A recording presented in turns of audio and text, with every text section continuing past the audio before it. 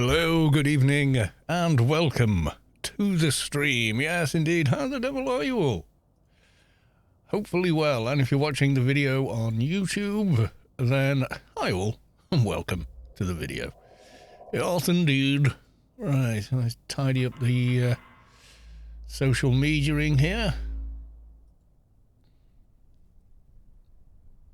Not seeing anything coming back that we're live. Let's refresh this page then. Oh, there you go. We're live. Have we got transcoding? We do. Okay, fantastic. Right, okay. It is time to reset the giveaway. I think I did the full old draw last time. Yeah, there was 20 entries. Yeah, I seem to have a few issues with that last time. Anyway, let's go to the live screen. No. Why are you on that page? It's going to the wrong monitor all the time. I have no idea why the fluff, it does this. I save it every time, and it jumps back. Streamlabs, your software's crap. It just is. OBS normal doesn't do that, but I can't use the theme I've got with that, which is annoying. Right, okay, very quickly then. Is the Freelancers up? Let's take a look. No idea why it does it. Maybe it just can't handle having 3 monitors or something, I don't know. Airtag, welcome to the stream, and Jimmy Wah! First entry, definitely first entry. Welcome on in to the stream, good to see you. How's your weekend looking? Is it shaping up nicely? Freelancers Inc. Okay. Oh, Singapore, welcome on in to the stream. Anything? Well, just the usual sort of thing. Beer is happening because Mrs. Callos 2 is off tonight, and so am I. Oh, yeah.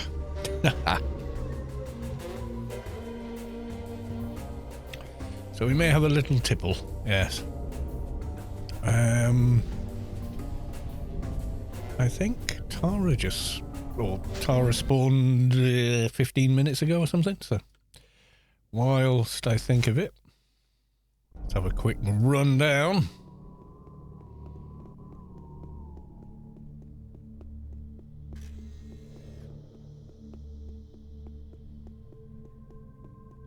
How is the stream for everybody?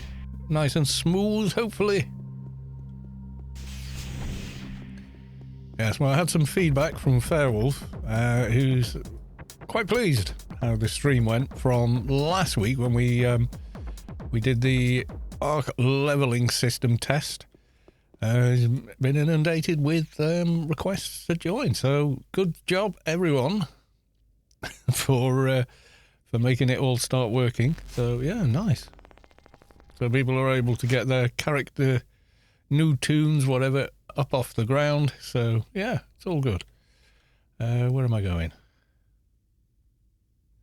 Oh, I want the next level. Derp, derp, derp, derp, derp, derp, derp, derp. He's an old man. Alright, here we go. Looking at the chat and not at the game. Definite recipe for usual disaster.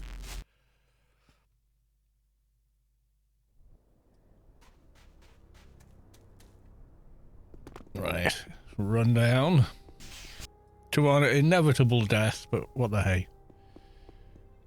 Going out in a blaze of the glories.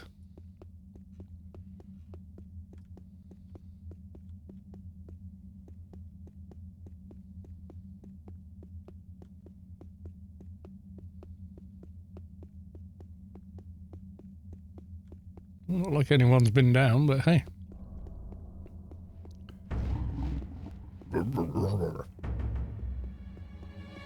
Sengappa Got to enter the giveaway today. Rolled a new NT and need toys. Absolutely, yeah.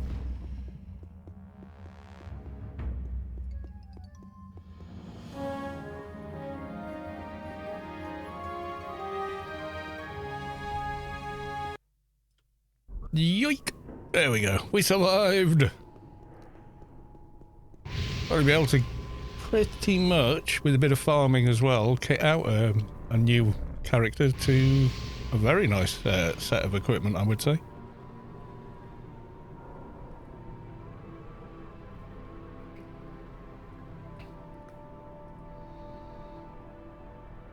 I just clicked on the GMI instead of the grid. Oh my god, he's lost the plot. What's wrong with him? Let's get our other missions picked up.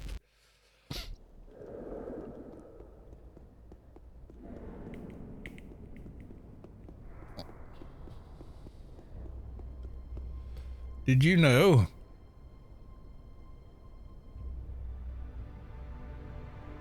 Oh, some useful bits of stuff.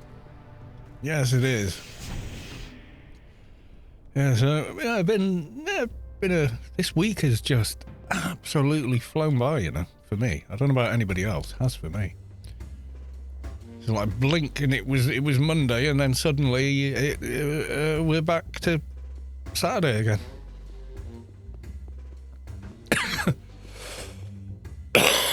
Re-rolled AO. Welcome to the stream. Elite assignment. Let's do a prisoner.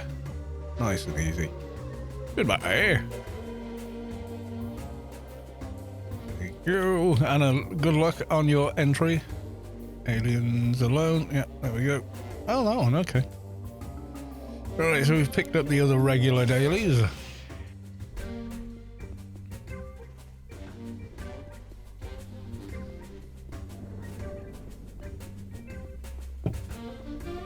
Let's visit the Bot of Win. And get a rebuff.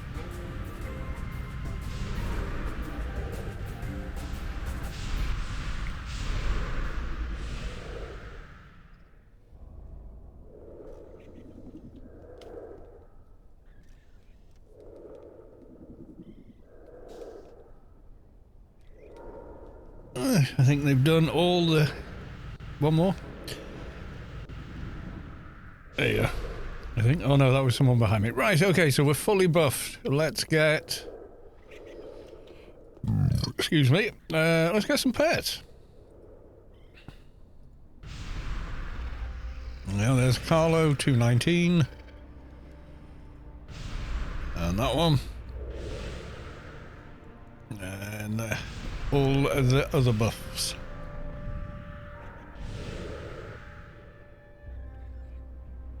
Yeah, there's quite a lot of stuff to buy for a NT. I mean, it's not really, you know, it's not redonkulous, but yeah, there is a fair bit.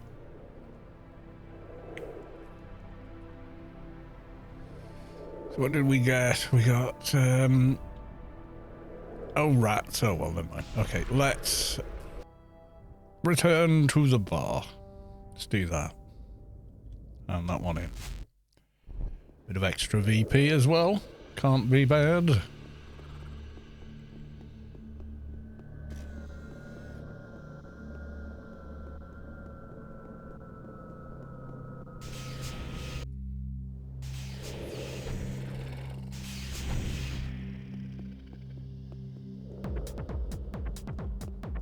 What's this music track called? I think it's called Bounce or something. Completed my assignment, thank you. Recouped. Oh, was I still... Yeah, that's right, I died.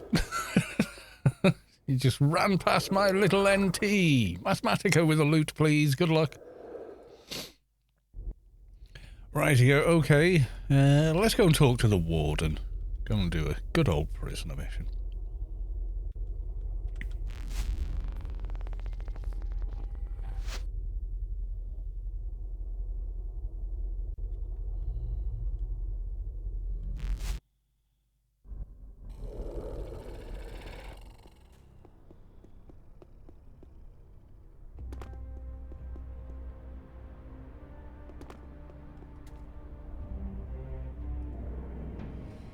At your service, Warden Staines, and we'll take a diseased. Or Warden Istanis, apparently is how it's meant to be said, but it still says Warden Staines. I don't know. Right, okay, so diseased prisoner incoming then. It's going to character map.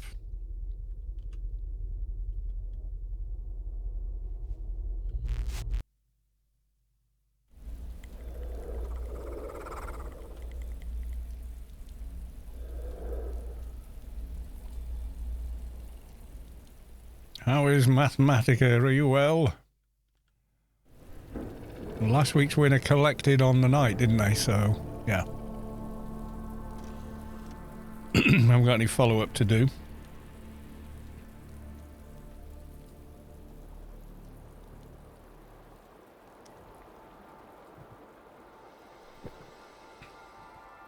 So, yeah, if you missed it last week, our Fairwolf, we did like well, not a dry run, it was more like a full run. What did we do? We went from level 5, running out of a reet, to level 60 something. We, for the Rubi-Ka portion, we were teleported to each and every area, so it was very, very cool.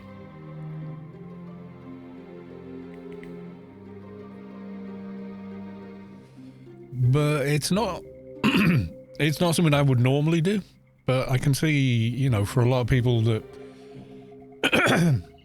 like if I do it, then where's the fun of watching me go, you know, to the subway, then the temple, then Bio-Mare, you know, the usual kind of leveling up kind of thing is lost, isn't it? It's not interesting to watch as viewing, although it was quite an interesting stream to see how it all worked. But it's not quite my thing, you know. But I can easily see that if I'm going to make one of these and I want to level it up quickly, and I don't need any of the Lowbie gear because I've got a specific level in mind for them, then yeah.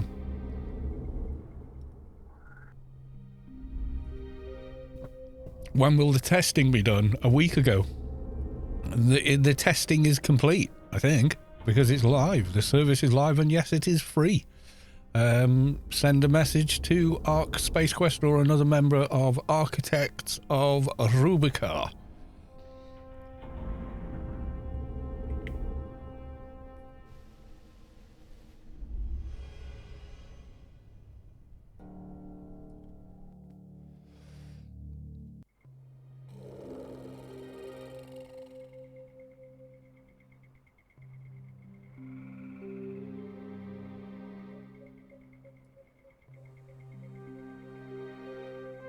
So yeah, on the last stream, Mathematica, we did it. We did the testing, so we went from level 5, just got to Old Athen, and didn't do another thing, didn't hit another mob at all, and now level 60 something.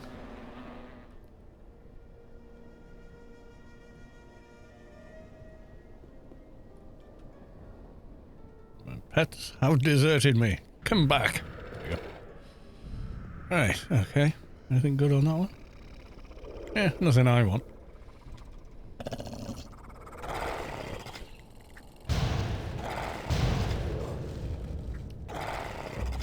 I think we got to level 63. I can log into the other account and check. Level past 60, yeah. I'm not sure what the cap is. I'm guessing 160.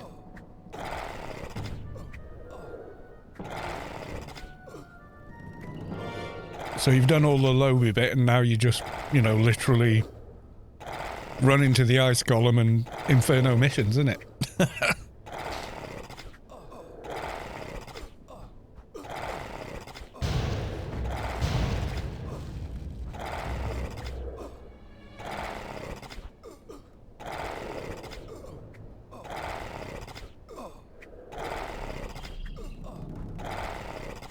Yeah, we literally did it last time on the last stream. So if you go look at that video, hang on.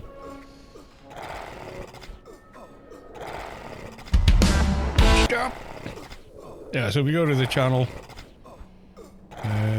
videos. There you go, that one. Quite a long stream as well. That's where we did all that, is there. Oh, that's our sea hanger. Cool channel. If you're into any kind of radio control, you should give that a check.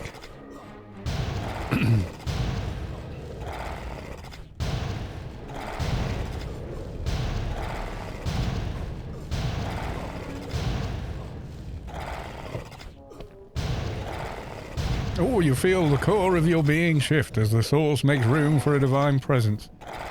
Ollie fans has reached enlightenment. Grats on 220. Grats on getting that name. That's pretty funny.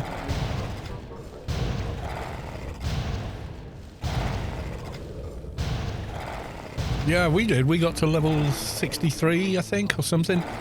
At that point, Fairwolf said, okay, I think that's enough. You know, it works, and you could have just stayed in... we were in Elysium. Not Elysium. Were we? Yeah, no, we were, yeah. You know, we were at a heckler spot there, but obviously it's a very busy area, so we only had like half a side or something. That Fairwolf negotiated with whoever else was there. So it wasn't as quick as it can be in that area, if you can pull the full thing. No, there were two options. The Froob option would have taken you out to do Sand Demons at level 43 or something like that in Perpetual Wastelands, and then probably move on to Borgs. So no, the first half of it was all Froob friendly. In other words, it was all on Rubi-Ka. I think, let's go...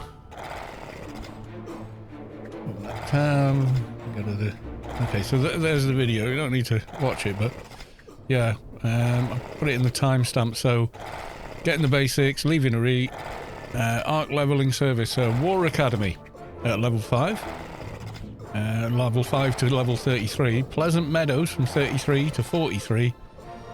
Looking at the Froob spot in Perpetual Wastelands, and then everyone is paid that was in the team that was doing it. So we went to the Elysium spot from 43 to 62.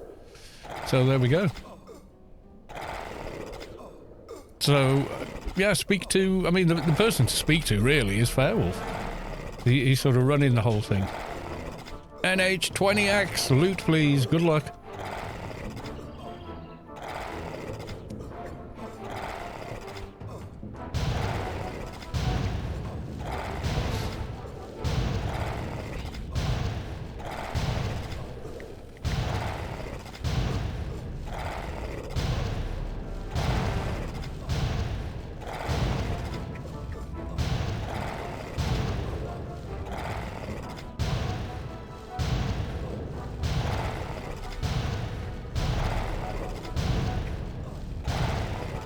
Yeah, so either or, really.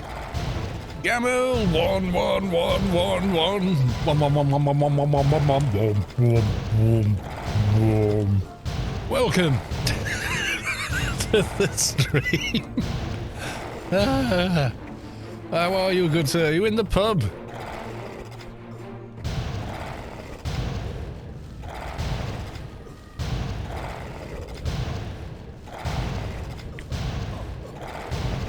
At home tonight.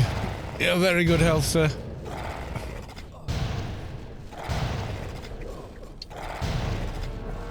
Are you having a tipple at home?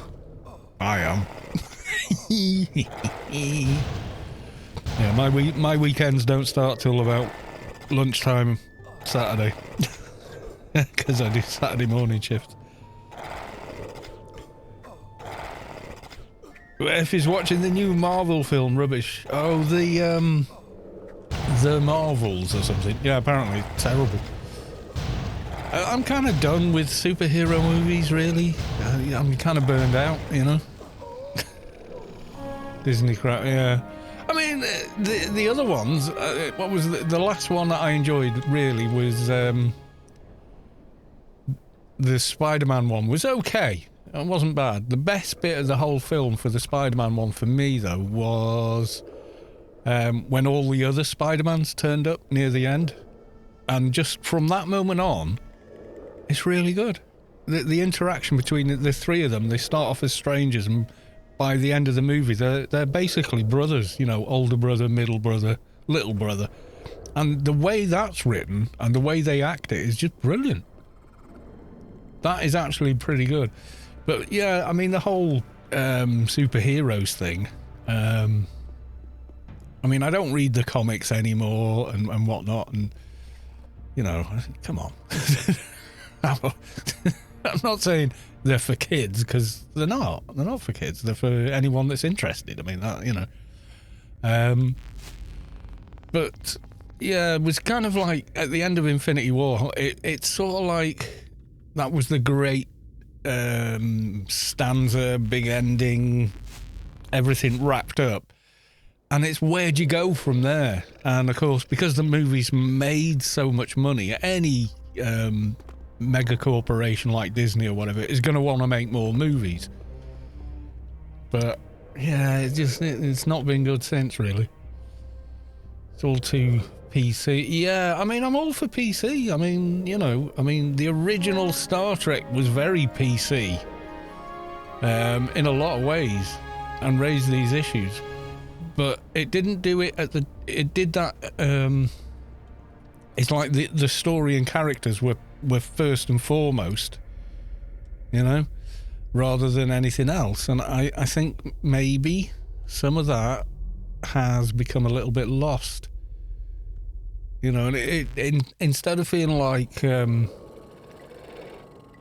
they're sort of, like TOS's comment on kind of racism and xenophobia. I mean, I can't remember the name of the episode. There's one where I think he played the Riddler in the 60s and 70s Batman series. Plays one of the characters that sticks in my mind, and they're like one half of their face is black and the other half is white. And in the episode, there's two halves of the planet are at war with each other. But in fact, the only difference between them is which side of their face is black or white. Now, that is very PC, you know, or whatever. But it was still a great episode, you know.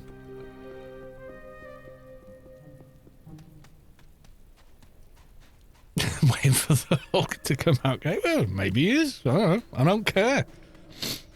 For me, the best Hulk was the one with Lou Ferrigno. Nothing against whoever's playing him now, but the actor who played Bruce Banner in that TV series, you know, with the the kind of sad, plodding My Way theme on piano on each episode. It was lovely, that series. That was something special. You know, I don't think it's ever really been beaten. Yeah, okay, the effects are better and all that, but you know, in terms of story, that was something else. That show.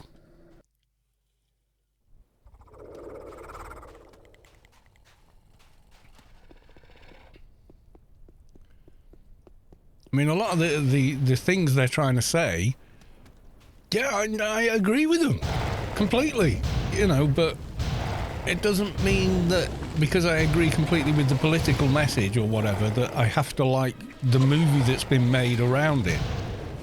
If I feel the movie drops the ball everywhere else in direction, writing, execution, then regardless of, you know, message aside, just not a very good piece of cinema, you know, and that's unfortunate. I don't know why, you know. Do you know what the best new Trek I've seen since like TNG DS9 is Strange New Worlds. I fucking love that show. Absolutely love it. That and the Lower Decks cartoon. You know what? The Lower Decks cartoon is awesome. It's so much fun. And there's like a crossover as well. Yeah, the Lower Decks cartoon is a bit more like kind of what the Orville is, you know? Run away from the explosion!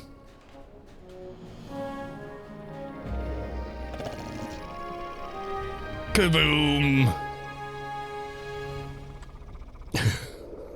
Still hitting it with 1K reflect. Derp. Alright, okay, we need another one now. Yeah, I mean, putting the message in the movies, fine. Good, do it. You know, get the message out there. All for that. All about that. You know, I'm on your side. But do it in such a way that you're not kind of shoot like you... Someone, yeah, Link just said it can feel off like it's shoehorned in, almost like product placement. When the message is put into the program and it feels like a product placement, you're not doing it right. You know, if it's jarring... I'm not a writer, I'm not a director, I don't make movies, so I don't know how you do it so it doesn't feel like that, but it obviously it has been done previously, you know?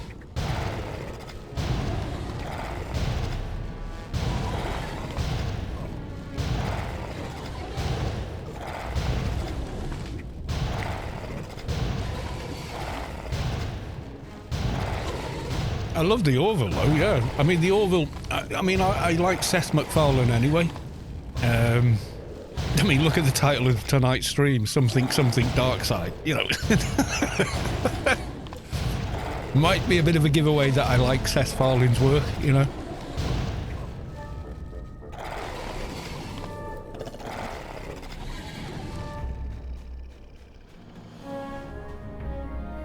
Let that be your last battlefield, yeah. See, when I watched that, I was a kid, you know, and the message was there. That message landed with me big time. It really did. It was like hating someone because they're a little bit different from you is stupid. That's the message I took from that. Why kill each other just because you look a little different? Because to us, you look the same. You know, so... Yeah, the message absolutely landed for me as a, you know, single-digit kid in age, you know, like single digits.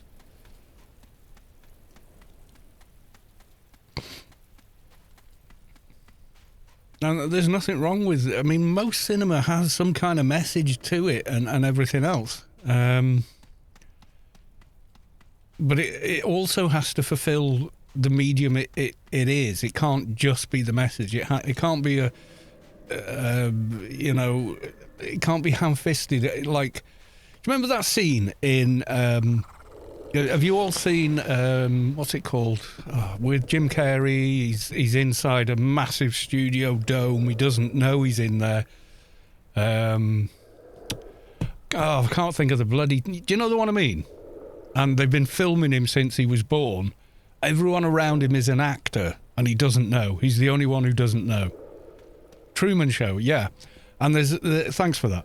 There's a scene in the Truman Show where the person he's ended up married to does a product placement where she holds up some jar of coffee or some such shizzle, and it really feels jarring to what would be a normal interaction between husband and wife at home, and you know, and it when your message feels like that in a movie, you're wasting, you know, you're getting it wrong, basically. I don't know how you put it in there and make it work, but because I'm no filmmaker, but I know that plenty of filmmakers have done it already. So it's certainly possible to get a message across without doing that. It's like Princess Leia, massive feminist character. Why? Because she just got on with it. She didn't muck about. She didn't make a speech. You know, picks the blaster off him, shoots the hole in, they slide down into the garbage compactor. And what's she saying? Well, someone's got to bloody sort this out. And she just rolls up her sleeves and does it. Bang. That's who she is. You know, you see what I'm saying? The way that's done works. You know, so we watch that and go, yeah, Leia's a bit of a badass. Leia's not mucking around. You know, so...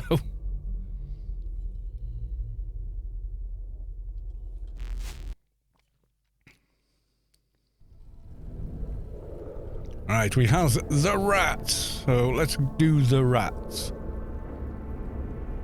The fun mission that everyone loves.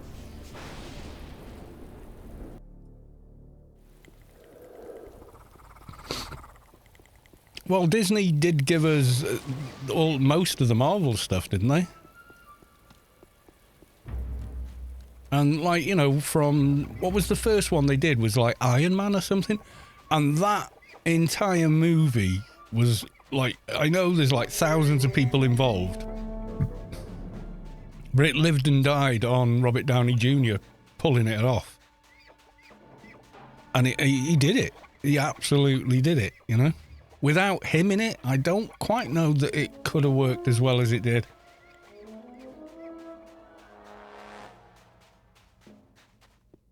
The Titans. I think I watched it. Can't really remember anything about it. Was there a message? I kind of missed it if there was. That and I, you know, and it was... When did that come out? Like 3 years ago, something?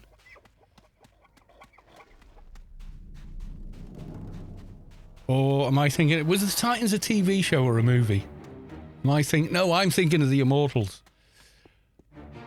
Titans, that was a comic book series, wasn't it? Of, like, what happens to Robin after Batman and a bunch of other people with superpowers kind of thing.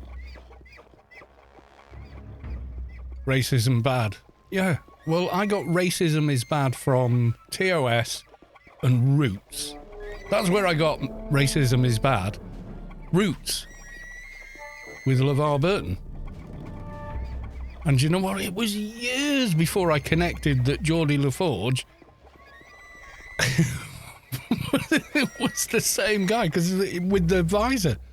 Even though it's his voice, it's, you know, it's him. Somehow my brain never connected those dots. For years it was like, of course it is. When I saw... And it hit me, the first episode of Star Trek when... I think it was the one with the Q in it. Not the very first one, but I think it's when Q gives Riker Q powers and Riker gives Geordie his, you know, normal eyes. Like, he gives him not natural sight. And I looked and went, wait, he's from Roots. That's how stupid I am, you know?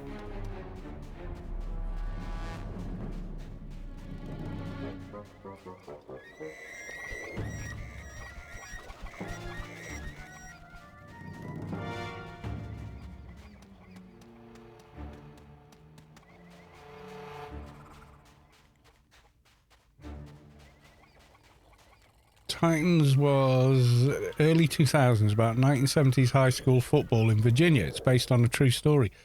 I think I'm thinking of something else then. I'm not sure I've seen that. Let's have a quick Google.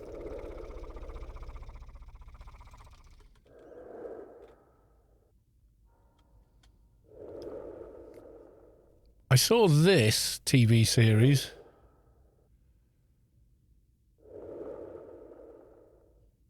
This is the one I've seen. It's kind of okay. It's not bad. So what's the one you're on about? Early 2000s, about a 1970s. Denzel Washington.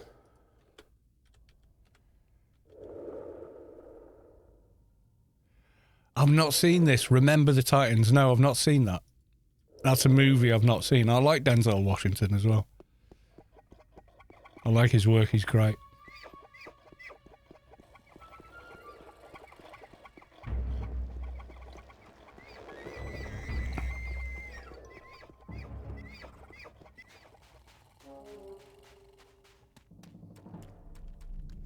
Remember the Titans. No, maybe that's it. The full title is Remember the Titans.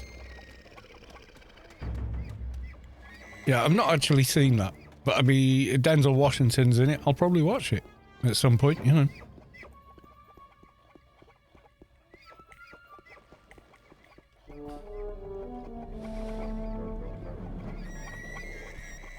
Yeah, because they effectively, inverted commas, race swapped Captain, whatever Fury, didn't they, for Samuel L. Jackson? Because in the comics books, he was Caucasian, he was white. But they cast Samuel L. Jackson instead. Nobody batted an eye. They didn't make a big thing out of it. He just Samuel L. Jackson. Yeah. They just cast him as the badass leader of it all. And we all just went, yep, because it's Samuel L. Jackson. He's a badass. It was brilliant casting, you know? Yeah. And there's plenty of people who've no idea that Samuel L. Jackson of the original in the original comics, he wasn't actually black, but who cares, you know?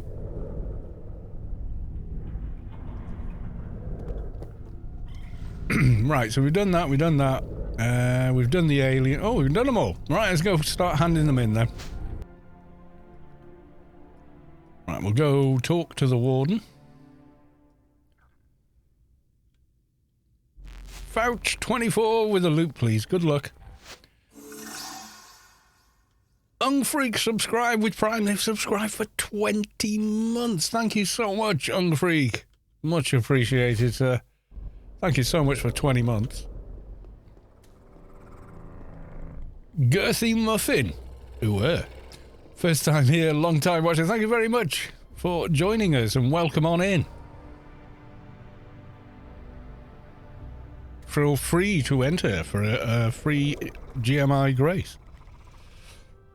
Or in-game grace, I should say. Well, I'm glad you've been watching a long time, so you know the score. Old man rambles. Old man shouts at cloud. Plays Anarchy online. Yeah, there you go. That's the deal.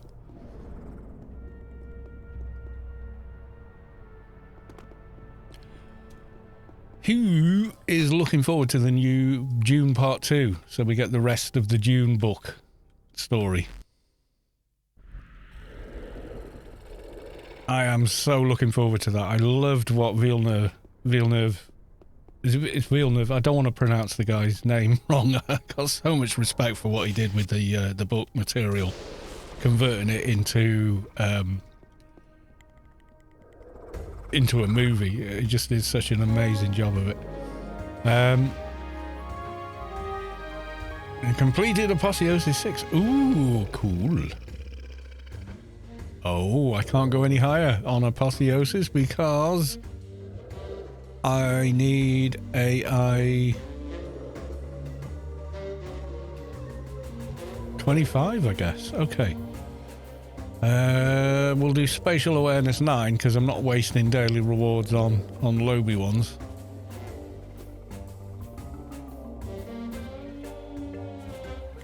Mission complete. Did that bar move? I don't think that bar moved. It obviously did, but yeah. Right, so that's... I've still got kill the diseased prisoner. We killed him! We handed it in. Okay, that's strange.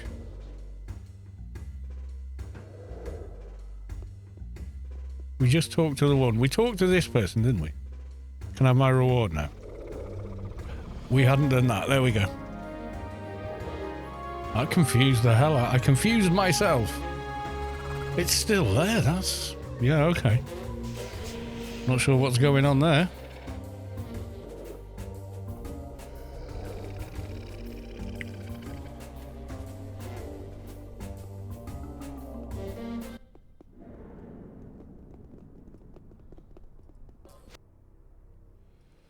To ICC and the Freelancers. Let us go. Yeah, I'm really looking forward to seeing the rest of the first book on screen. You can take the mission even if you don't have the... Yeah, maybe it's that. Maybe I picked it up and fluffed it up at some point. Don't know. Right, Ralph, click.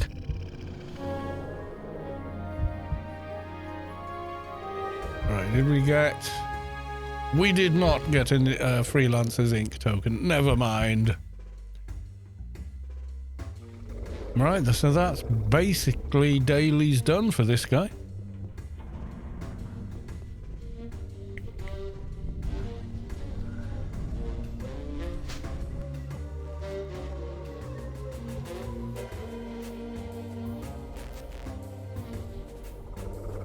Right, I think we'll go to Rubi-Ka 2019 and see what's going on with that little alt we made for the funds. Give me a second. So, one there. And we'll go Rubi-Ka 2019. The green sword of win. Keeper.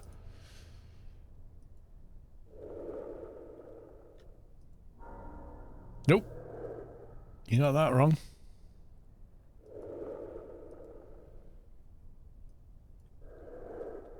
That's better. I thought it looked a bit short. Oh no! Not again! Level 83 now.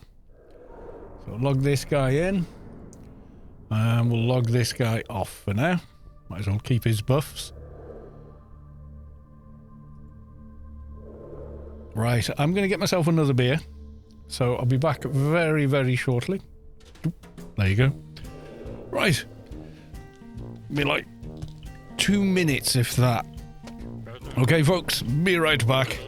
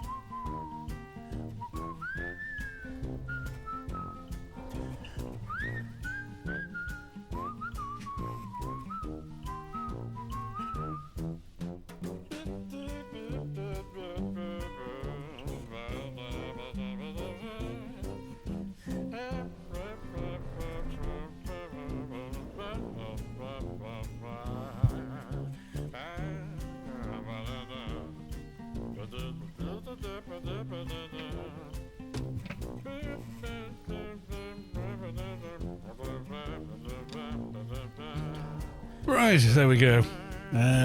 Where are we? Oh yeah, Hive, that's the chat channel for this server. Do that, we go back to the live screen, there we go. I think I've already taken a daily reward here, so never mind. Yeah, and someone actually put a buff bot on this server, which is kind of awesome. Considering it's paid only server. Gammy Well,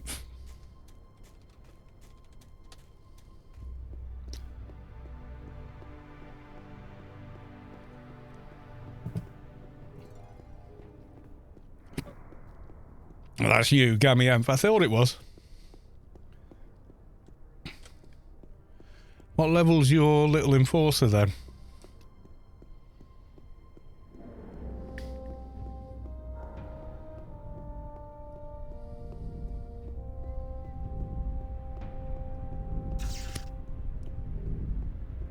.106. Ooh, I think we're not far off each other in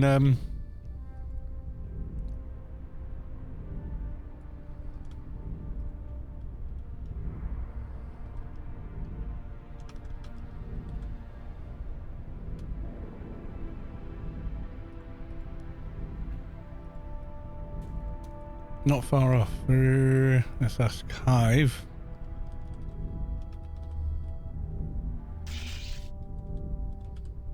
Level, what are we? We're 83 on this character. Oh, nearly high enough to team with you.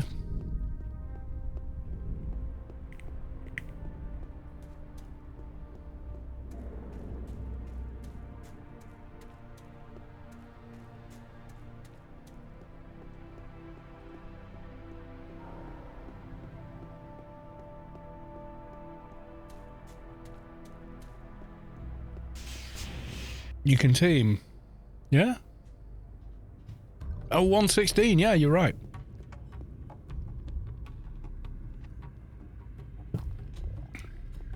I was looking at PvP for some reason. But right. Applying for a job. Straightforward, please. I'm going to get my dailies done first. Oh, what's this?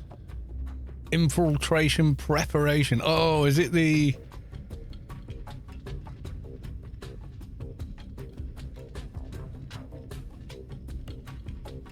Cyborg Barracks. Extract material for the... Oh, yeah. You gotta go... I should have a doohickey for that mission, shouldn't I? Not sure.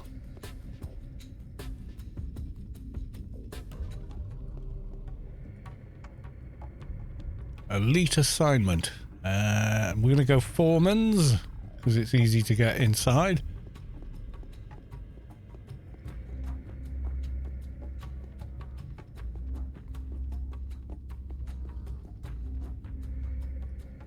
Alien Daily, I want to face the aliens alone. There we go. Right, let's go and see if that buff bot is active. Hoping so. I would imagine so. And I definitely want to get a run speed buff. Look at me. It is awesome sauce.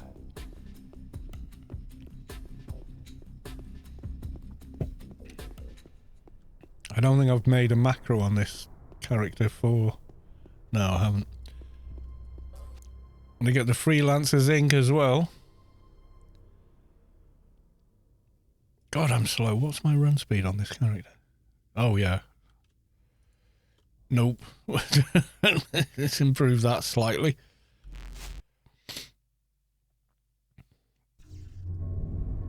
Right, there we go. Okay. Help is empty. Help!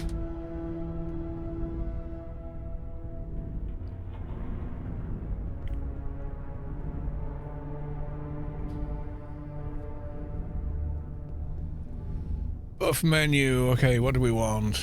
Everything. So let's do rebuff.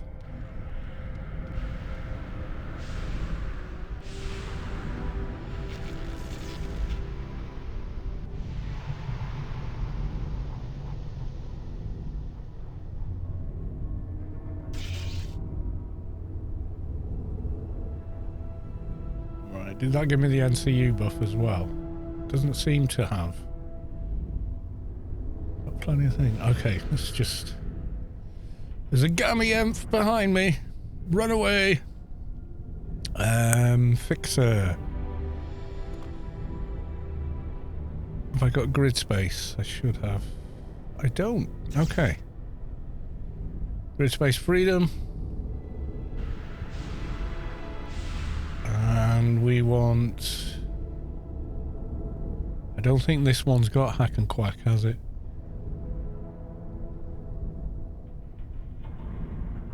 Quark star. Can I get that?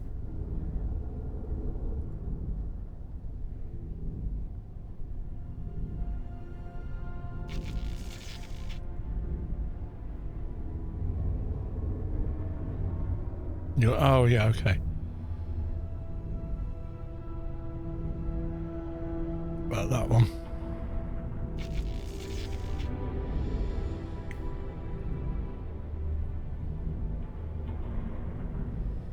Can't have that one.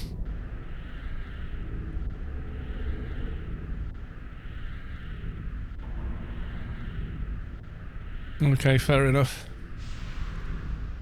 They're the higher ones. Have they got the lower one?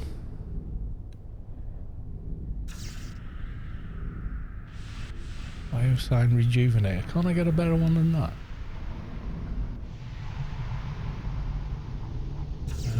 which one's the fixer?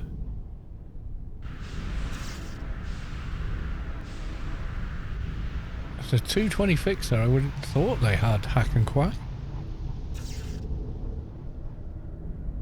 It doesn't look like they do. Right, retool NCU then.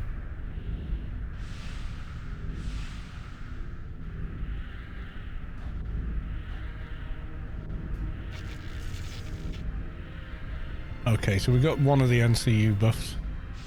It's only the plus 40. I'm sure there's one higher than that. But,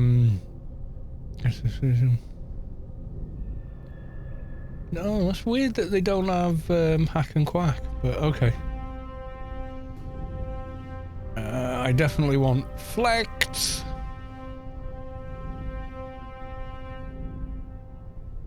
There we go, want RRFE please.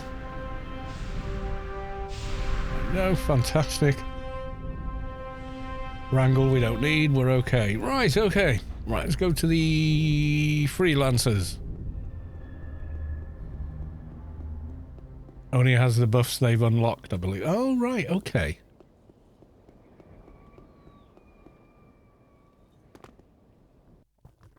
So until one of the Iron Man players gets hack and quack, they're not going to cast it on you. Ah, right.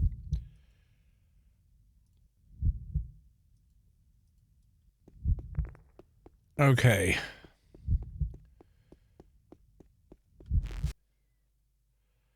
Infiltration preparation.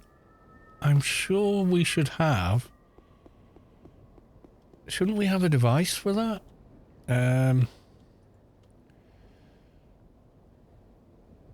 Your mission is to extract the material needed for making a cyborg costume into cyborg various ranks. The cyborg command is appropriate to your level. Oh no, it's bits, right? Okay. I thought it was the one where you went inside the place. So yeah. Right. Okay. Simple enough. Yeah. Pick up bits.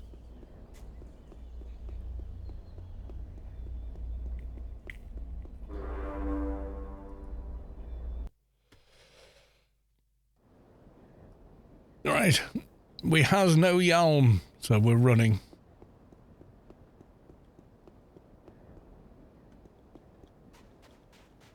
I mean, it's grey around here these days anyway.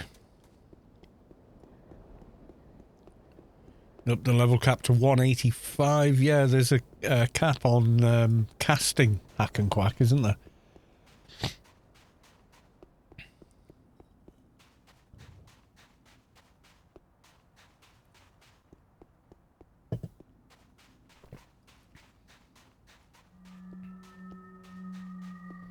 Actually, I should renew my own buffs looking at this.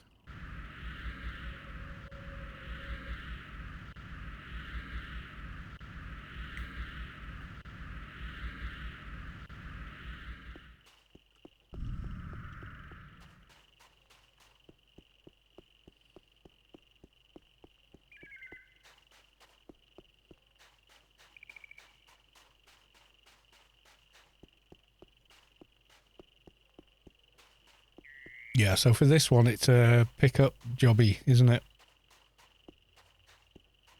And I need some better buffs than I've got, looking at it.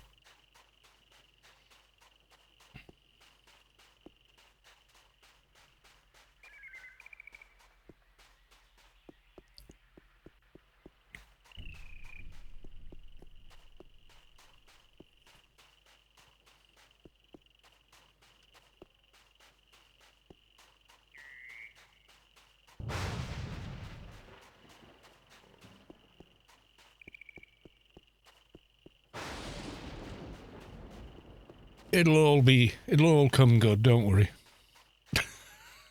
He said, based on nothing but faith.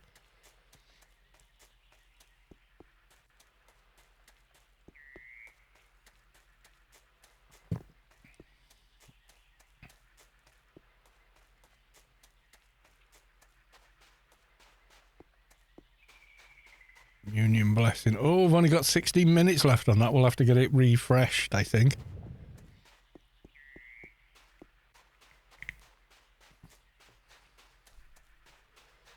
I probably need to upgrade. Yeah, these are like level 50s. I need to upgrade implants, I think. Most definitely. We've got a few creds. Not massive amounts, but we have got some. Because obviously on this server I don't have the resources that I have on the main server. 20 years of farming and hoarding's worth, you know.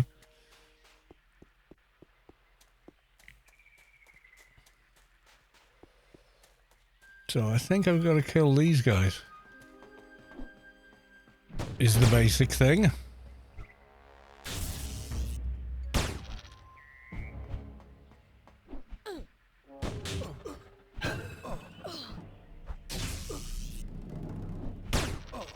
Nope. I'm not sure if I've got to go inside or not. I think the mission is pointing me inside, but we'll see. It's weird, infiltration preparation is a mission you get after infiltration. Like in levels.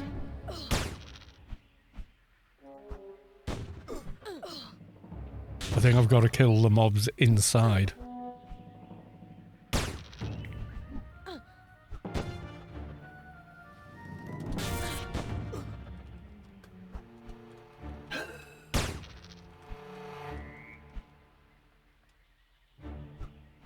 Nope, nope, not what I wanted.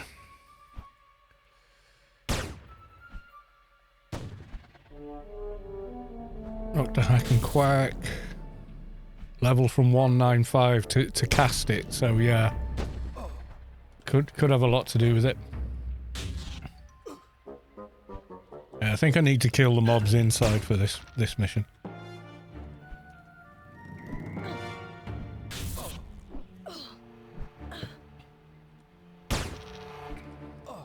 These are relatively easy, they're lower level than me. So let's up. I'll speed a little, there we go. Yeah, I can't remember the parts that actually drop, but yeah. I will once I see one of them. It will jog my memory, I think maybe.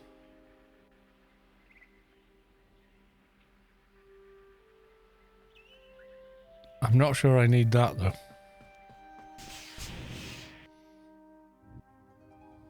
Oh my god, how dark is it?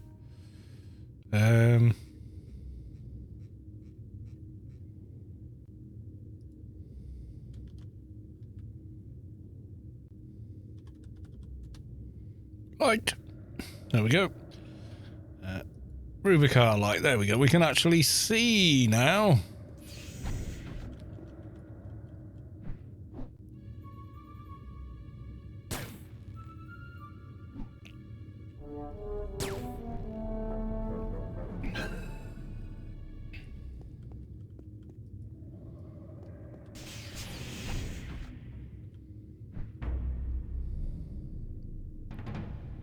I mean, other than the boss that's down at the bottom, I don't think there's much else in here for us to worry about. Yeah, here we go. Augmented wrist, yeah, that's a part.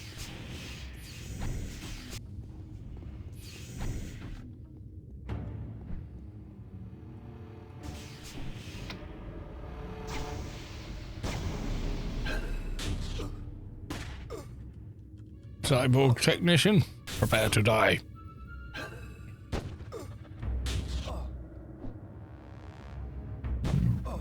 Excuse I. Nope, nothing on him.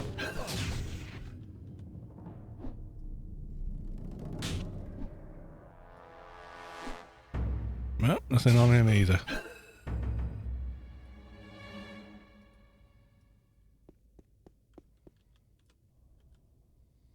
Augmented cyborg devastator.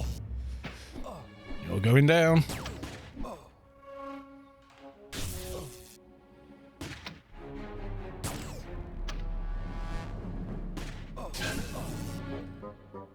General Servius. Does he drop anything?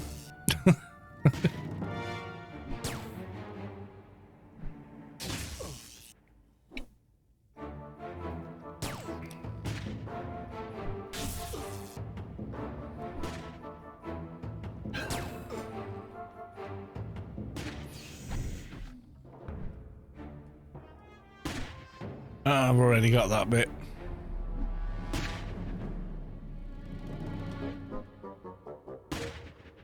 Augmented wrist, corroded chest plate, hull spinner signet. Oh, that dropped outside. Damn. Should have picked that up. I wasn't sure. Chest plate.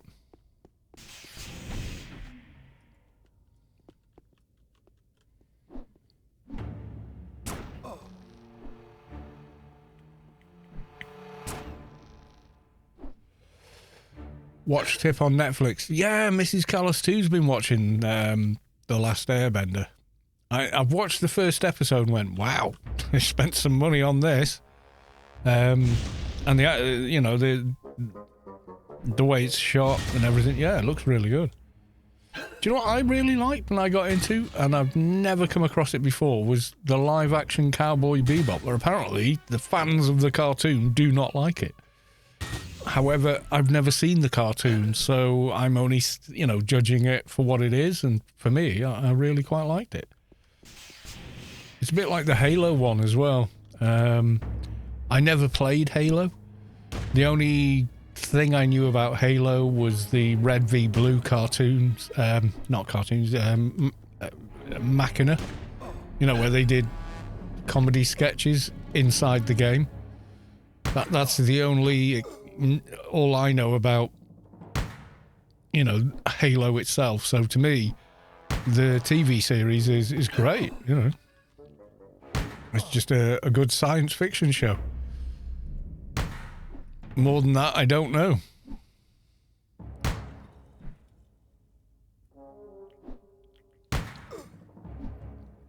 Well, I like the TV show. I don't know why, but yeah, it's, you know, I just enjoyed it. Right, is that it? Is that the 3 parts we need? Quality augmented wrist, a corroded chest plate, and a hull player signet. Wrist, chest plate, signet. Yes, we've got them. Okay, awesome. And now, because we don't have beacons, we must run all the way back again. Or die our way back. One of the two. Yeah, I quite enjoyed it. I judged it on, did I find it entertaining, and that was it, and I did. So the Halo one as well, the guy playing Master Chief, I remember him from what was the shit? Yeah, American Gods, and I really liked him in that. I thought he was excellent. And he plays Master Chief in it, and if I'm honest, I really like it. So, you know, maybe a lot of people go, oh, Master Chief never took his helmet off. And yeah, I get that, because I'm the same way about the Judge Dredd movies. Like the Stallone one is a sack of crap. Tries to cram in 20 years of comic book stories into one movie and doesn't work. And the one with, oh God, what's his name? He plays Bones in the new Star Trek, and he was one of the Rohan warriors in Lord of the Rings. Two Towers. I've forgotten his name, but he's fucking excellent as Dredd, and Dredd does not take off his helmet in it. Yeah, they never ever show Dredd's face in the comic books, and I started reading those comic books when 2000 AD launched. I remember it launching. I had the first copy. It had stickers. Carl Urban, that's the guy. And I like him anyway as an actor, so.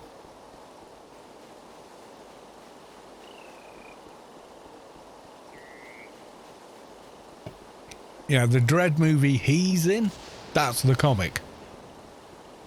That is the comic. It's much more like a RoboCop. In fact, when RoboCop came out, I was like, they should make a Dredd movie. They could do it. Look at this movie. This is the Mega City one. It just doesn't have the big skyscrapers and stuff, but this is how Mega City 1 would be from reading the original comics. You know, but I remember reading the comics. I remember I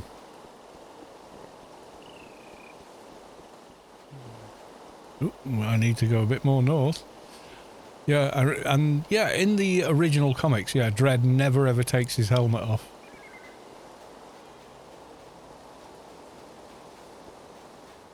some are upset he doesn't show his face. Yeah, but he shows it enough. The first 2 seasons of Mandalorian are superb. Third one doesn't. It takes a bit of a nosedive as far as the writing goes. Whereas the first 2, the writing is absolutely excellent. Everything he does is, and his motivation for doing it is right there in front of you. It's not done with anything other than the actor's ability to tell the story and the direction and the cinematography. Everything's there. Yeah, I still enjoyed it, but it was like, why did he decide he wanted to go back and rejoin the Mandalorians?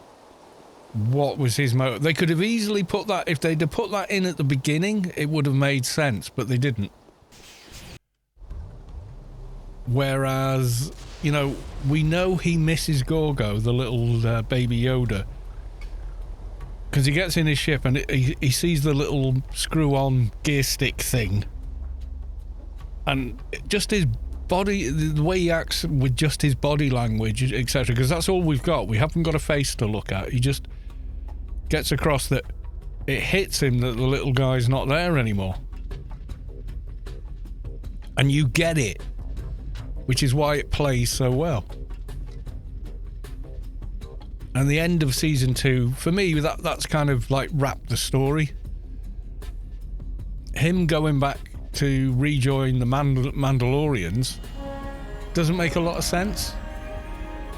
And then the whole business with the dark saber and it's just not very good. You know, it's just not as strong as the first 2, I would say. Watchable, but not as strong as the first 2.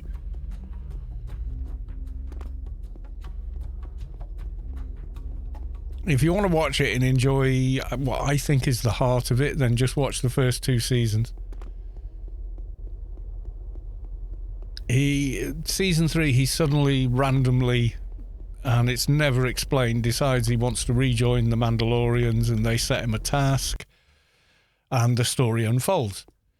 Which is fine, but why does he want to rejoin the Mandalorians? It's never told in the series. Why does he want to do that? And it's just because he does, that's it. Yeah, season 3, it's not very good, and some of the episodes are fucking terrible. Sorry, but they are. I love Jack Black, but fucking hell, was all that shite. That was just bad. Sorry, but it was.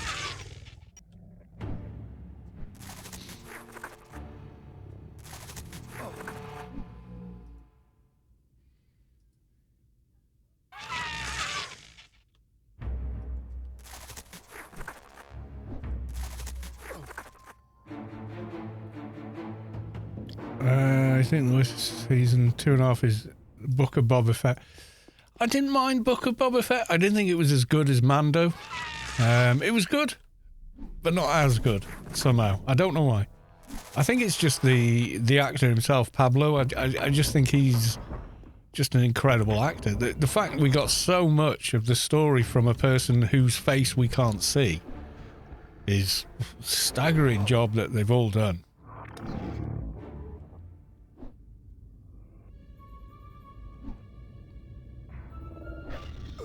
And like the best kind of Imperial character in it is in season 2. And you know who I'm talking. I don't want to do spoilers, but he's in season 2 and yeah, he's brilliant. He's conflicted, he's got layers to him, you know, and it just makes him interesting. And the ending for season 2 is, you know, the kind of, it feels like, yeah, that's the end of the story. But I think, again, there's so much money involved with these things. If they're successful, the follow-ups have to be made. There's no anything. You know, it's in the contract. If we want another season, you've got to do it. Or you'll never work in this town again. You know, that kind of a deal. Because he's a sympathetic villain. You know, like Thanos is a sympathetic villain. He's crazy, and what he's proposing is bonkers, but also he's right in his own twisted way.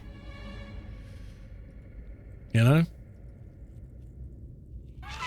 The Mando movie. Yeah, I'd love to see it. Andor was really, really good as well. That was a really good sort of thing. The movies have just been complete, and I use this, you know how little I swear, but the new movies they've made, dog shit. Each and every one, complete dog shit. I walked out of the second one, and I don't care there's another one. This is just, the movie's just dog shit. I don't care. I don't want to watch it. JJ, good as he is, couldn't rescue what happened in the second one. It was just complete crap. Yeah, it's not even good fan fiction, but it feels like fan fiction, yeah.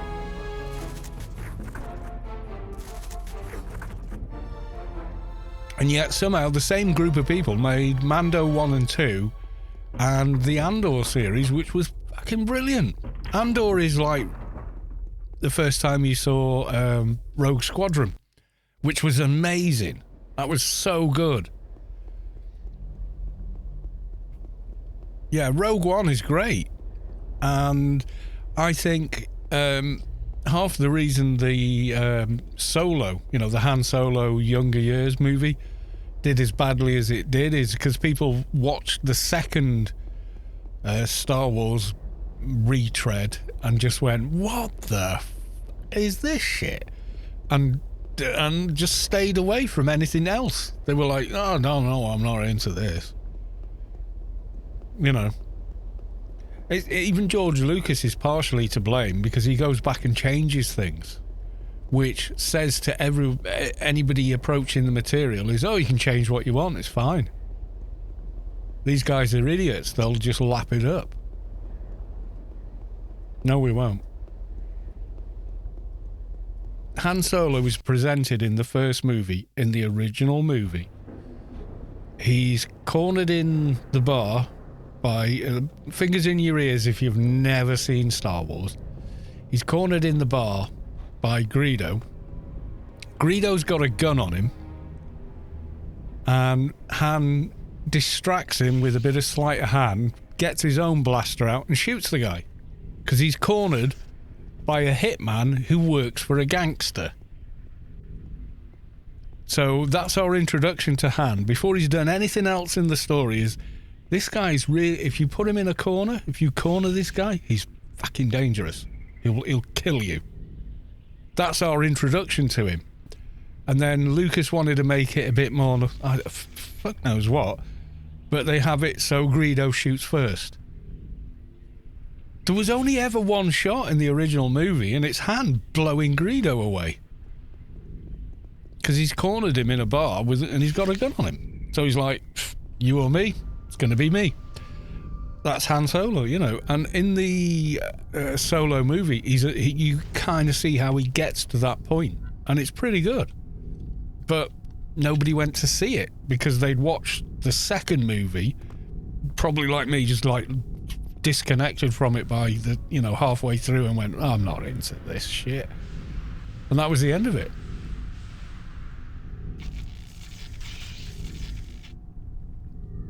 Yeah, I'm sorry, but it was bad. You know, just was.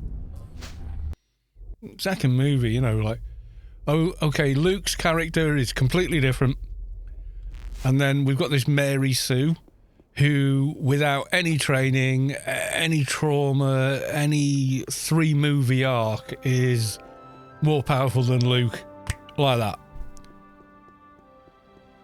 And Luke's character's utterly different. He's given up on his friends. He's given up on his life. Yada, yada, yada. It's just painful to watch. It's awful. You might as well have made a movie where Luke marries Han. It would have been just as credible as the story in the second movie. It's just crap. I'm sorry. I don't care if that makes me...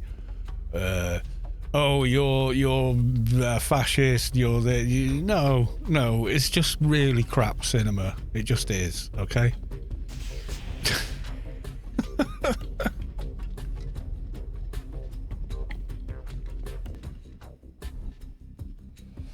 It wasn't funny. I don't even know if it was meant to be funny, if I'm honest. Maybe it was. If it was kind of lost on me that it was meant to be funny. There had one or two laughs in it, but it wasn't a lot. Yeah, it wasn't out and out comedy. As bad as... Yeah, I've never seen the third one, and I never will. Why would I waste my time watching something that's worse than a film that I paid to see and left halfway through? That's how bad it was. I'm no joke. I literally went, nah, we're done.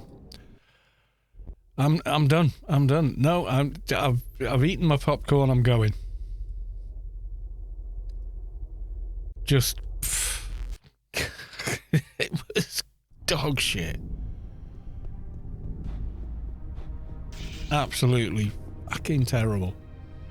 And people, oh, you're this, you're that, you're the other, you don't understand. I understand what I'm looking at, and this is crap. I've watched millions of hours of bloody cinema and everything else. I did media studies in school, and this is just crap.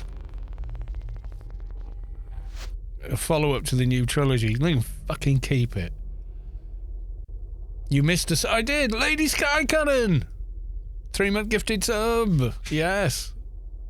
A resub from the gifted sub that Lady Sky Cannon received. Hi, Lady Sky Cannon. How are you? Hope you're good. Where the hell am I going? Yeah, 2HO.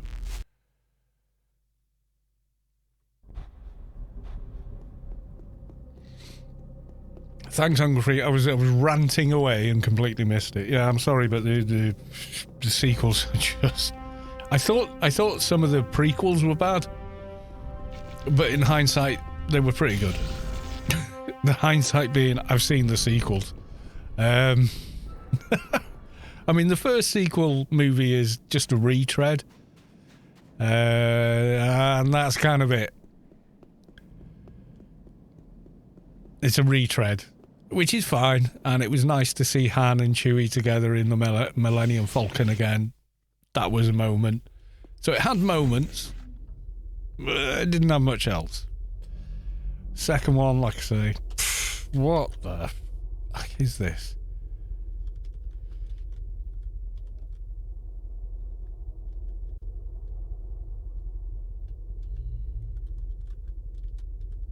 Right, we need more illumination in here.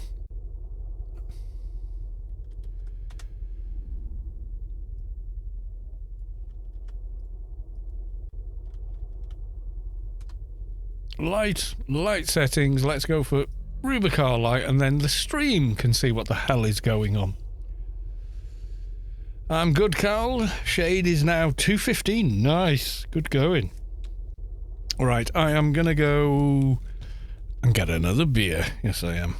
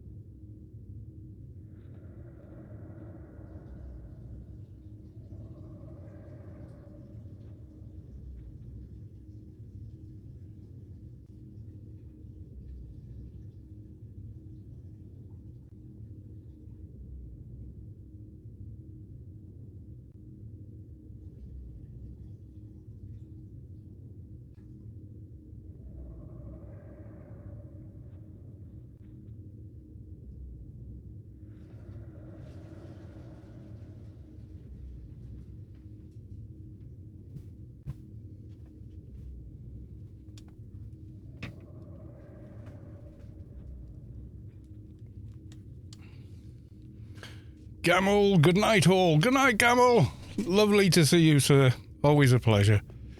Right, have I got my... I do! I've got my ID card. We're good. Sequels did one good thing, make the prequels look better. Pretty much, yeah.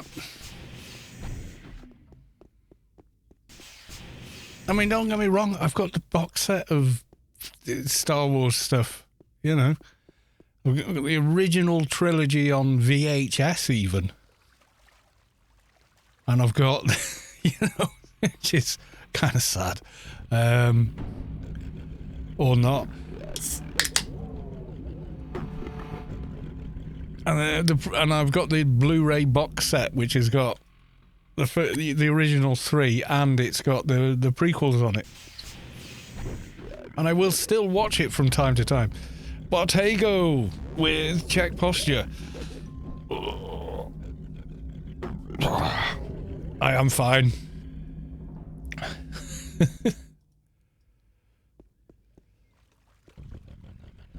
Good evening, sir.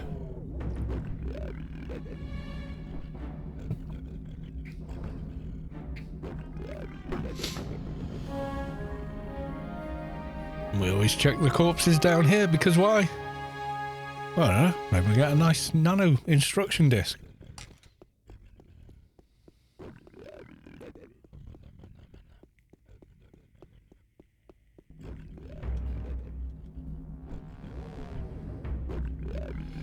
Zinzig, welcome to the stream. Good to see you, sir. How the devil are you? Yeah, we're just dissing on the Star Wars movies we don't like. As you do. Hey, if you like them, good for you. I don't.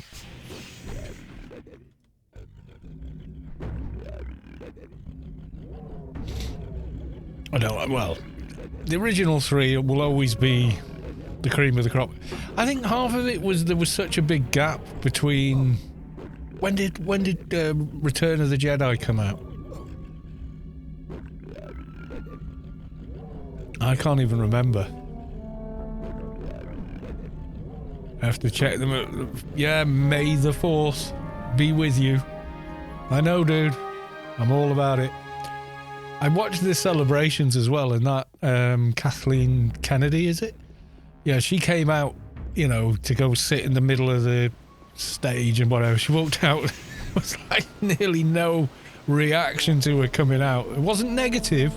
No one booed. But, like, no one gave a shit she was there. And then Ian McDermott comes out, you know, do it. The Empire, you know, the Emperor, and the fucking crowd goes nuts. Pablo comes out, crowd goes nuts. Ewan McGregor comes out, crowd goes nuts. You know, it's just like... they were like, yeah, whatever, get off the stage.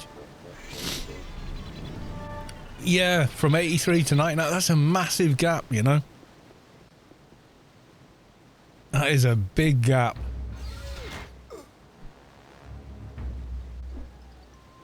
Now, there's a guy called Gopher who's told this tale before. And I had the exact same experience he had with the prequels. Okay, so whenever it was the prequels came out, was it 90? Yeah, 99. So I phone a friend and I go, the new Star Wars is coming out. Do you want to go? Do you want to go see it? He's like, oh yeah, definitely want to go see it.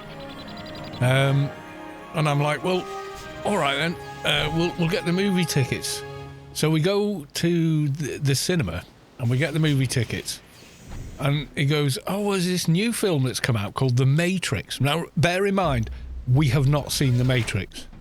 Right? The Matrix is a complete unknown at this point, the first movie.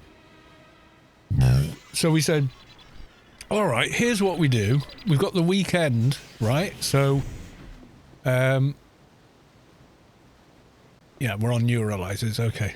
We'll watch this Matrix thing first, otherwise it's going to seem crap after a Star Wars movie, isn't it? We genuinely thought, oh yeah, but if we watch Star Wars first, it's going to make whatever this Matrix movie is really look bad. And I don't want to do that. I want to give it a chance. So we go and see the Matrix movie. That it was like on the Friday. So we're watching the Matrix. We're like, walked out of the cinema like, oh my God, that was awesome, right?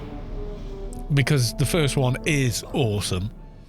You got to bear in mind, we hadn't seen Bullet Time, hadn't seen Keanu Reeves do anything like that. The last thing I'd seen him in was like, was it Speed or maybe Bill and Ted even, you know, so I had no idea what he was capable of. So we get The Matrix and we're like, wow, that was bloody, yeah, I wasn't expecting it to be that good. And then Saturday we go and see The Phantom Menace.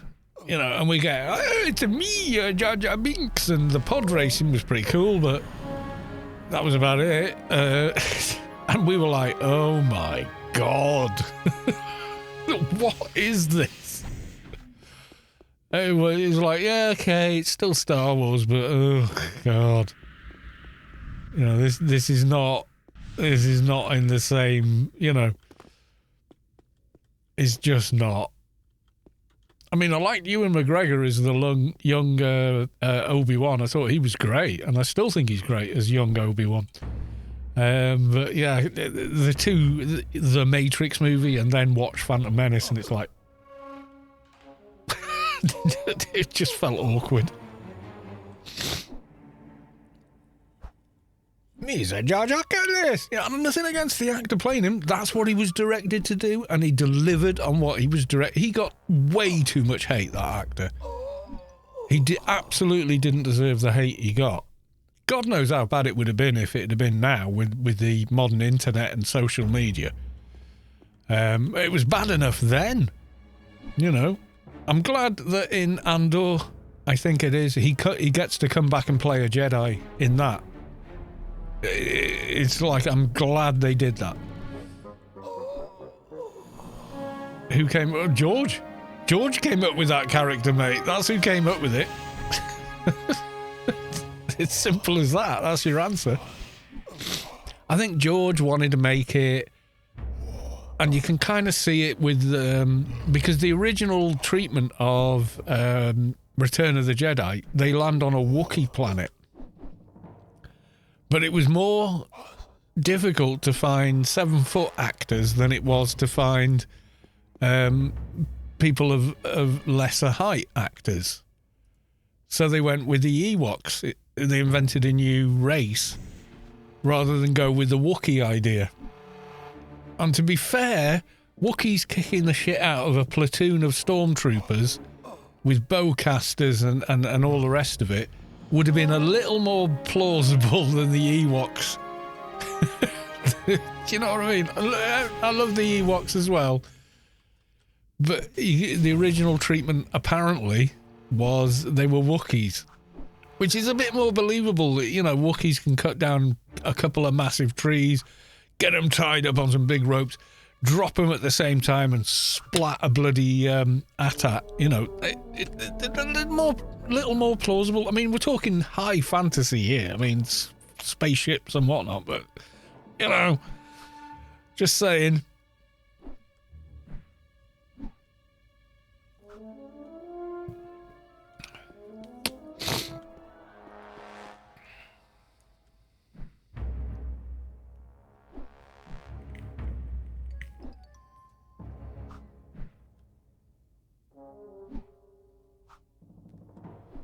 Ewoks is just a large-scale Home Alone. Okay, interesting take on that.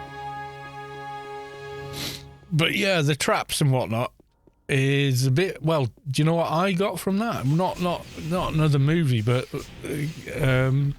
how some guerrilla warfare's done. You know, if you see some of the traps that were set up in Vietnam... They are brutal. They are cruel. But goddamn, they were effective. They were harsh, though. Oh, Jesus. It shows some of them and you're like, oh my God, you know.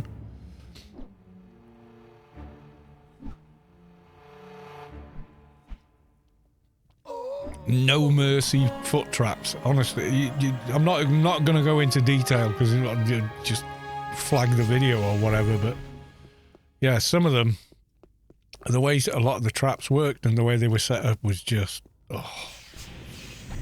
absolutely brutal.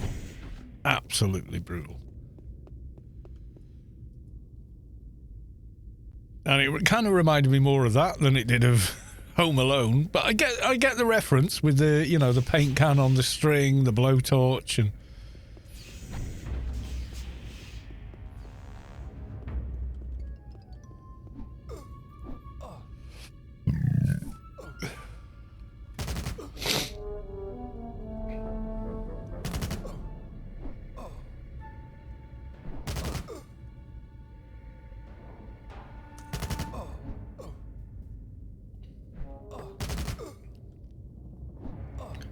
the best thing about, I think, for me as a science fiction fan, especially written science fiction, you know, I love Asimov and whatnot. Even Asimov's short stories are amazing. I've seen, and I'm pretty sure a lot of his short stories have been adapted into an entire 2-hour movie, and you're spreading it a bit thin now. But after Star Wars, before Star Wars, science fiction was considered old hat, for children, not really serious cinema, not mainstream, and studios looked at it as, yeah, we're never going to make money out of this. You know, it's a bit of a pet project for any studio that deals with this. But after Star Wars became, at the time, the biggest grossing film ever, Hollywood did a 180 with it. They were like, no, this is what the people want. And it spawned a million terrible kind of copycat films. I mean, like, really bad copycat films. I'm not even joking. But it also brought science fiction back into the mainstream. Big budget movies, etc. You know, straight after Star Wars, we got Aliens, the Star Trek movies came back. Loads of great stuff happened. You know, Alien, you know, so we can have science fiction horror now, and it spawned a ton of TV series as well. You know, it just kind of proved to the corporate boards that there was, you know, hey, you could actually make money with this genre. Yeah, the Alien series, I love it as well. One is absolute classic horror. Absolute classic horror movie. 2 is horror, but it's also a good action movie. And then I would say that, yeah, I still got to do 2 normal dailies, apparently. 3, it had some issues, but I still enjoyed it. 4, just what? You know, what am I watching right now? What is this? But I still somehow enjoyed it. Prometheus was good. Prometheus was interesting. I've not watched any of the ones since Prometheus because the idiocy of it, the thing that made Alien feel real and made it terrifying in the original movie is they want to bring John Hurt, you know, he's got the face hugger on his face, right? And they want to bring him into the ship. And Ripley's going, no, we don't know what it is. It could contaminate the whole ship. We're not bringing him in. And then, of course, old Frodo hits the button and lets them in because old Frodo is an android and it's utterly massive spoilers for the Alien if you've never seen it, knows that what's on his face is what they're there for. Yeah.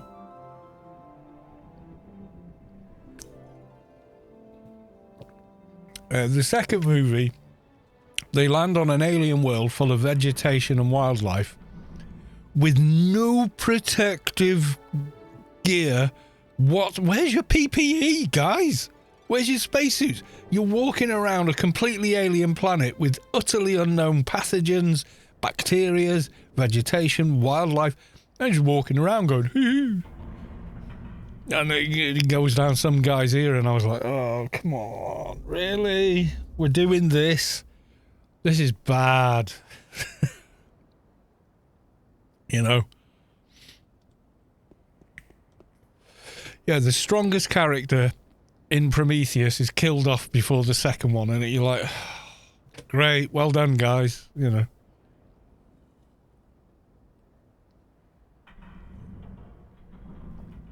So Luxy with loot, please. Good luck.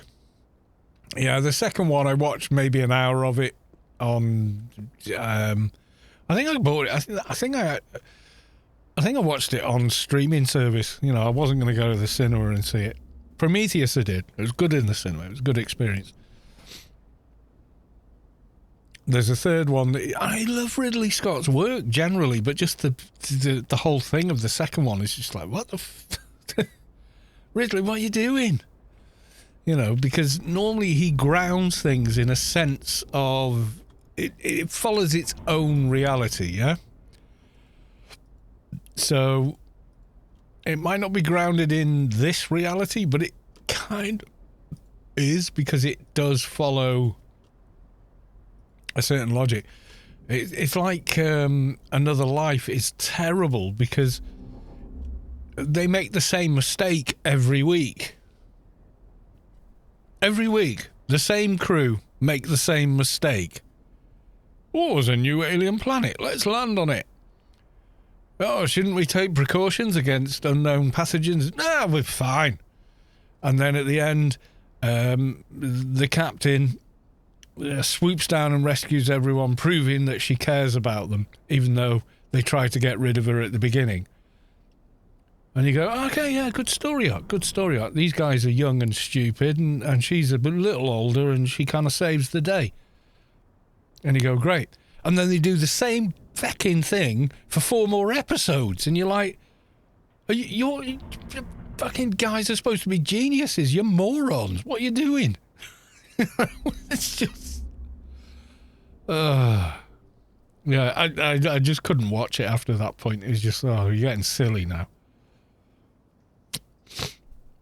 A Gladiator 2. I don't know. I think some things are best left, not revisited. Stop regurgitating. Start writing something new, is my feeling. I think that's where Hollywood's been going wrong for about 15 years, if you want the truth, at least.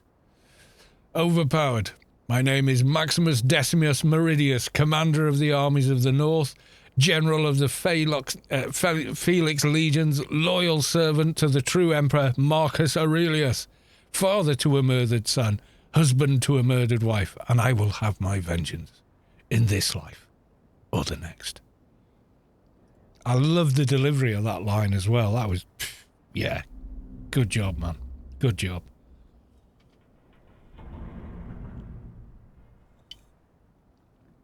Yeah, you can't... They're two top-tier actors. Russell Crowe is very good with subtle acting. He's not like a... He's like the opposite end of the scale to someone maybe like Jim Carrey, who is a deliberately over the top, or Nick Cage, who is deliberately just like exploring the idea of acting in some of his roles, and I love their work as well. But it's at the opposite end of the scale. More the littlest twitch in the eye, the smallest movement here and there, and tonal change in the voice. It's subtle, but it's like, oh yeah, it's so good. And like you say, Joaquin Phoenix as well. Yeah, he's superb at that. He's so good at subtle that you get so much from what appears to be so little performance. He's so precise with it. He's brilliant. And how do you... I mean, finding actors that can do that at all is difficult, and finding other actors to carry... I don't know. I think Gladiator 2 is a bad idea. Honestly, that's what I think. Make something else. Make something else. Make something new. Give us if you've got an idea for something, yeah, do it, but do something new.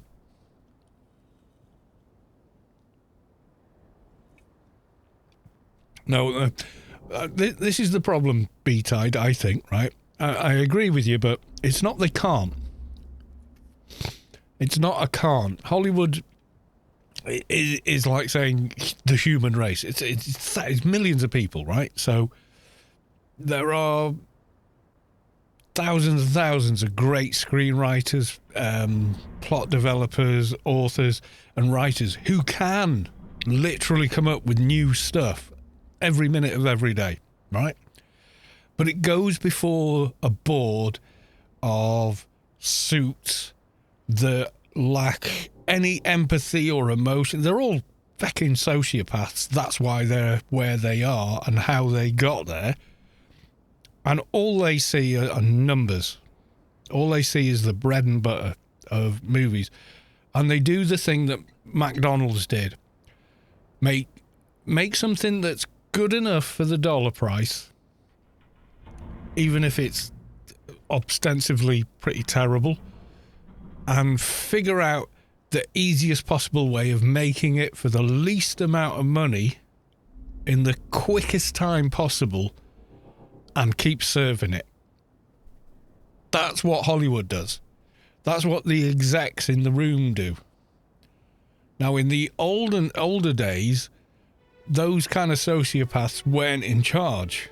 You had characters, you had egotists, eccentrics, etc. in charge. And people would come to them with ideas and they'd go, well, I don't know what the fuck that's all about, but hey, the kids seem to be into it. Yeah, go make that. And they'd take a punt. They'd take a risk. They would gamble on a new idea for very little kind of proof that it could work. They go, hey, if it doesn't work, it doesn't work. We make another one of these. But they don't do that anymore. The guys there now feel like it's their place to tell people what they should watch. They feel it's their, place to protect their shareholders by continually making what they think people should watch. And it ain't working. People are not going to see these movies anymore. They're like, I don't care about this shit, You're describing capitalism. It is capitalism. It's an arm of capitalism, but yeah, it's absolutely capitalism. And capitalism is unsustainable. That's the problem with it. It requires unlimited growth, continuous growth, and you can't have continuous growth in a limited system. The limited system being the Earth. So you simply can't have it. You can do it for so long, and then you run out. And late stage capitalism looks like RoboCop, the first movie. That's what it looks like. Corporations own everything and everyone. You don't matter anymore. They're in charge. Life means nothing. It's all about the money. It's awful.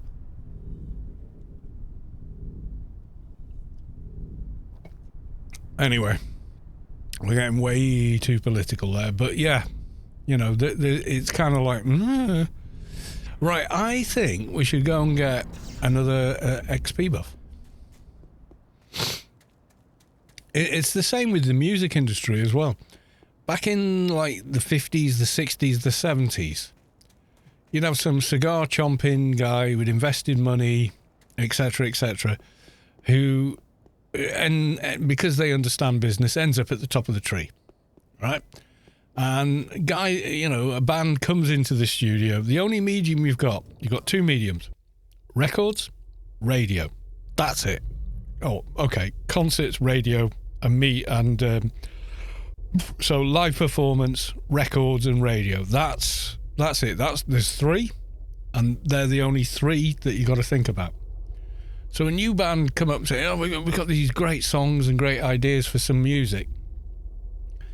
And the guy listens to it, goes, I haven't got a clue what that's all about, but hey, I came and saw your show, and the kids that were there who paid to come in, they love it. Okay, let's cut my record, see what happens. They would take risks like that. And now the guys who were at the lower levels at that time are now at the top levels going, oh, we know what good music is. We know better than you do. We'll decide what you're going to listen to. So now everything is produced through the same VST plugins.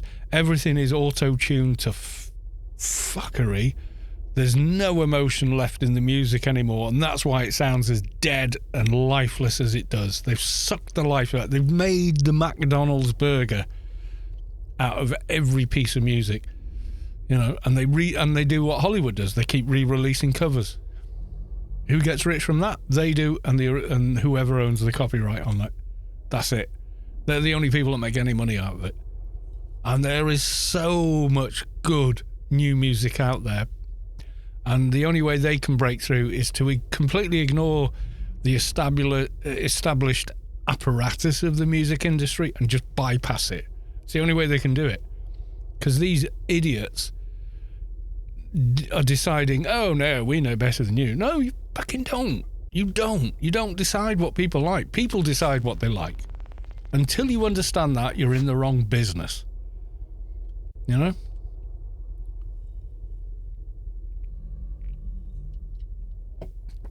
You might not agree and go, well, it's derivative, it's only 3 chords. It doesn't matter. If people like it and they want to hear it, fucking let them. You know? That's their jam. That's their jam, man. Let them be that. Let them do that. Let that process and develop. That's how you went from blues and skiffle into rock and roll into everything else that happened since, and you know, and jazz has come back, and well, jazz never really went away, but it's people are a little more aware of it now, and you know, all the other pigeonholes you can put music into, you know.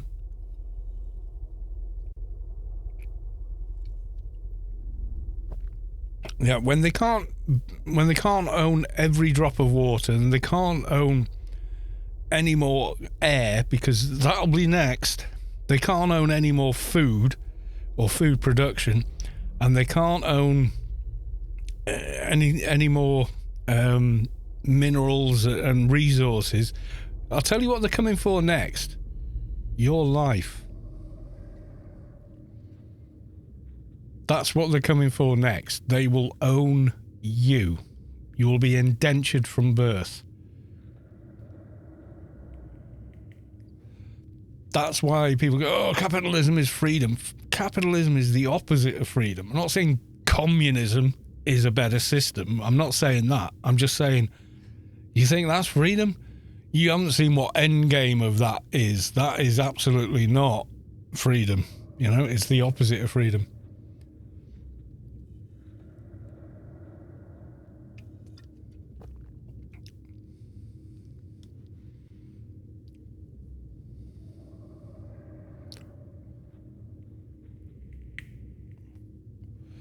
Originally chose Omni because of the black.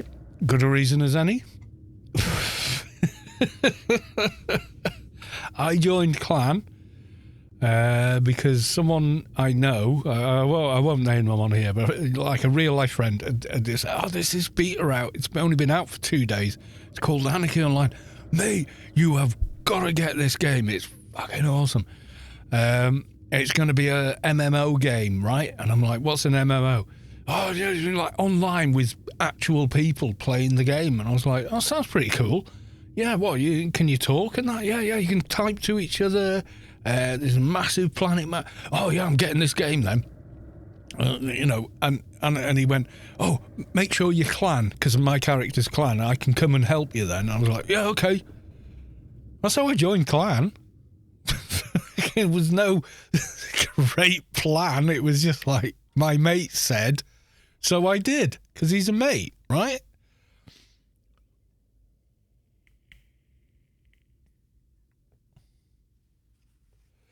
This stream is metal. Kinda, maybe. Buddy said, yeah, Buddy said,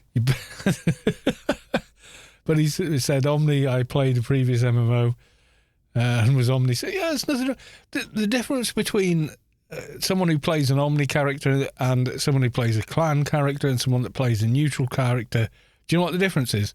It's right there. It's between those fingers. Can you see it? Exactly. That's the difference. We're all the same, guys. We all like the world space, the atmosphere. We like the mechanics. We like the there's no difference. We're the same. We're just playing the damn game, you know? Are you a cat, the dog, a shoe, or a hat? Doesn't matter. You're playing Monopoly, man. No one gives a shit. You know? We had faction pride. Yeah, in a role play kind of sense, yes. But a curated distaste for each other. But like in our team's better than your team, which is kind of like tribalism, and I'm not into it, and why I generally don't like sports, because it's very kind of tribal, and I see that, and I kind of go, but they like the same ball game as you. Why do you think you're so different? My brain just jumps to that. I'm not a special clever person or something like that, because I sure as hell ain't. But even as a young person, I would see that sort of thing and go, what? Because there's a very kind of tribalistic, you're not with us, you're a Guinners, in the UK as well when it comes to team sports, which is what pushed me away from those sports. It's just me. I just found that distasteful. I don't know. It's just me. Anyway, what the hell are we doing now? We've done that. We need a doja. So, unfortunately, we have to go to Shadowlands. Dun, dun, dun. But before we do, we were going to go and get an XP buff, weren't we? Yes, we were, Carlos. That was an hour ago, you moron. Yes, I know. I'm sorry. Yeah, so that side of things, yeah, I don't know.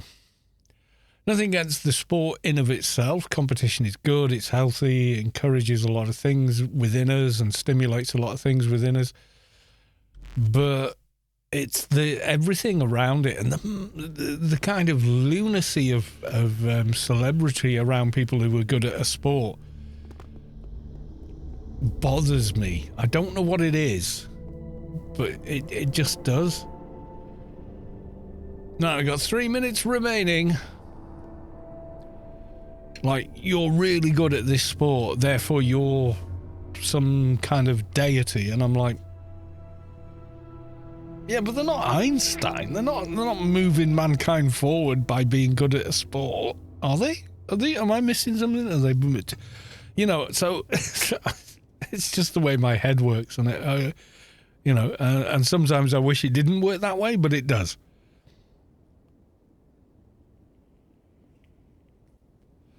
Yeah, I would do that. I would do the RP thing with people who are Omni and go, you evil Omni Empire, and I'd join in and have fun with it because we're pretending.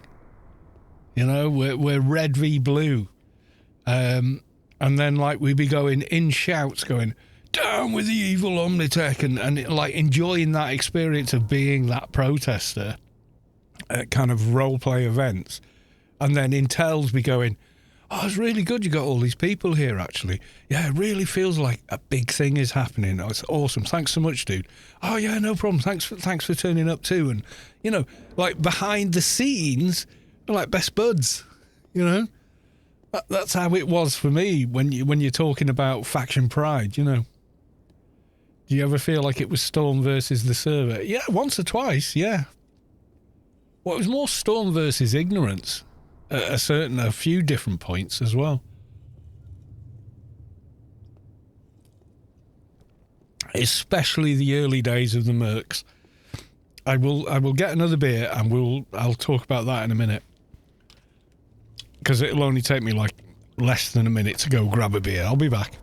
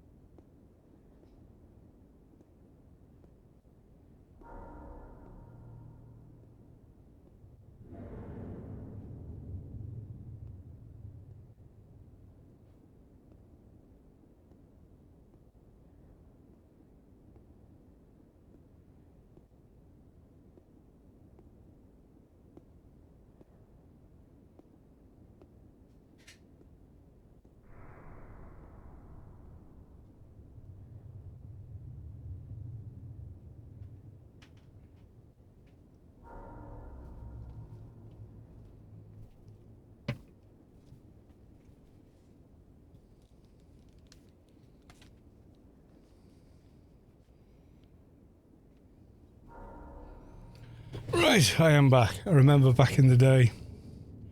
Well, yeah, to a certain extent, that was the thing. People hated Storm, and you went, well, what interaction with someone from Storm made you hate them? And people would go, well, you're the first Stormer I've met. And we go, yeah, okay, dude. And be a little more dismissive of that opinion, given, that response. It started with forming the guild. In fact, the first guild that was ever made in the game. Because when they introduced, we didn't have guilds day one, by the way. That came like a couple of months later, because it hadn't been implemented correctly and it didn't work, and using /org form while in team didn't work.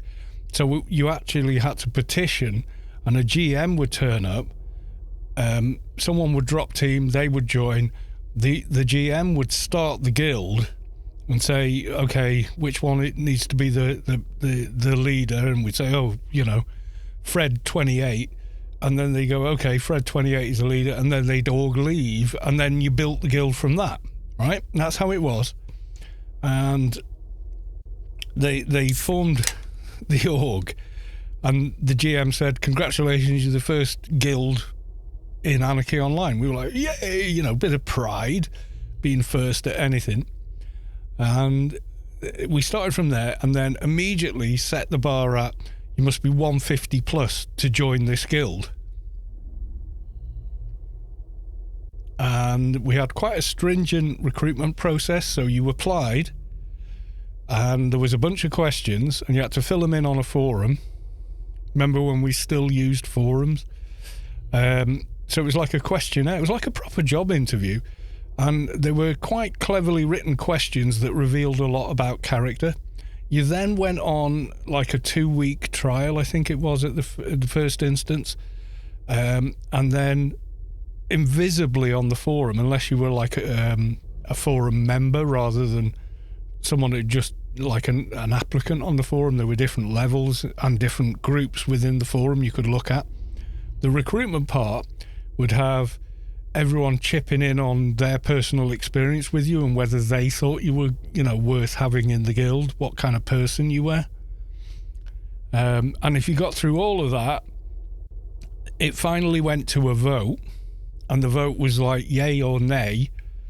If nay, please state reason. And that would happen, and then we'd look at the votes, and if most of the people in the guild thought you were, a good player or a decent person, or you were fun to be with, you became a member. There was conditions as well. You were expected, once Norton Wars launched, no matter what else you might be doing that night, if any of our bases get attacked, you are there defending. That's it. That's all you're going to do while you're online. Nothing else. And you're asked, do you agree to those terms? And this was Wolf that set this up, and it was very quite stringent, quite militant kind of setup. And that's how the guild was built, by people who were dedicated, all at the time considered quite high level, knowledgeable about the game in general. And then with Norton Wars also came, Tara, and came the Mercs. Now, a lot of Stormers also had characters on the test server that they worked on out, when they weren't busy. So we learned a lot about the Norton Wars, because I was in the Norton War beta at the time. So we learned a lot of the mechanics of that, crowd control, bases, how levels worked, how contracts worked, and, because it was all unknown at the time. But also with the Mercs, we learned, you're supposed to get a quest and have a letter, and then you kill this NPC, and there's a chance after you kill him, another one spawns, and you give him the letter, and then the Merc spawned. So we'd learned all this by taking time out, going on the test server and figuring it out, right? So we'd do all that, and we'd turn up at the Mercs, and people would be there all day killing the placeholder with no mission and no letter. They've been there 6 hours, wasting their time over and over, killing the same NPC, waiting for the placeholder. Storm would turn up with 3 teams. Everyone in each team had the mission and the letter, and they'd go hell for leather on the NPC, 3-4 rolls, mercs would spawn, and the people that had been there 6 hours would go, "Those are our mercs. We've been here for 6 hours." We'd go, "Well, have you got the quest?" "What quest?" "Have you got the letter?" "What letter?" "Well, not your fucking mercs then, are they?" And then we got so much hate. It was unbelievable. Honest to God, it was just comical. So wait, you've been killing the placeholder for a quest line spawn for bosses without the quest or the item for the quest, but they're your mercs? I don't think so. And we even tried to be fair. We said, okay, we'll turn up and spawn them because we know what we're doing. And it wasn't a secret. We didn't not tell people about it. It's like, okay, this is how it works. There were posts how it works, and people just fucking never read them and just carried on turning up, trying to spawn mercs completely like in a utterly pointless way and spend 6 hours, whatever. Oh, it was just, you know. And then there'd be hate threads on the forums.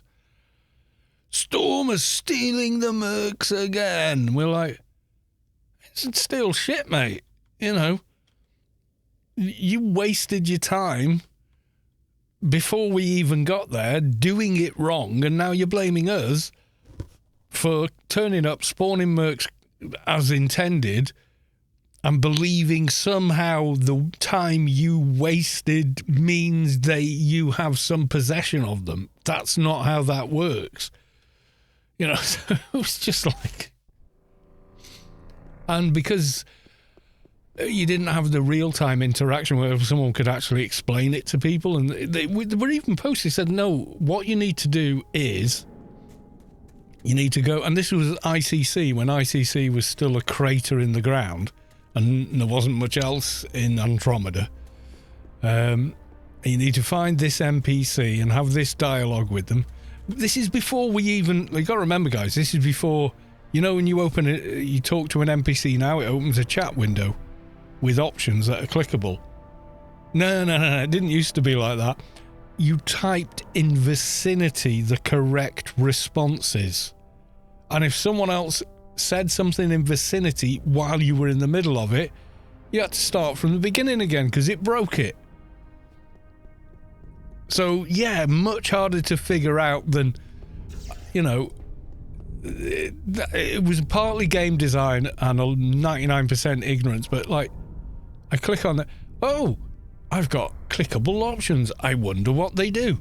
Wasn't any of that. I had to walk over, target this person and go like, hello. Oh, but she wouldn't do that.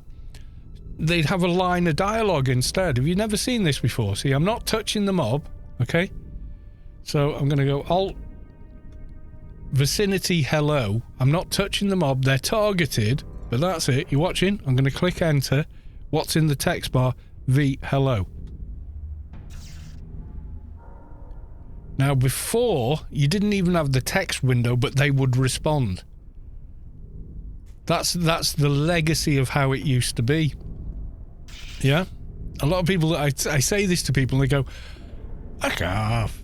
Yeah, hang off, Chicken Little. What are you talking about? But I'm like, no, it really was like that. You know, that's how it was. I'm not even kidding. Yeah, they didn't have blue names is great. They didn't have blue names. They just had a name that didn't say Rookie Tech Hunter, or it had like a person's name. That was the only clue that maybe this NPC may or may not have some interactive sort of thing. Like this person here. Was like, oh, she's got a name. So we'd go, hello. Oh, she's got dialogue. And you'd try thousands of different random type, you know, help. Can I help you? Help me. And, you'd try and hammer away in that fashion, trying to figure out what the hell to make anything new happen, you know? I don't think I've got the... I've still got the pass. I'm okay.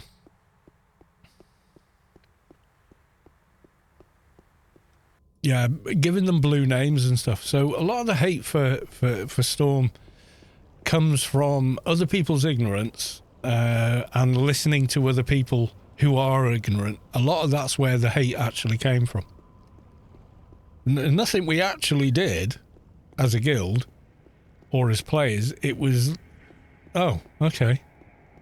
Well, my mate doesn't like you, so I don't like you. Tribalism, you see.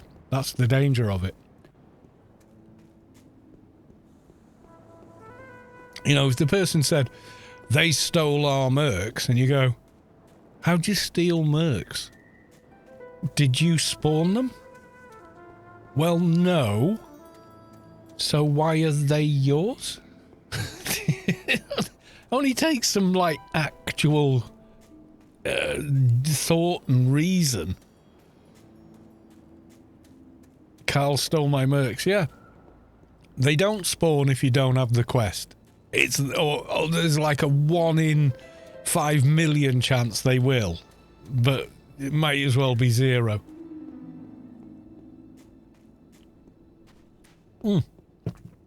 It's been so long, I can't even remember the NPC you need to speak to.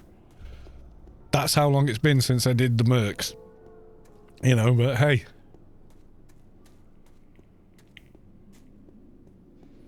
Octopus guy, yeah, that's him. Yeah. I knew it was some sort of like, who the... He's called what? That's what I remember saying. Talking to other Stormers. He's called what? And I swear to God, people would be like, you mean you don't know? You know, in Storm, people shared knowledge. You know, just that simple. Okay, I've not got the quests I had from last time, so I'm going to have to run to the Uttos and get them again, I think.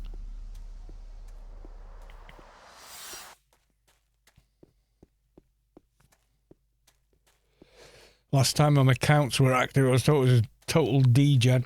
Yeah, well, with a game like Anarchy Online, in the early days, there wasn't... I mean, Google was a tiny search engine when Anarchy Online launched. People were trying to find things out using Ask Jeeves about Anarchy Online, right? That's how old it is, guys. I remember it was like 1998 and someone said, oh, have you seen this new search engine? It's called Google. I know, stupid name, right? But it's really good. And it was just some plugin for your Internet Explorer browser, you know, so we're really going back now.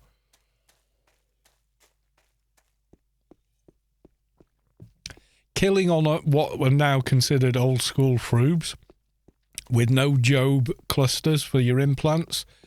No dogs of war and all the other sort of stuff that's been added. Yeah, killing mercs was rough. The first time we did, well, the first 3 or 4 times we did the mercs, we did Ian last.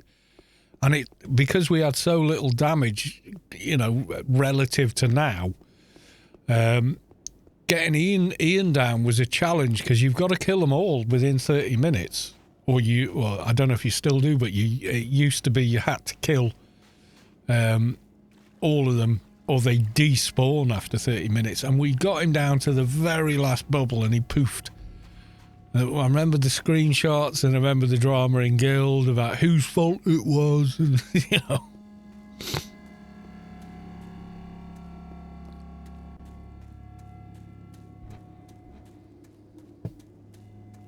Mathematica, good night. I will do the draw later, and if you do win, sir...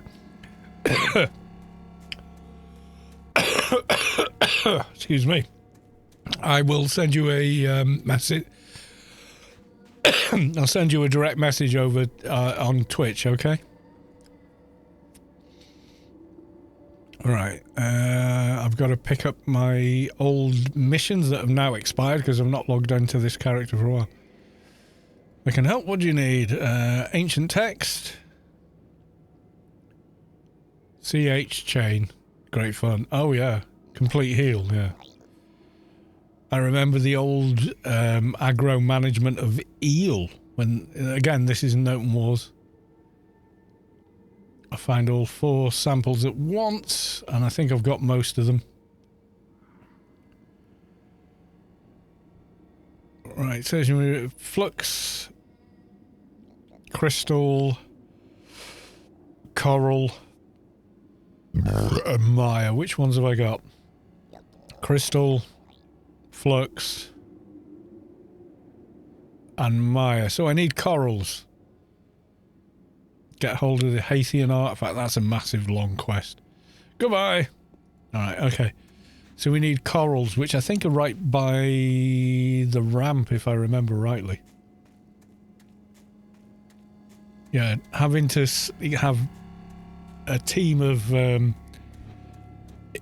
people, and see, Complete Heal used to have a 10k cap, didn't it?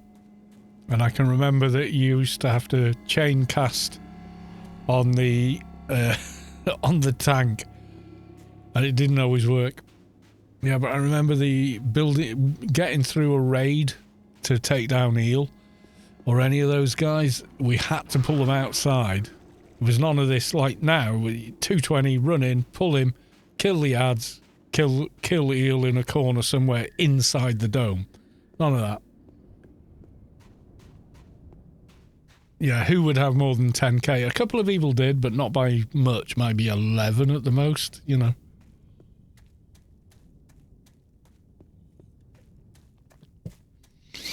I don't know if they had the absolute bestest everything ever, you know.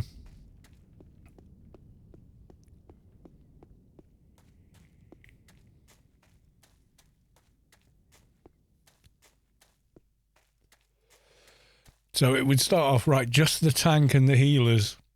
And it would just be the tank pulling and hitting. And they do that, like, for 25% down before anyone else was allowed to fire a shot or thump him or whatever, before anybody else at the raid could actually hit them, or it would break aggro and we'd all be in trouble. And then it wasn't until 50% people were allowed to use specials, because they would pull the aggro off. Because like now, Enforcers have got, what, a 50k taunt? They didn't have a 50k taunt back then. They had to build that aggro up so they were top of the table no matter what, you know. And even then, you know, someone would AS and like suddenly get aggro and get splatted.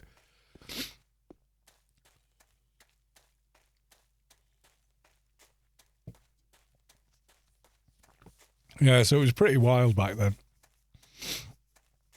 There were no add-all def, add-all off clusters. There was no...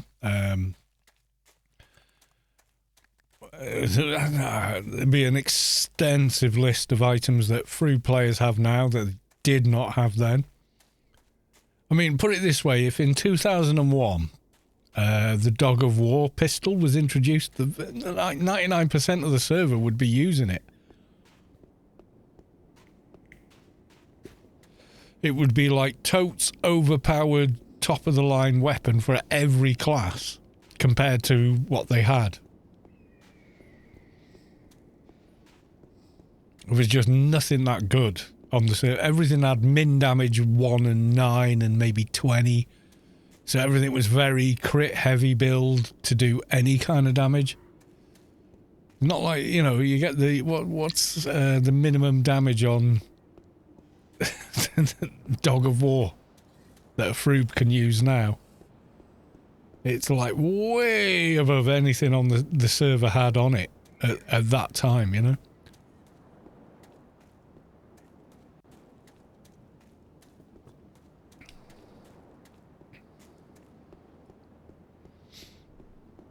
I'm not saying, oh, Froobs now have it easier, but they've kind of got a lot more options at least. You know? They just have.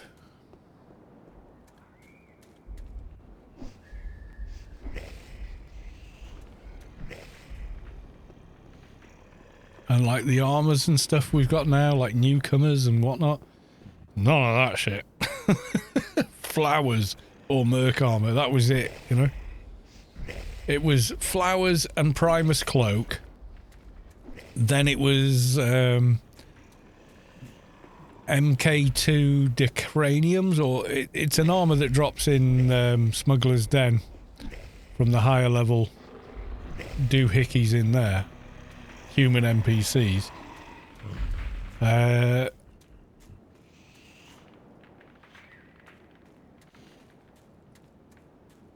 Then it transitioned from that into Carbonium armor. That became the new meta. And shortly after that, it was, you know, it was items from Tara, or it was, you know, Merc armor, which was useful in those days. That was useful armor for every single class, so everybody wanted it.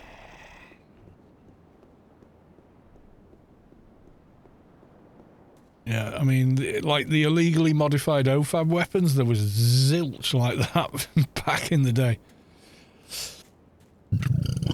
Yeah, Cast Symbiotic, yeah. I've got a set of that on the Opifex Adv I made in social because, you know, alien armor and all that. But yeah, he's still wearing that. And it still is very cool.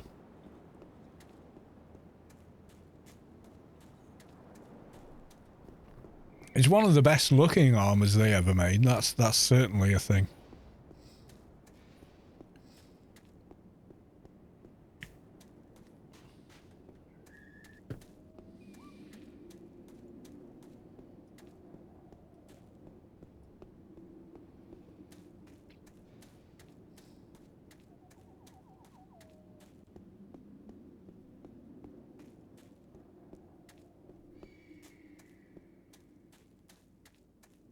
Well, we're going to run all the way back to the Yotos and then attempt to do...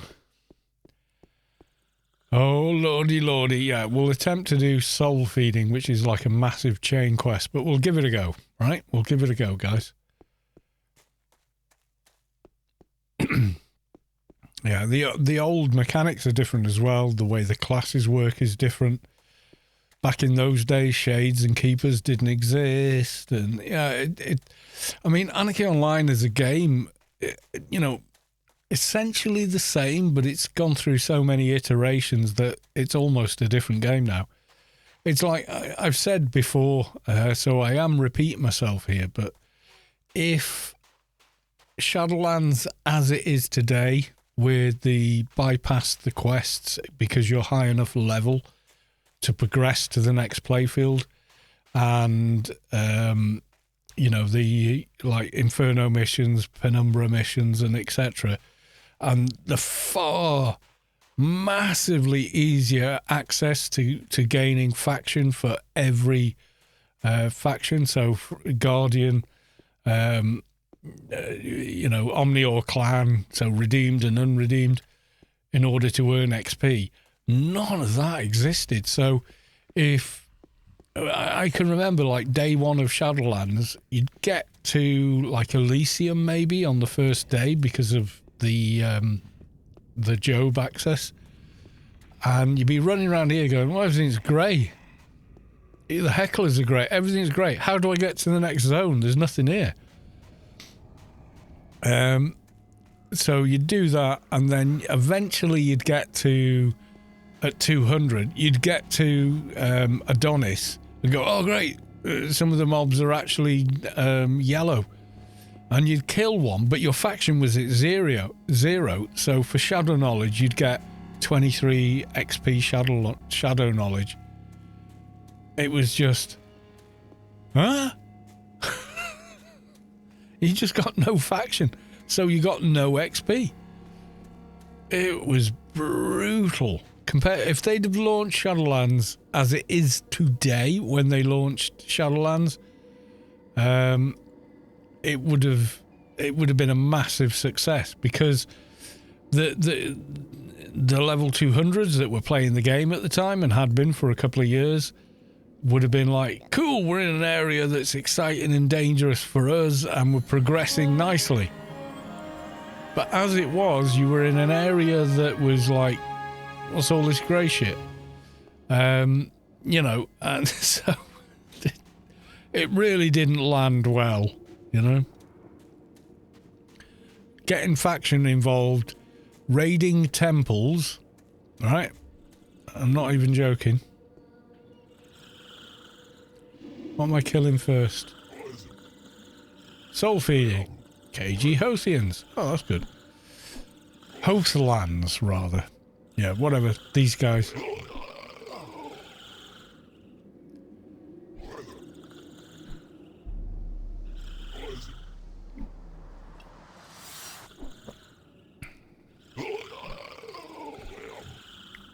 Oop, fell down.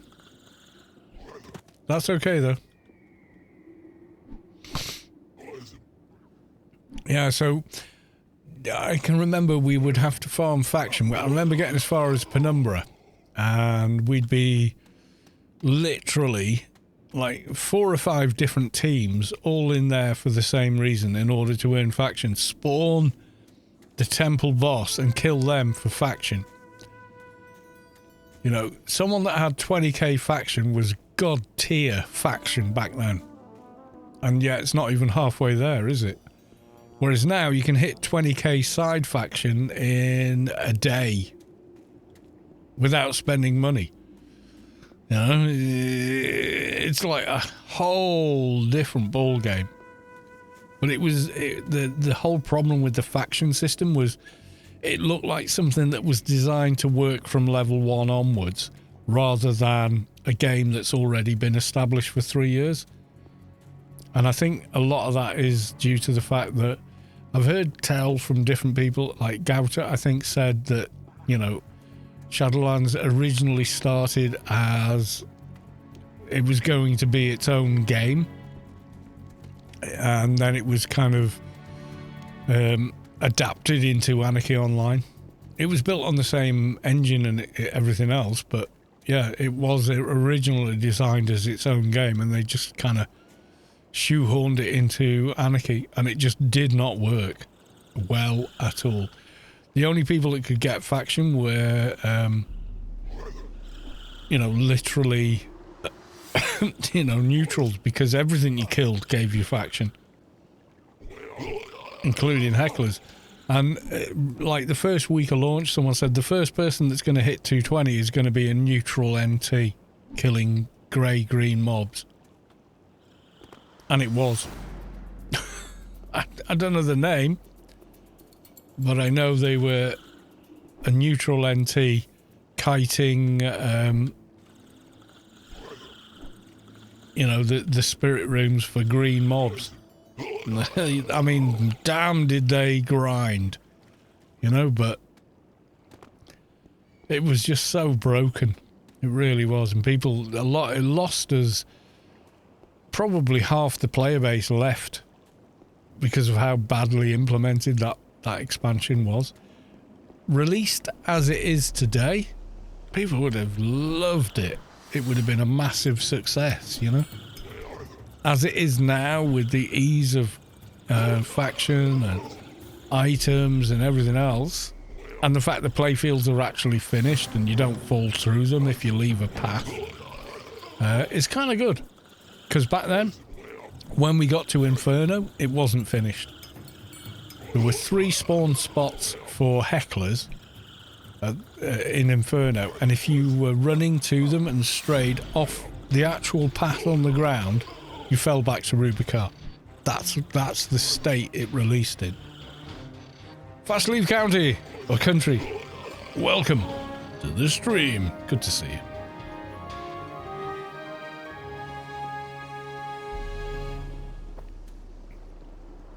Shadowlands today is vastly different from the old Shadowlands.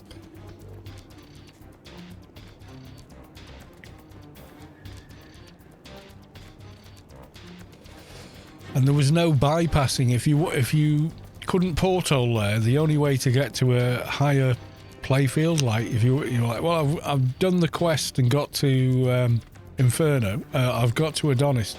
How do I get to... You had to do the Milner quest at 200. And when you finally got to the last boss and handed the items in a team, only the person speaking to the boss would get the bloody pass and could continue. Everyone else had to go through the whole fecking process again. So yeah, not well received, let's just say. It was a mess, is what I'm saying. It really was. Soul feeding. Kill 10 fissure Haitians. Okay, we will try. Hopefully they're green. They are. Okay, we can pull them.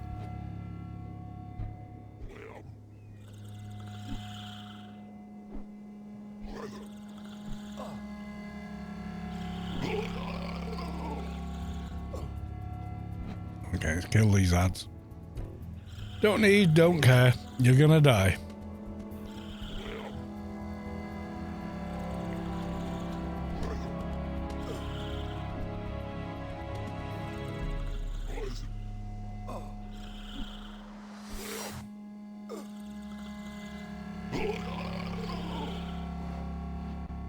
How am I doing? I'm doing okay. I'm in a beer tonight, so therefore I am okay.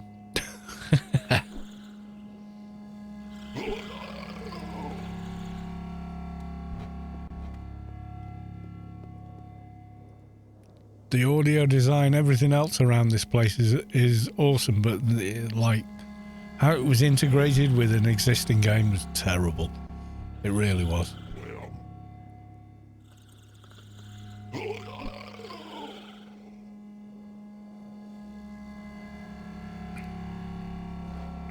Okay, we need 5 more, I think.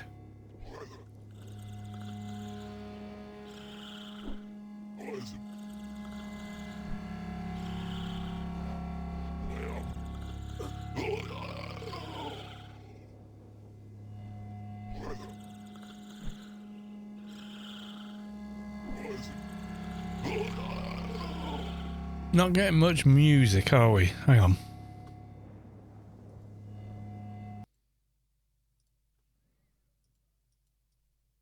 Okay, now I'm getting 0 anything. Okay, I think I just broke the game. Yep, I've got no audio whatsoever. Hang on. Deary, deary me. It does this and it annoys the snot out of me. Okay, oh, I don't need a KG yet. Okay. Turning sound on and off should reset sound, not break it.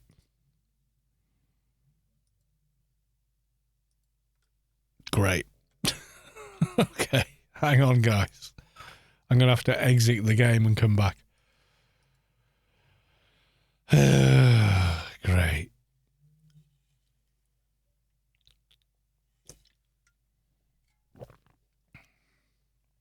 Normally you can mute sound and then turn it back on and it restores the music cycling. Not today.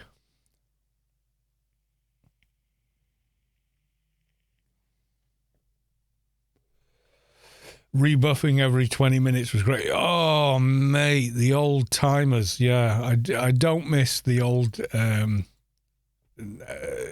system. One of the best quality of life patches was like, oh, RRFE, are you playing a Lowbie?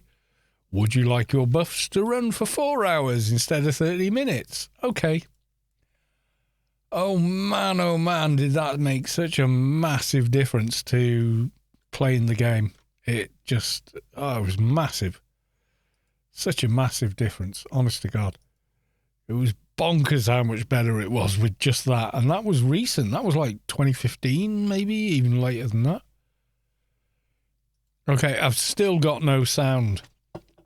I can't hear the game. I'm going to disconnect my audio interface and plug it back in.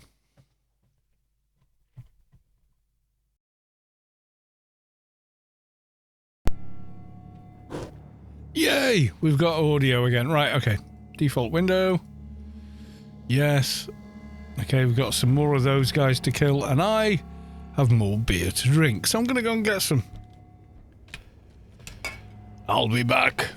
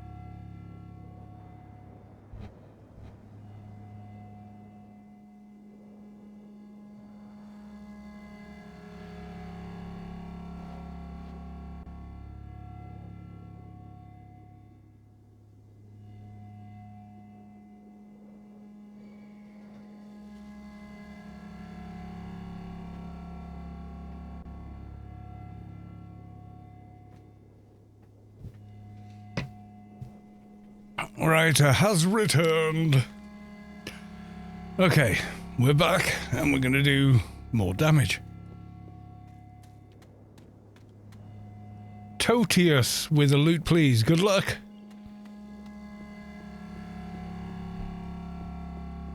And Yamoko. Your name looks like the brand on the battery of my car. It's a good battery as well. So yeah. I had to replace it recently. Like in end of January or somewhere around there. Fisher, come here. Okay, I'm gonna have to deal with the trash as well. Okay, let's deal with the trash.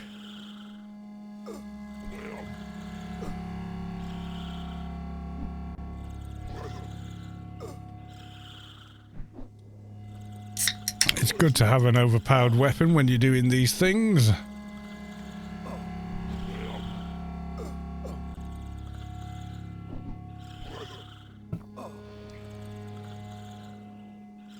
Still no music.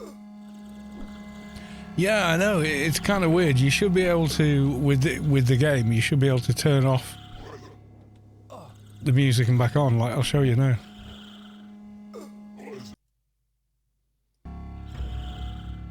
And the music comes back. See, that's what's supposed to happen, but for some reason, it didn't. Juju, welcome to the stream, my oldest friend. How the devil are you, sir?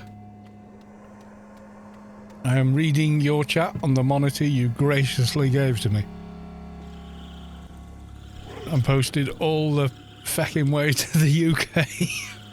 I still think you're kind of crazy for doing it, but my God, my friend, I appreciate it.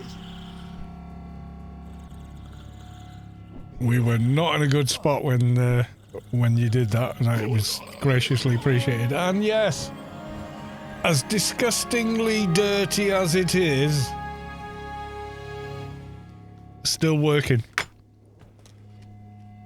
Even though some of the shift key things are different, because it's US layout, not UK layout. Why can't we, it's just English, can't it be the same? Come on.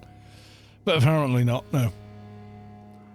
Where do you farm AXAP now? Arid, well, depends on your level, really. Lowbie level, Sector 10. Higher levels, the 3 sectors. And 201 plus. Best go into Arid Rift, I guess. And dailies. Dailies are great.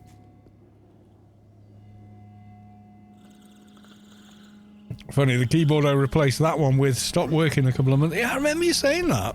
You asked me, didn't you? You said, is that keyboard still working? I was like, yeah, it's awesome, mate. So I don't know what we knew about building keyboards in, you know, whenever this came out, but yeah. Malabians. Yeah, they're miles away. Okay. Yeah, I don't know what to tell you. And I've taken every keycap off it and washed them. I've hoovered it a dozen times. It's had, well, I'll say one thing, I've never spilt anything on it. I don't know if that's got anything to do with it, but you know.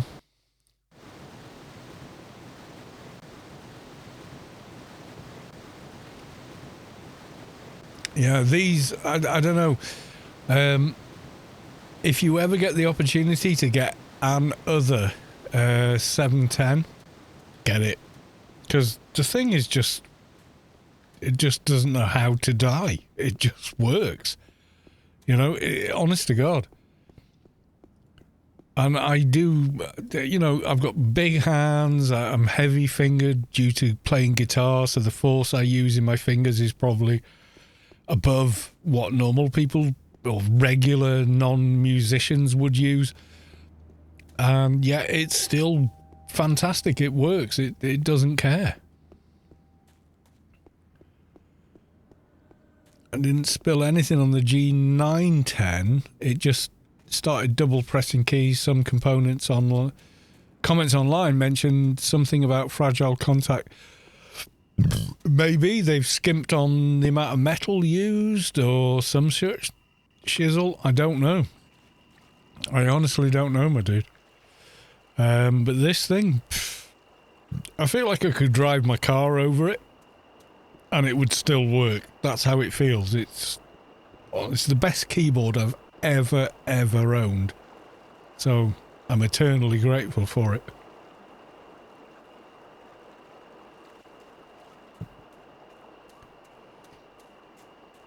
These are Cherry MX Browns, I think. They're a little bit noisy, too noisy for work. I don't use it for work. I use some Logitech. It's another Logitech, but it's a wireless one. It's like whatever the hell this is. It just says Logi on it. And it's nowhere near as good. Not even same ballpark good, you know? It's nothing like as good. But it's wireless, and the battery life is incredible. It's had one battery in it, or I think it's 2 batteries it uses, and it's had those same batteries in it for, God, it's got to be 2 years now, since I started working for that, the company I work for now.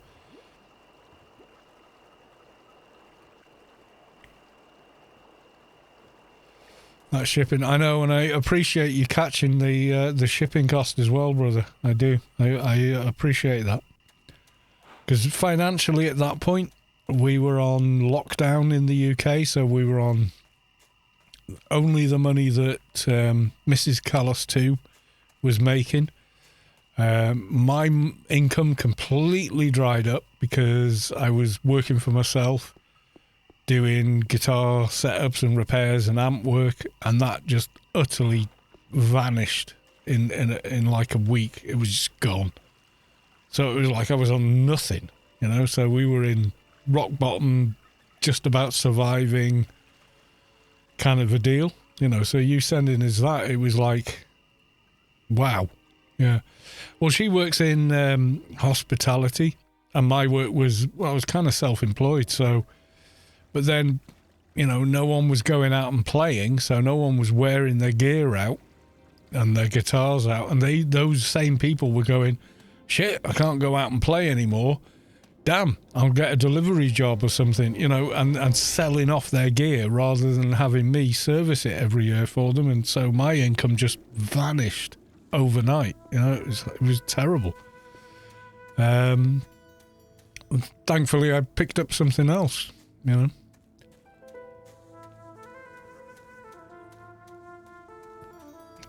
I mean, I tell you what, I swear to God, what kept us financially afloat over that period, those 2 years, was Twitch. I shit you not. I was actually getting enough money from Twitch, from people subscribing every month, that it made enough of a difference that we could pay the bills and eat. That's how it was. I'm not even joking. I know I'm all happy-go-lucky and I don't bring my problems to the table with me. You know, I don't.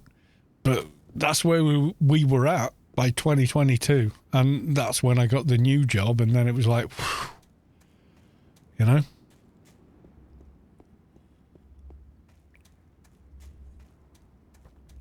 I mean, the guy that lives next door to me, he was essential worker as well. He, I think I've gone too far south. I have. He, you know, like motorway maintenance and stuff. The company he works for put up the road cones, the traffic lights, and yada yada. You know, the kind of deal. So we go, oh, it's just like a menial job. Hey man, if he gets it wrong, you're gonna die. You're going to have a head-on collision with another vehicle. None of this, it's a menial job. No, he's got a responsible job. Yeah, so that's what he did, and he was still working. But his missus, I remember at the time, she was saying, well, she did nails and whatnot. You know, it's a very skilled job, sure. But essential? Nope. all those places were closed. So yeah, he was kind of like, oh, it's getting hard, you know. Where the hell am I going? I've still got the searching for your routes, and yet I've handed them all in. So I'm going to delete that. Searching for your routes. I'm going to delete that because you've handed all 4 in. We're back on soul feeding. Malabriens. Where the hell am I? Right, the mobs I want are kind of in that bit, which is north. Right, I'm going the wrong way. Yeah, so, I mean, that gift from you made a massive difference for us. Mrs. Callis 2 used that monitor for like 2 years, and her monitor was dead. You know, it was like totally dead. And then my main monitor died, and if not for the guy, Daylight's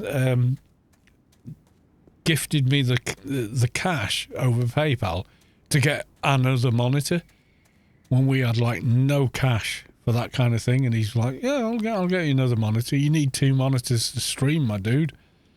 And he just gifted it like that. He's such a generous guy.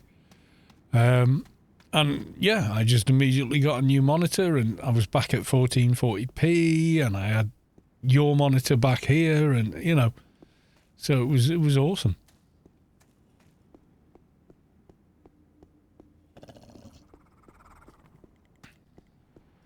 Yeah, I was working for yeah, I remember you saying you were doing airline kind of stuff.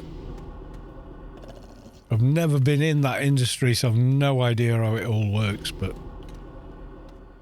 I could still probably get away with being essential. Yeah, maybe. Well, you know, the next pandemic's around the corner, isn't it? You know, just saying. China keeps developing fucking biological weapons. We're always going to be under... always going to be worrying about it.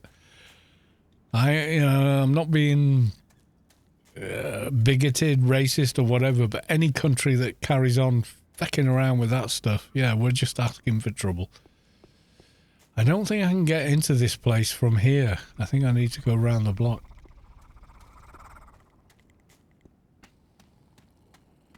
People called it the Great Reset, and I think it was. I think a lot of people took time out to look at where they were in life and what they were doing in their lives instead of just living that 9 to 5, day in, day out kind of life.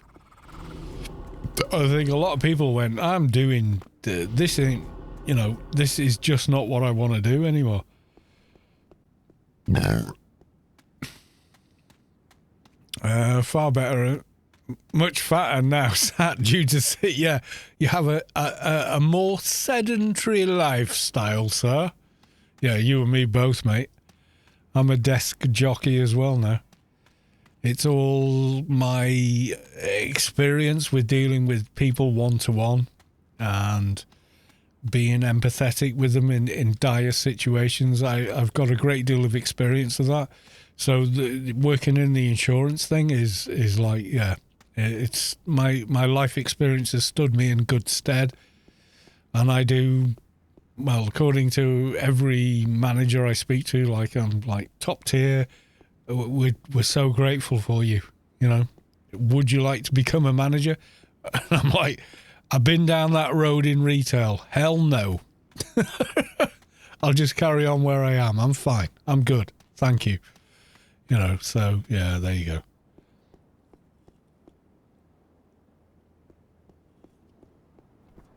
And people phone up and go, oh, this is happening. I'm going, oh, no. Oh, you know. Oh, I'm so sorry to hear that. And the thing is, it's easy because I genuinely am sorry to hear that XYZ has happened. It's not a stretch for me. I'm like, oh, that's so bad. Oh, okay, let's see what we can do for you. And that's it. That puts me like top tier because, you know, like the people I deal with come back and report back and go, at the end of the call, you know, I might have been there for 30 minutes talking with them, getting all the detail, booking out contractors and whatever.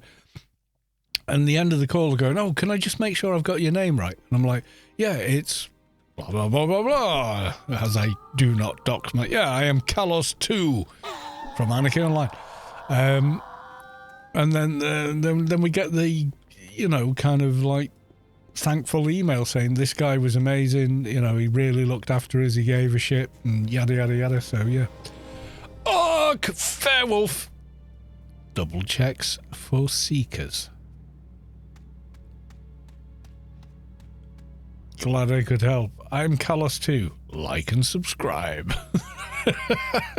No, I never conflate my online kind of persona with my professional persona. No, it's simply not done, dear boy. It's simply not done. Everyone I work with knows this version of me, if you like. The off the hook, not at work version. And they're all like, oh, I quite like your streams. You know. And of course, at work, I'm using this setup. I've got these super comfortable Sennheiser headphones. I've got this really nice Rode microphone.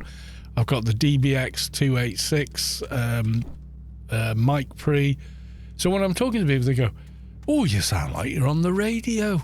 Because they're just on their phone, you know? So they're kind of like, wow. Yeah. All the seekers. Yes. And you know what? It's 50% this and 50% that. Treat the room.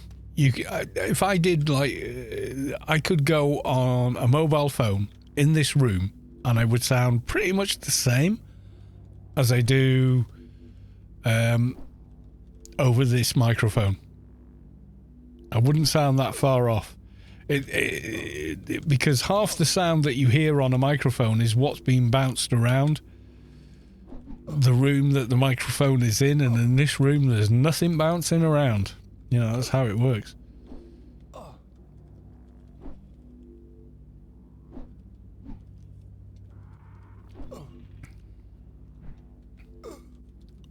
Hearing yourself back in real time as you're speaking is also massively helpful. Because you realise when you've gone like that, nobody can hear you because you've turned your mouth away. I've tried the headset I got from work and said, do we have to use it? Because it's horribly uncomfortable for me and way too small. I'm quite a large person, so yeah, it doesn't work for me. And they've said, well, you sound fantastic, so yeah, use what you're using, you know, we're cool with that. And I was like, okay. Which is kind of funny, really. Well, what are you using now? The equipment I would like to use. Well, you sound fucking awesome, so carry on using it. I was like, okay.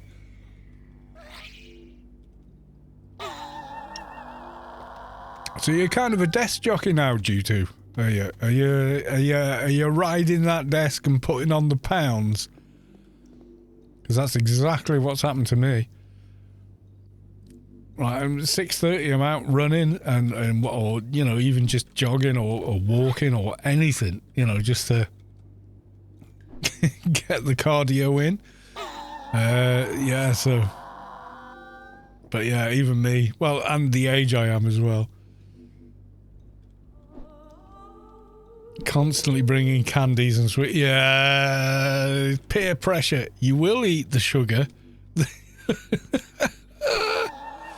That's the one thing we haven't got in like from home working is you haven't got that, and you can just go like quick bio break 5 minutes, you know, and you just go off and have a pee when you need one, or put the kettle on and make a coffee or a tea. Well, it's always tea because I don't drink coffee. But if I did, I could do that as well. You know, so yeah.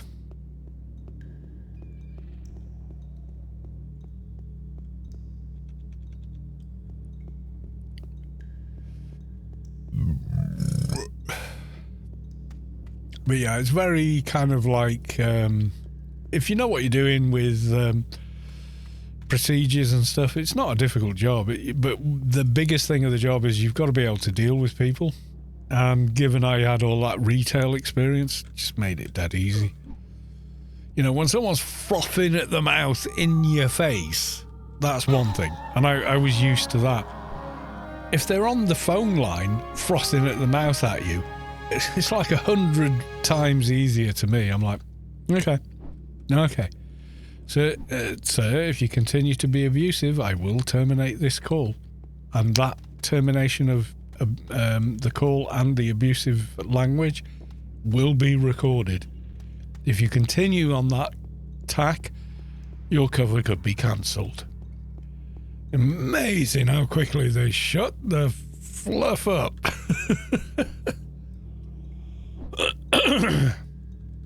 Yeah, I've done it though. I did front-end retail, so yeah, to me it's like the job I'm doing now is literally 100 times. I mean, for me, maybe it's different for different people. But, you know, you got to remember I was retail manager, so when I got the Karens going, I want to speak to the manager, Muggins here was the manager who had to deal with their BS. And in this job, it's kind of the same, you know, but it's so much easier to deal with.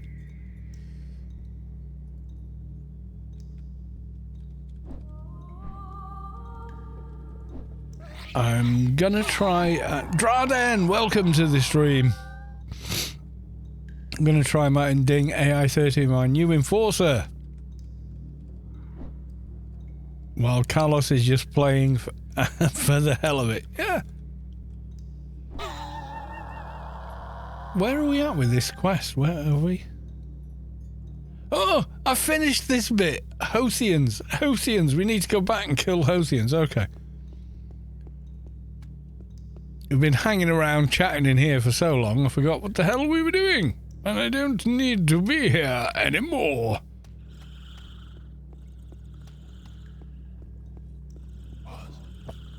Ow. Ow. Ow again.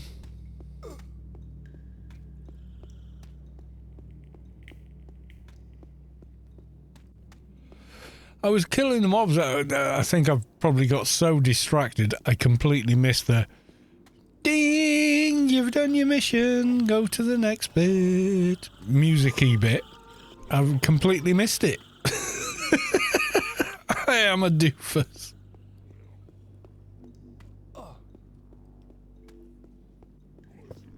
Amazingly, I didn't hear it, but okay. Okay, I'm getting battered here. I'm getting battered, right.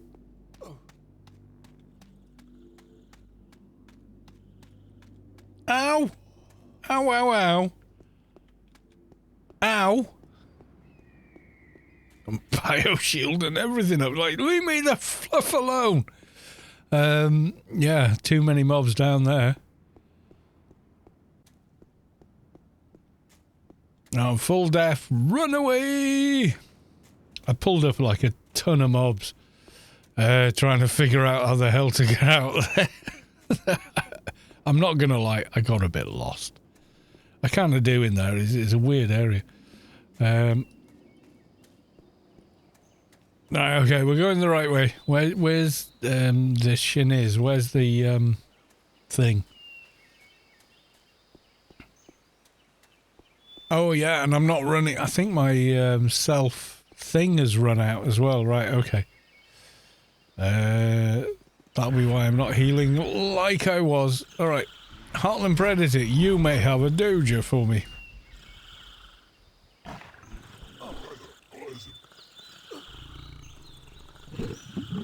Oh, there's Physio Haitians in there as well.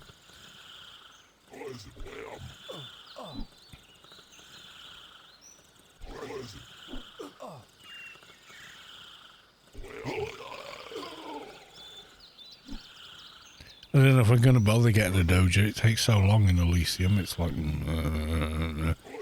maybe, maybe not.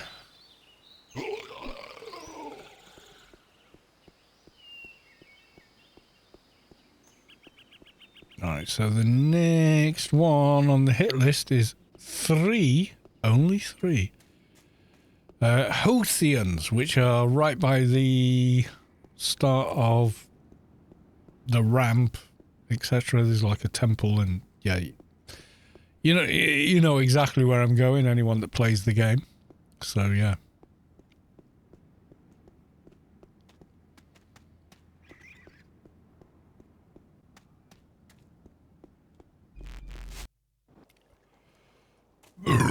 Excuse I. Right, okay, we're going up here to that building over there. That's where we're going. A little extra XP never hurt anyone. It didn't. Except when it did.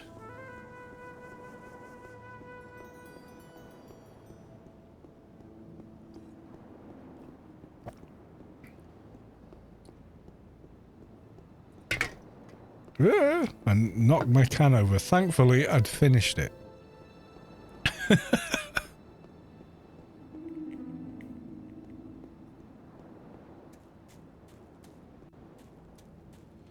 Speaking of, as I've finished it, I'm going to get another, which will pull us up to, oh my god, like about 6 of these bad boys.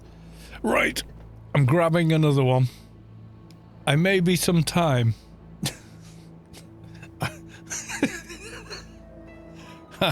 I'm not Scott of the Antarctic, but I'll be back.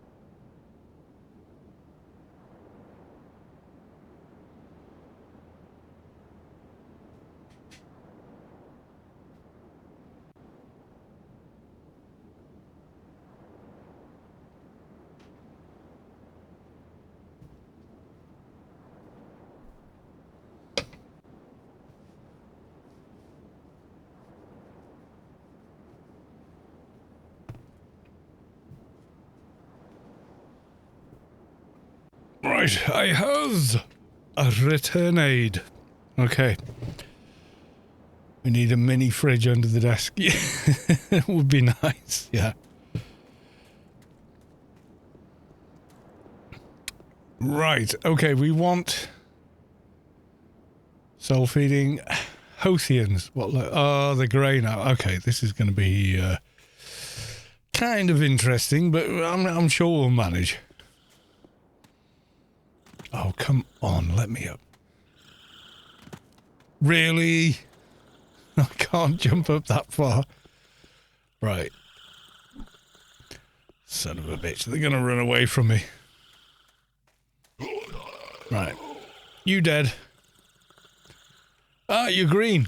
Awesome. So you'll actually stay where you are rather than run. Yeah. Literally have no room for a mini fridge up here.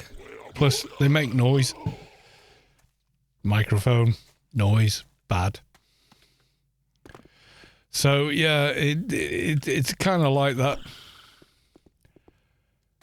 I've got the Noctua D15 Chroma Black because it fitted the board.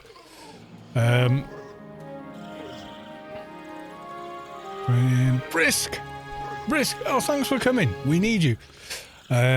So I always keep the room door, anything in the room. I mean, the PC is the way I have it. It's all air cooled. I've got a Founders Edition 4080, and it's all in an old Corsair D400, I think it was, case that has soundproofing material over the top, and it blows air front to back, but the top and sides completely covered.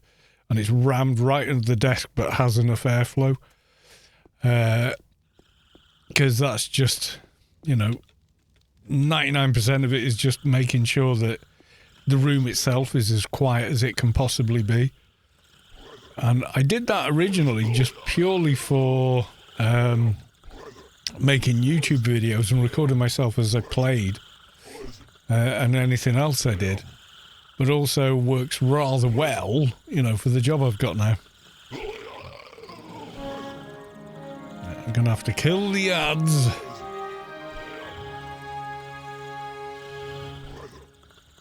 The refrigerator I've got in the kitchen makes more noise than this room.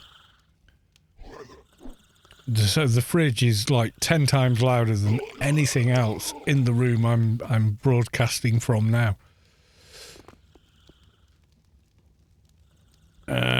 Malayen's, whatever the hell they are.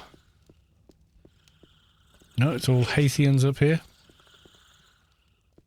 We're just on the cusp with level, aren't we? Because half the mobs are like grey and the others are green and aggressive. Okay, we're just going to have to kill them. We've got no choice. You started it. You picked the fight, sir.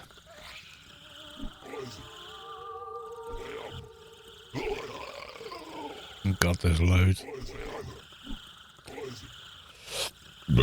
Excuse I.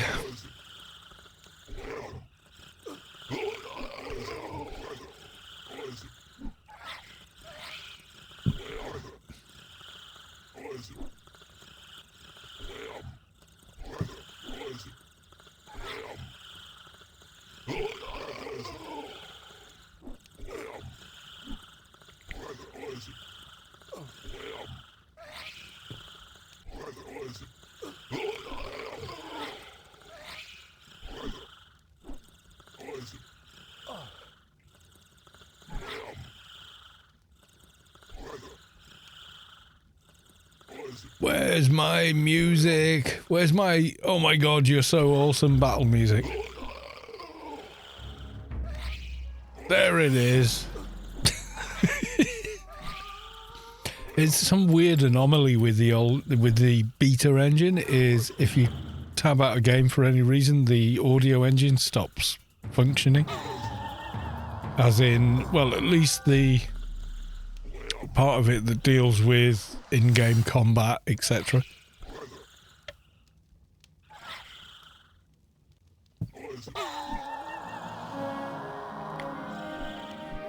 Alright, after this, a Marler, but I'm going to have to kill the ads. Oh, did I miss one? ICC planet-wide announcement. Wolfie Stank has been awarded the highest honorary rank for outstanding dedication to the defense of Rubi-Ka. Congratulations, Arkvale Wolf's alt, Wolfie Stank, on AI 30. It's still an achievement.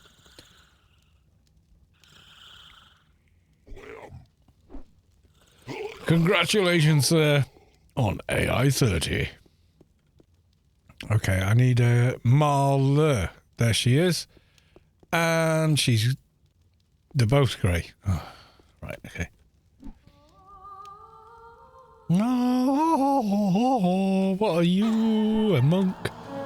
Because you sound like one in a movie.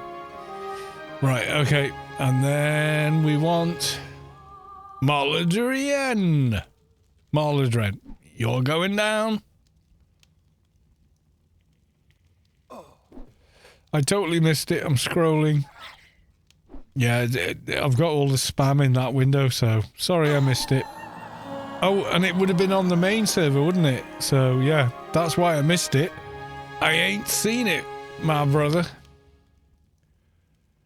The Haythian Lookout. Okay, where are you? There you are.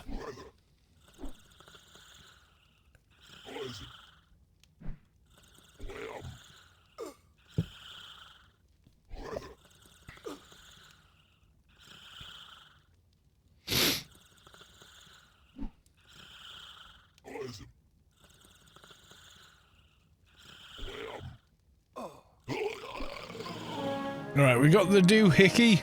We're going back to the Yuttos.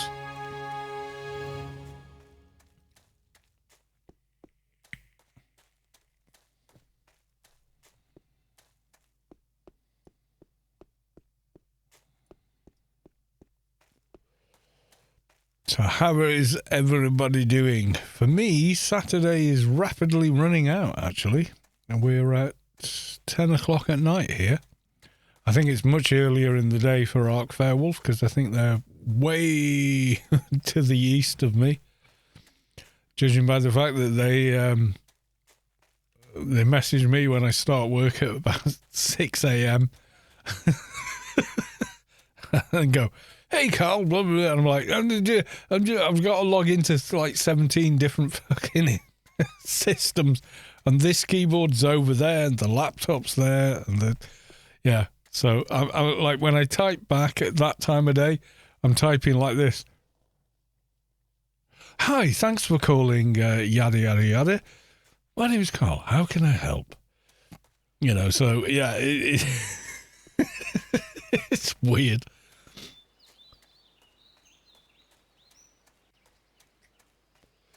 I mean, I can type like 120 words a minute, no problem, but not one-handed, and certainly not while I'm talking to someone. So, yeah. Do you know how I learned to touch type? You're looking at it. It's called Anarchy Online. That's how I learned to touch type. For real. I tried what was that software? What was it? Something Nancy teaches you how to I tried all of that. I learned the separation of the left and right hand across the keys from having a ergonomic keyboard. Do you remember when everyone had one of those? Because that was the way forward in like 1998 through 2001. We had an ergonomic keyboard. Because Mrs. Collis too had an issue with carpal tunnel, which is the ligaments and nerves that go through that kind of gap there. And she's had 2 surgeries, so all good now, but you know, it's me that opens the jar of pickles now, so it does affect you in that way, but you're not in constant effing pain, so there is that. So yeah, but I learned to touch type playing Anarchy Online and using a split ergonomic keyboard. That's how I learned to touch type. I tried was it Nancy something? What was the brain's gone blank. I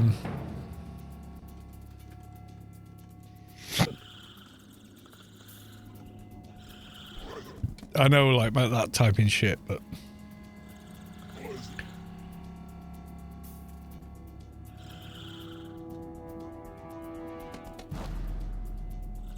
murdering zombies. No.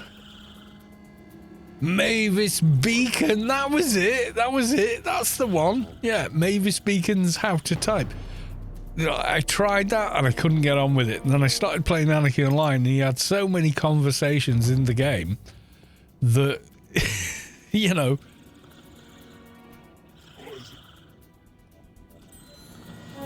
Yeah, I remember it. I remember trying to do it and I couldn't do it. But then, purely from, are we allowed? Oh, we're level 9. We can go to the Reck, guys. We can go to the Reck. Or we can continue on in Elysium. What do we want to do? Okay, we're going to have to put this to a vote. We're going to have to put it to a vote. Right, okay.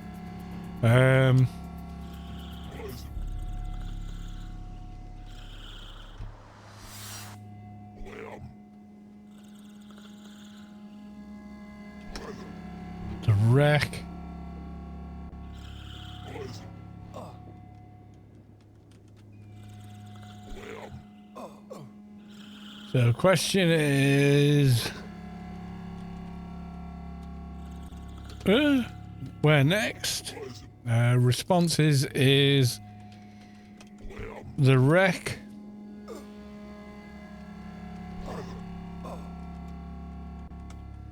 More Shadowlands quests. There we go. So starting a poll right now.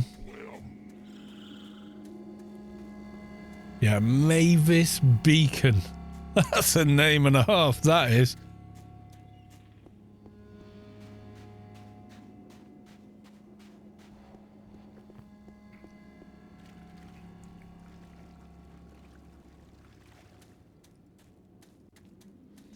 But it's looking very good for the Wreck at the moment.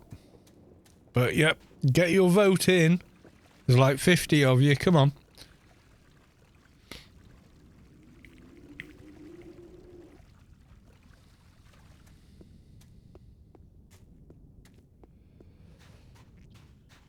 Let's get wrecked in the wrecked. Yeah, I think I actually made a video called that or something similar. Yeah, if you go to the top of the chat, there should be a vote. There you go. Mackie2112, welcome to the stream, sir. Even with the you name, I know it's you. So welcome on in, sir. They call it Rubi-Ka forever. Have you voted? I'm seeing a bit of a trend here. We've got like 4 minutes or so to go, but it's looking very one-sided. So, yeah.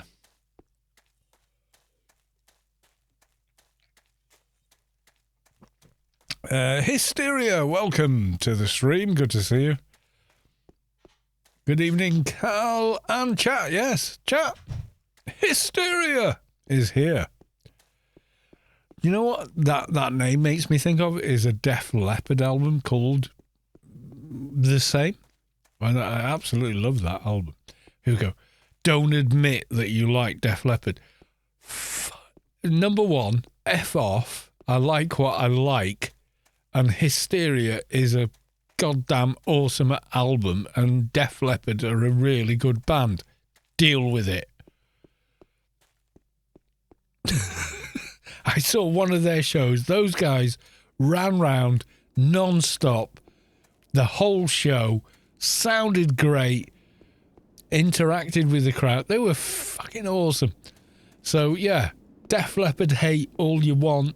Maybe their videos are cheesy.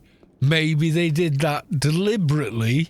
Who cares? It comes on the radio. Volume goes up to 10. All right? I'm sorry. Just saying.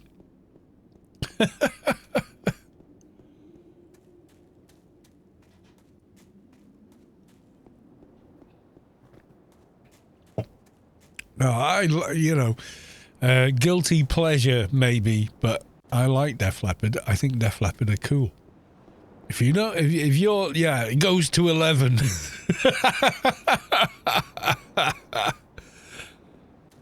No, I'm sorry, but they were a very cool band. They've got some very memorable songs. On Through the Night was the first vinyl I bought of theirs. I absolutely loved it. Hysteria, it got kind of poppy. Everyone went, oh, they've gone all pop bands now. But everyone did. That's the year when Hysteria came out. I think it was either the same year or only a year after ZZ Top, the Lone Star rock band, released Eliminator, which was considered way too popular sounding and yada yada yada, but had legs. And oh shit, something's coming. I'm just zoning because big thing coming up the ramp. Yeah, let's have a look. Yay, Eliminate, one of the best albums ZZ Top ever made, or elevated them into absolute stardom.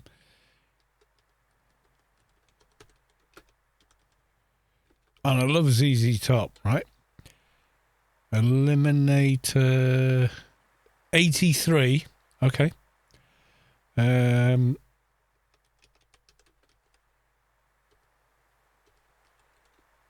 I can't remember how you actually spell Def Leppard, but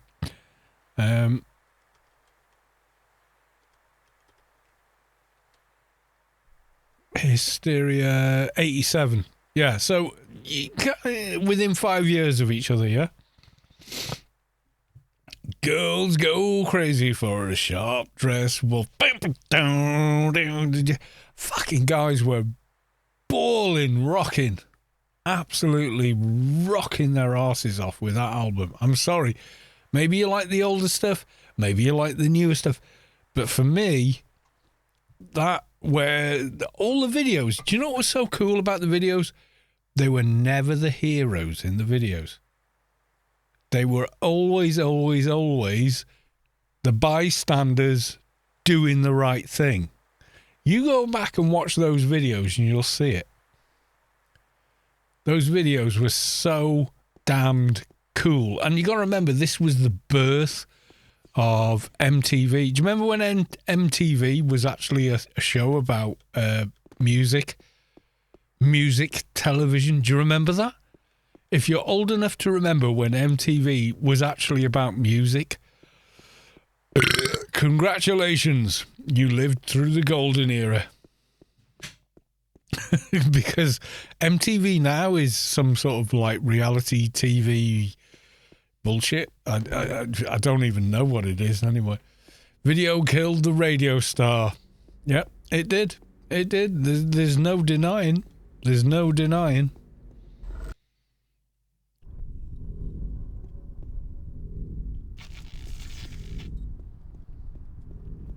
Yeah, oh, and it wasn't just ARC, guys, okay?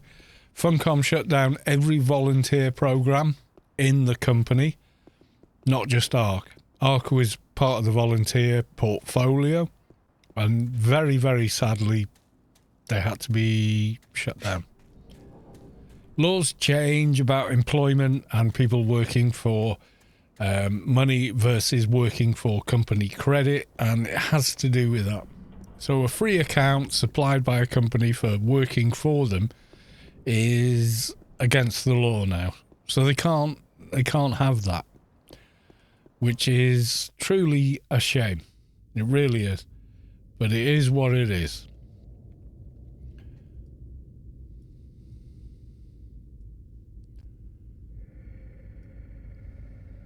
Yeah, you can't have volunteers in your company anymore. I mean, yeah. It's whack. Because the people in those positions were really quite happy with the situation, But, hey.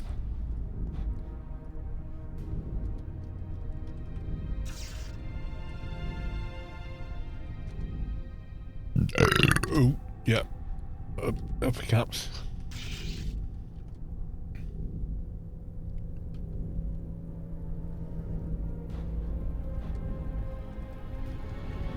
Let's get some buffs. Yeah, you did. Yeah, I get that. Like most of the people I've spoken to have all said the same. At the stage they are in their life now, they were quite happy to continue working for free without the free account. They would have paid for that particular ARC account with the ARC character existing on it. They were quite happy to do that.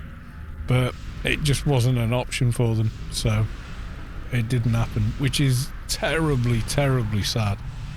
But hey, that's how it is now, Right, grid space freedom.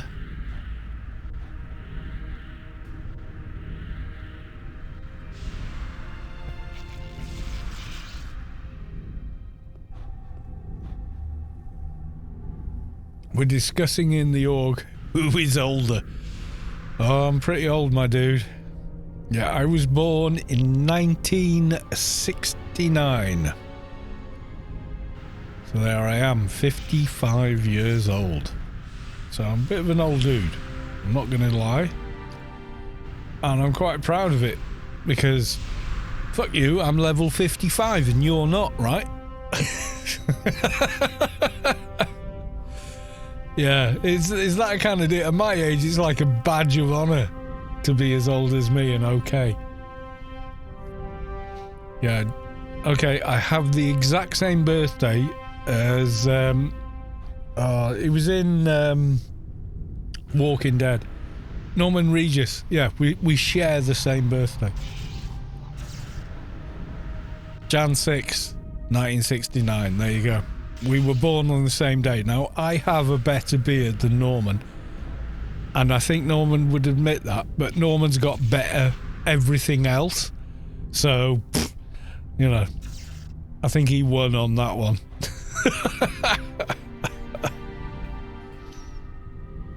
If you're not sure, what's up? PP? What? Hang on.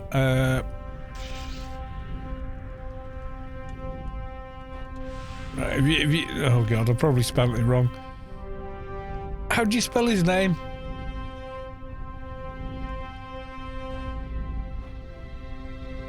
Rodriguez? No, none of those. What the?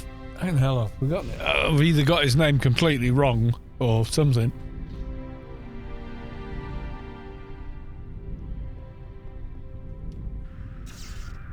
$57. God damn, sir. And for the Americans, Norman Reedus. That's it. I love the guy, but I forgot his name. Yeah, there you go. Norman Reedus. Me and him have the exact same birthday. There you go. January 6th, 1969. Got you on the beard, dude. You got me on everything else.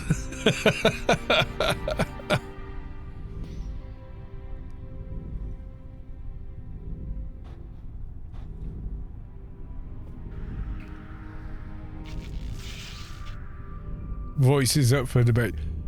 Yeah, but he's Norman Reedus and he talks like this all the time, and that's just how he sounds, man. And then he gets on a bike and rides. He's pretty fucking cool though, dude. Come on. Not gonna lie. He doesn't talk, he just says, come on. Do you know what? I played Death Stranding like to death, for want of a better meme. And his character in that is super cool. He's just like, okay. He's just he's so cool that it's sort of like, you have no idea how cool I am. I'm too cool to speak with anyone. Death Stranding 2. I know I am super hyped for Death Stranding 2. I am not lying. I am absolutely hyped for Death Stranding. I've seen the trailer. Have you guys seen the trailer, Death Stranding 2? If you haven't played the first game, stop what you're doing and go and play it now. It's the most other weird, strange, yet compelling thing you've ever played in your life, and yet it's fucking awesome. It's brilliant. It really is. It's just, here's this whole other world and ideas and everything else, and yet you'll play it and completely accept everything about it because of how it's presented, how it's built, and everything else. Yeah, I've seen the trailer like a gazillion times. Yeah, they're making a second game with those characters again, you know, and it just looks so awesome. It looks immense. Not Reddit. Is this the one? No, not PlayStation. Is there like an official Hiro Kojima?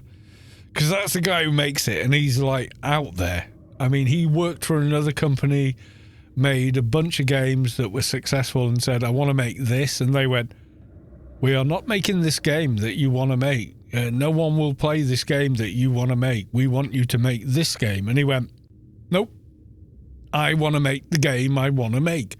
And he went off and he made Death Stranding, and he destroyed the playing field with it. Everyone went, what the is this? but they loved it all the same, and it's got a massive following. It never drops between X amount of players, even though it's a single-player game. It's incredible. It's just the most amazing thing I've ever played. I can't tell you what it's about, because even though I've completed the entire game, I still don't know. I still don't know what this game is about. It's that good. Fastleaf County gifting tier 1 subs. Oh my god, thank you, sir. You've gifted to Trandar, to Rello, and Fastleaf gifted as well to Shanor. Yeah, I don't know what this game's... If you ask me what Death Stranding's about, the honest answer is... I still don't know. I've played it for like 100+ hours. I still have no idea what I'm doing. I don't know what the game is, but I can't stop playing it. It's amazing. Fastleaf Candy gifted a tier 1 sub to Ark Fairwolf. I mean, there's stories within it that I get, and I get the general arc of something happened and now the world works this way, but everything's changed. Rain will age you hundreds of years in seconds, but we're all trying to remain connected, and you're a person that's died but come back and yet is still human. And oh my god, you've got to play it. You've got to play it. It's probably like you'll probably get the first game for like nothing on Steam or GOG or whatever, because I think it's on every platform, and you'll play it and you'll end up building the entire chiral network, and you'll end up building the roads and everything else, and you'll go from, oh my god, I'm tripping over every pebble, to whizzing down the road like some kind of race car drag race. And you will get to the end of it and complete everything and just go, what was that? I don't get it. It's so other that it defies your understanding. And that's what I love about it, because you never quite know what the hell is going on, but you're compelled somehow to carry on playing. It's genius. It really is.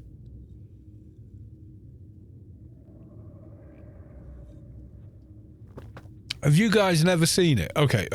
We've got to the wreck. I know we've got to the wreck, but I'm going to... I think Kojima is worth the effort. So, and he, like me, has a childhood crush of Lindsay Wagner. Now, you guys remember the Bionic Man, right? Some of you are going, the what? But there was a TV show called The Bionic Man, and in The Bionic Man, the main character was played by Lee Majors, and his character was called Steve Austin, so like double cool name, who was in some kind of accident. They gave him cybernetic right arm, 2 legs, and an eye, and he looks completely normal. But he's super good at jumping, running, lifting big things, and he's got like a telescope in his eye. Anyway, and then shortly after that launch, they did The Bionic Woman. She's exactly the same, but instead of the eye, it's the ear. And she was played by Lindsay Wagner. And when I was 7 years old, I wanted to marry Lindsay Wagner. I was so in love with her. She was just the most beautiful woman I'd ever seen. But there you go. And I'm pretty sure Hiro Kojima is someone that grew up and watched that show and is kind of on the same wavelength as me. And because of that, he asks her graciously and everything else to appear in his games, and they mocap her, they model her face, even though, you know, yes, she's older now, still a great looking woman. And carries herself so well, and he puts her in her games, and everyone's kind of like, you got a bit of a thing for Lindsay Wagner, haven't you? And he's just like, but he totally has, and I get it. But yeah, so hang on, let me just I've got to open Steam to show you guys. Have you guys ever seen me do anything with that?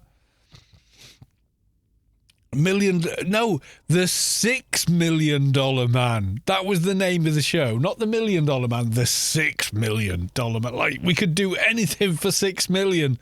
We could in 1976. Now, build like 10% of a condo. Afford college for 3 children, you know. Yeah, we can rebuild him. We can patch out the bugs later. Yeah, what was it? We have the technology. We can rebuild him. We can rebuild him. We have the technology. He will be the world's first bionic man. It was awesome. It was such a good show, especially when you're like less than 10 years old.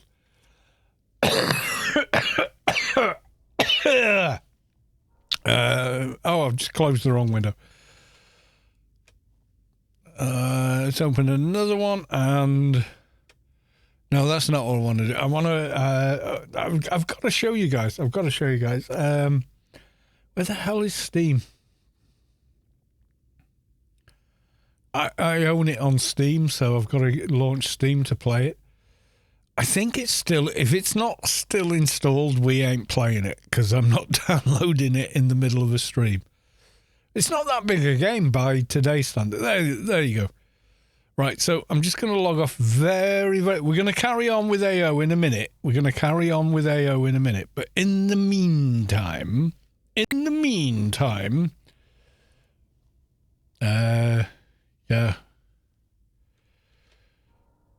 Yeah, whatever. There you go. I think... Yeah, it's running. Okay, I need to log out, otherwise it gets broken. Excuse me.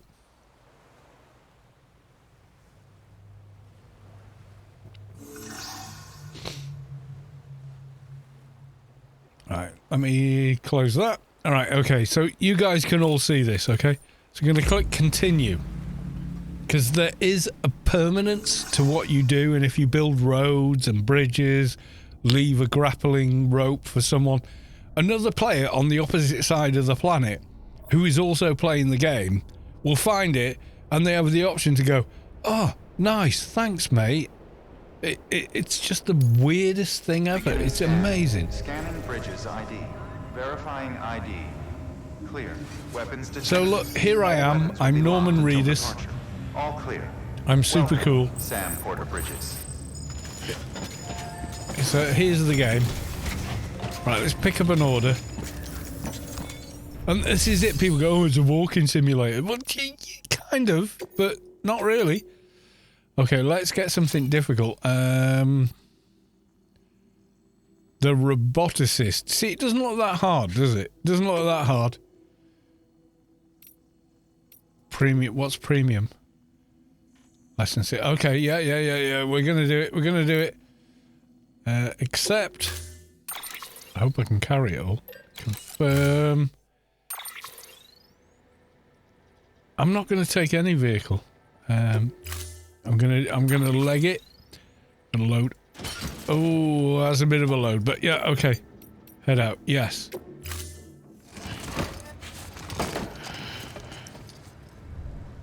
Order assigned.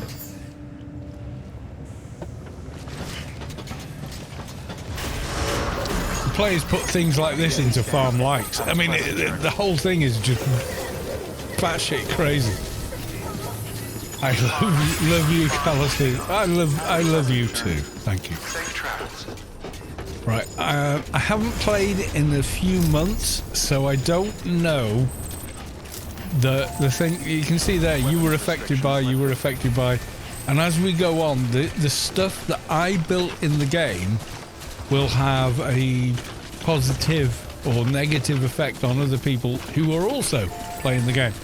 I don't know if this is active. So here's my thing that I built, but okay. I'm going to use it. Yeah. Or not. Oh, is it broken? Okay.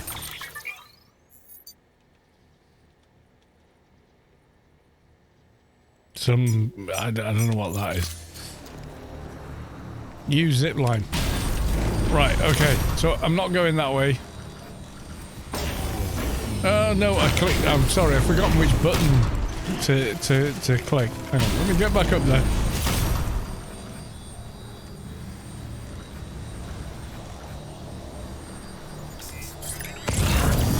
No! I've just shot the wrong way down a zip line. This is endgame getting these zip lines, by the way.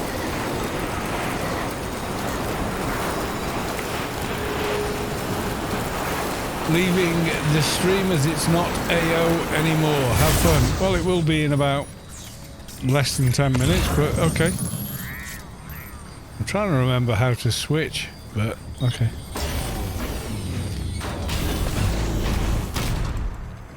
Okay, this is silly now. Right, okay.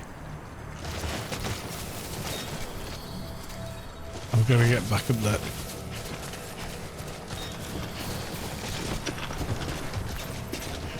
I've got some... Oh, shine a light. Get it together.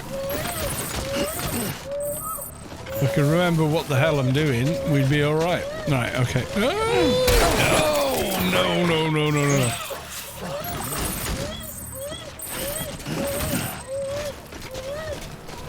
Yeah, and apparently got this weird baby thing. Oh, it might be better just walking. Have you ever tried Rocket League? Actually, no.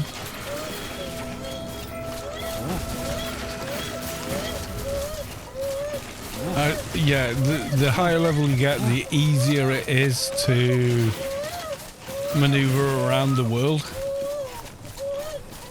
So the less clumsy you kind of become.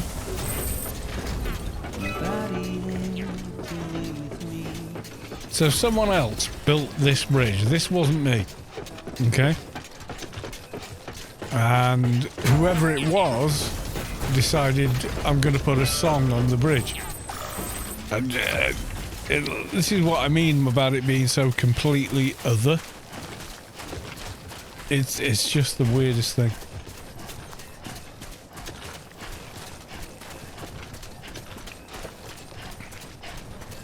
So you're ostensibly third person. Ooh. I'll pick those up. They're called chiral crystals. They come from this weird black goo stuff that when I'm explaining this really, really badly. You can hit a certain area where the whatever it is, death stranding exists, and it tries to find. You're introduced to it in the game as you go.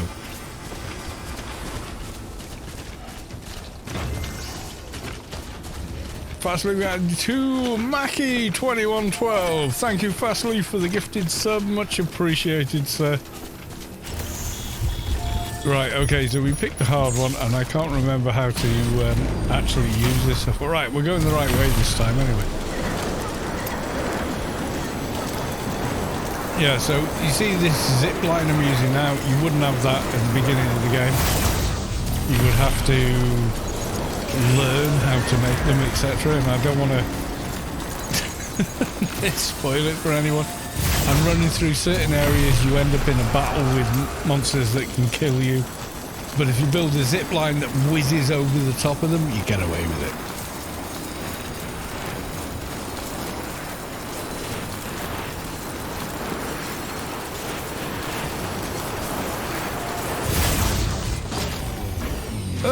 No, I didn't want to do that.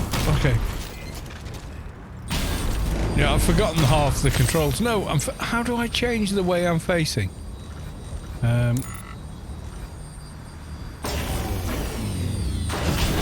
need to look it up. It's been so long since I've played. Options, controls, keyboard and mouse. Okay. I mean, you got a lot of options in here. Keyboard light, QWERTY, okay. That's not what I'm looking for. Key assignments, okay. Ready item, yada yada yada yada yada. How do I change the direction I'm facing on one of them? Cufflinks. No, that's no. It's none of these. Where the hell is it? It's coming left, right. It's T. Reload. Yeah. Oh God, come on. Let me get this side of it. Right. If I'm facing this way, it should point me in the right direction. It did. Okay, I'm not sure what I'm doing here. I've forgotten how to... When you get on one of these, you can switch like north, west, south, east, etc. If there's a connective terminal. Okay, so... Where are we? Where are we going? We've got one more to go. No! Oh, I've jumped off. Right, okay, I need to get back around this side. Because I've forgotten what the hell I'm doing. Now, without these, you've got to get up that snowy terrain and rocks and stuff, and you will fall over, you'll lose half of your cargo, you'll be penalised for it. It's hard. It's hard work. No! Oh, I've done it again. Oh, shit. I've done it again. I pressed the wrong button. So let me pick everything up. I'm going to fail this mission.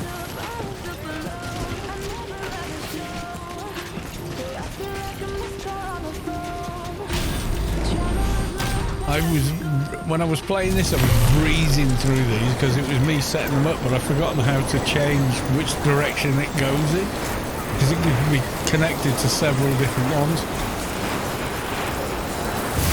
Alright, where are we now? One more. So we want to go there. I'm still on the same character with the same crap on my back.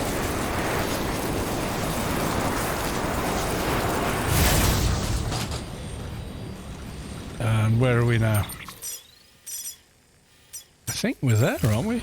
Are we there? I'm not sure. Okay, let's go one more. Drink 2 more beers, it will settle you down. It won't make me remember how to do shit. In fact, it'll probably do the right. I'm getting off here because I know it's not further than here. Now, I remember right click, makes you more stable but a little bit slower. I'm sure this is where we're meant to be going, but I could be wrong.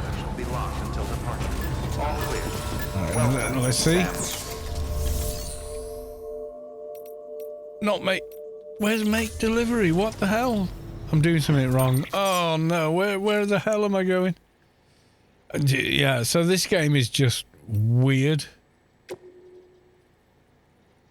Oh, the roboticist is all the way over there. I thought he was like up here. Oh God. Maybe I should have taken a vehicle. Oh, I've screwed this up so badly.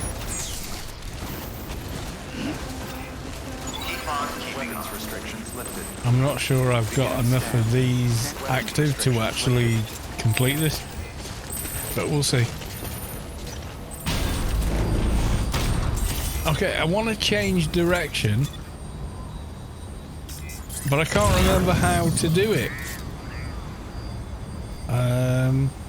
If I press right click, it drops me.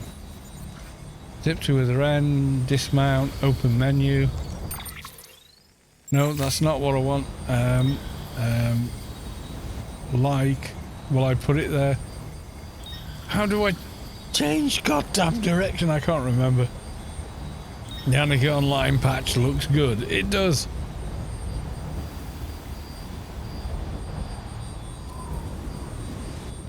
Change direction on... Oh, God. You know where we're going now, don't you? We're going to have to... I can Google it. Right, okay.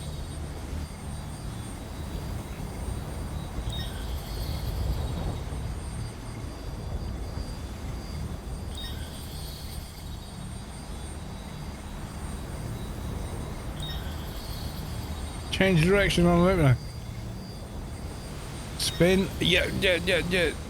How do we change direction on it? Come on.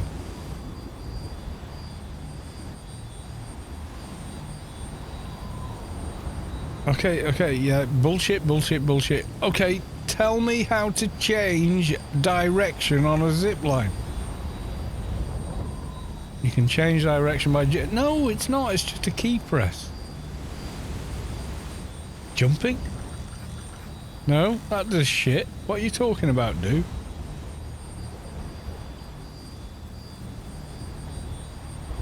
Oh, come on. It's such a simple question. Now you got the zip line. Yada, yada, yada. No! What key...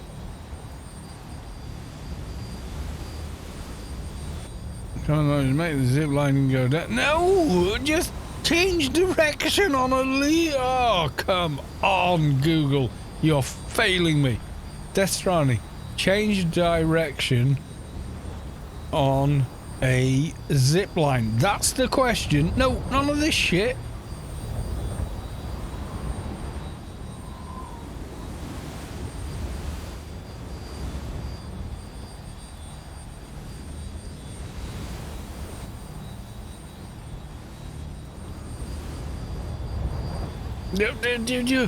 Which button do you press? It's a button. That's all it is.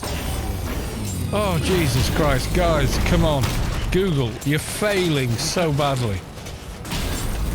I want to know. See, it's done it now, but there's a way to go beep, beep, beep, whichever other zip line it's connected to. There's a key you press to change which one you're going to use. And this is utterly failing at telling me. I remember setting these up, but I can't remember how you switch from left to right, right to left, or do a 180. Because making this delivery in a certain amount of time without these would be like, forget it. See that road? I built that. I had to farm so much crap just to get it.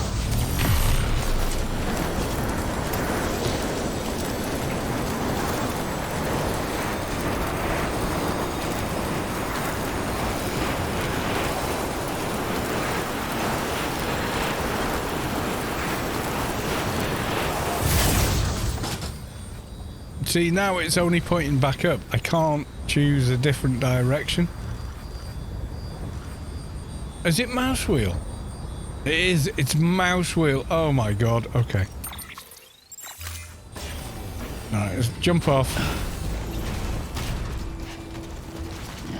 We got a lot. Oh crap. I missed the road. I missed the road. Alright, here we're going. We're going.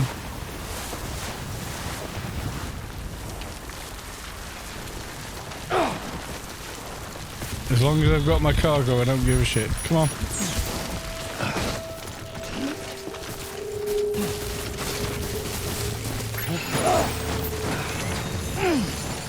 I think I just lost all my cargo. Oh, crying out loud. It's all going to be wrecked. No!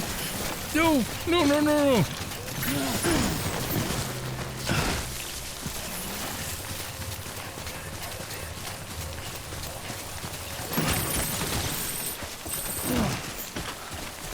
There's more up there. I should have picked something easier because I haven't played in months.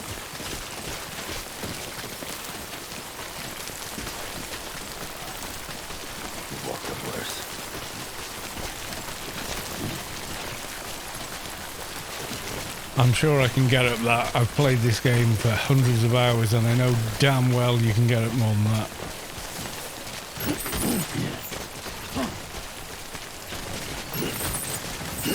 Right, we've got all our gear back. I need to get to the... No, no, no. Oh, yeah. Oh, for...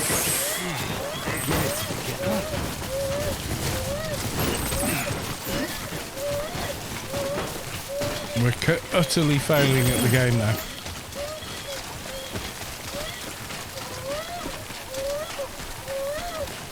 What game is it? Death Stranding. It's just like the most awesome thing ever.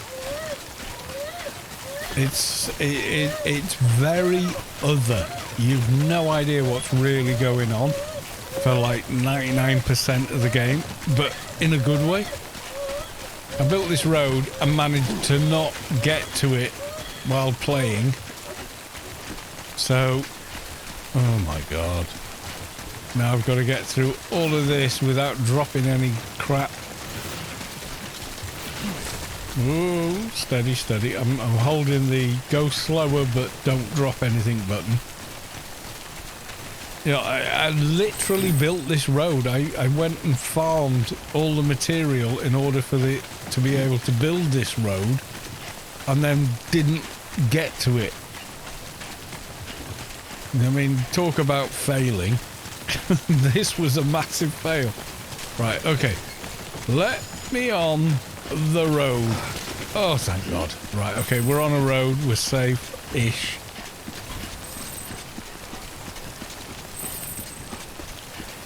I can go and pick up a vehicle now.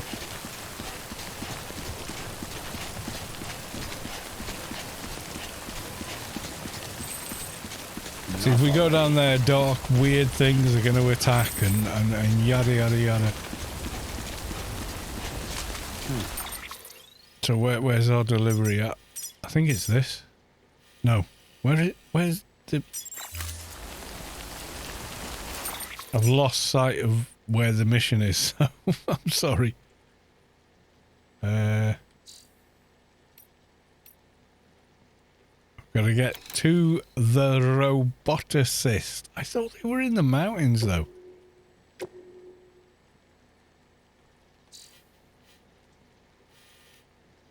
I've forgotten how weird this game is. I think... Oh, no, I've got all the vehicles. Don't worry about that. I've just not played in so long, I've forgotten how to do anything.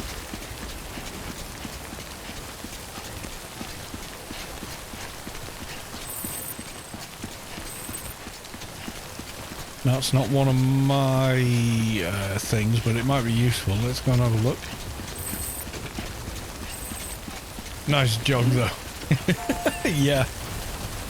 Is this any use whatsoever, this one?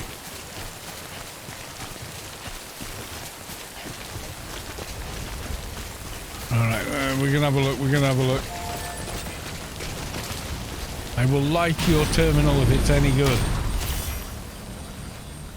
Okay, I'll try this. Yeah, we're flying over stuff that wants to kill us there.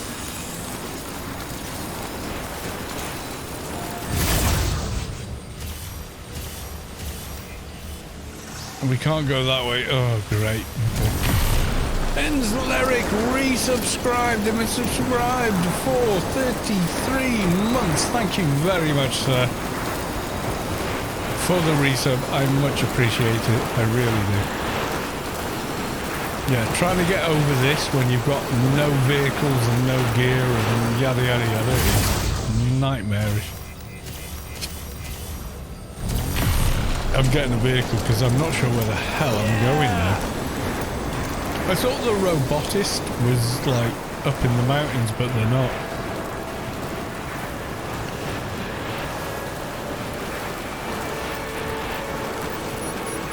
Right, okay, we got it. See, there's my thing. Right, okay. Let's take a look. Where's my delivery actually going?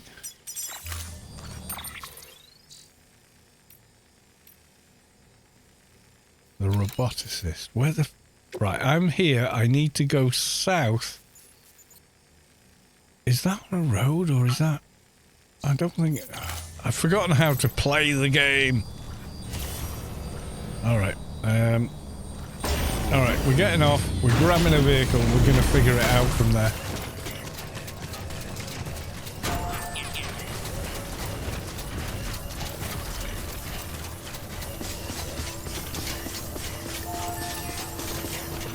See, these are the things I'm running over or whatever.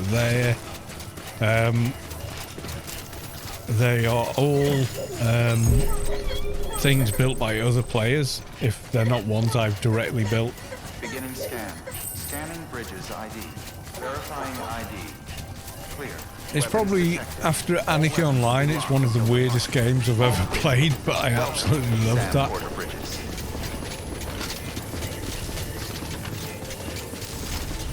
Okay, see what's in the garage. I don't know if I've left a vehicle here or not. Hang on. We're not going in the private room. We're going to go like this. Cargo hangar. Garage. Right, have I got anything in here? Nothing of mine, but someone's left a truck. Long range trike. Okay, we're going to take the long range trike that person left. I'm going to have a quick pee. I'll be right back.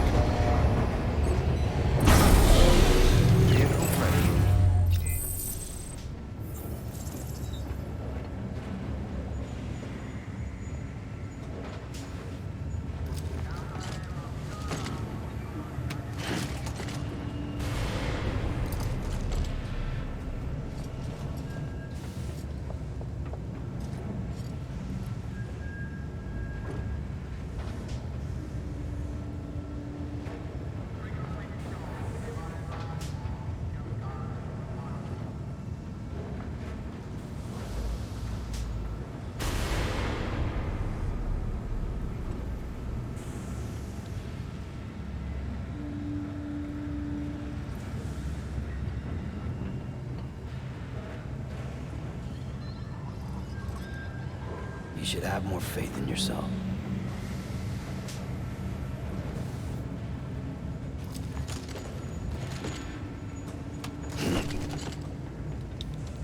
Right, okay. We're back. And what the hell do I do? Right, jump on. Okay.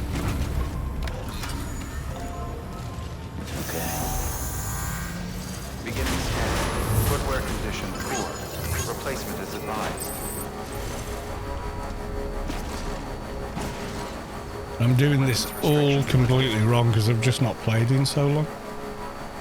Right, so let's have a look. So there's us and our delivery.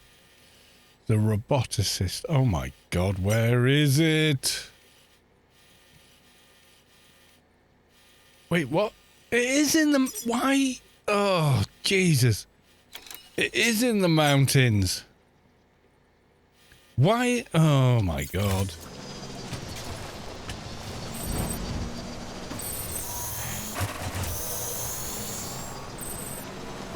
My give up. Beginning scan. I haven't played in so long. I have no clue what I'm doing.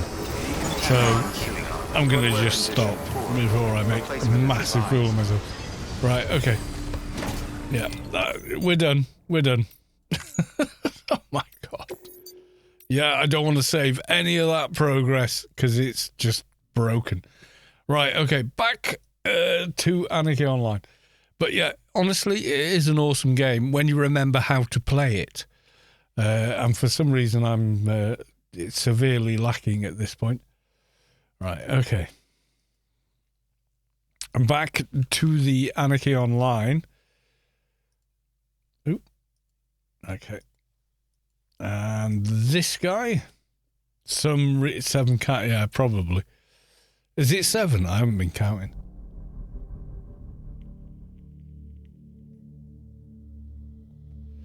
But I genuinely have not played the game for like probably 3 or 4 months. So, yeah. Yeah, I'm quite sure alcohol is to blame as well. Right, okay, here's a game I know rather well and I play constantly, so... Oh. Wait, we are level 90 and he won't give me missions.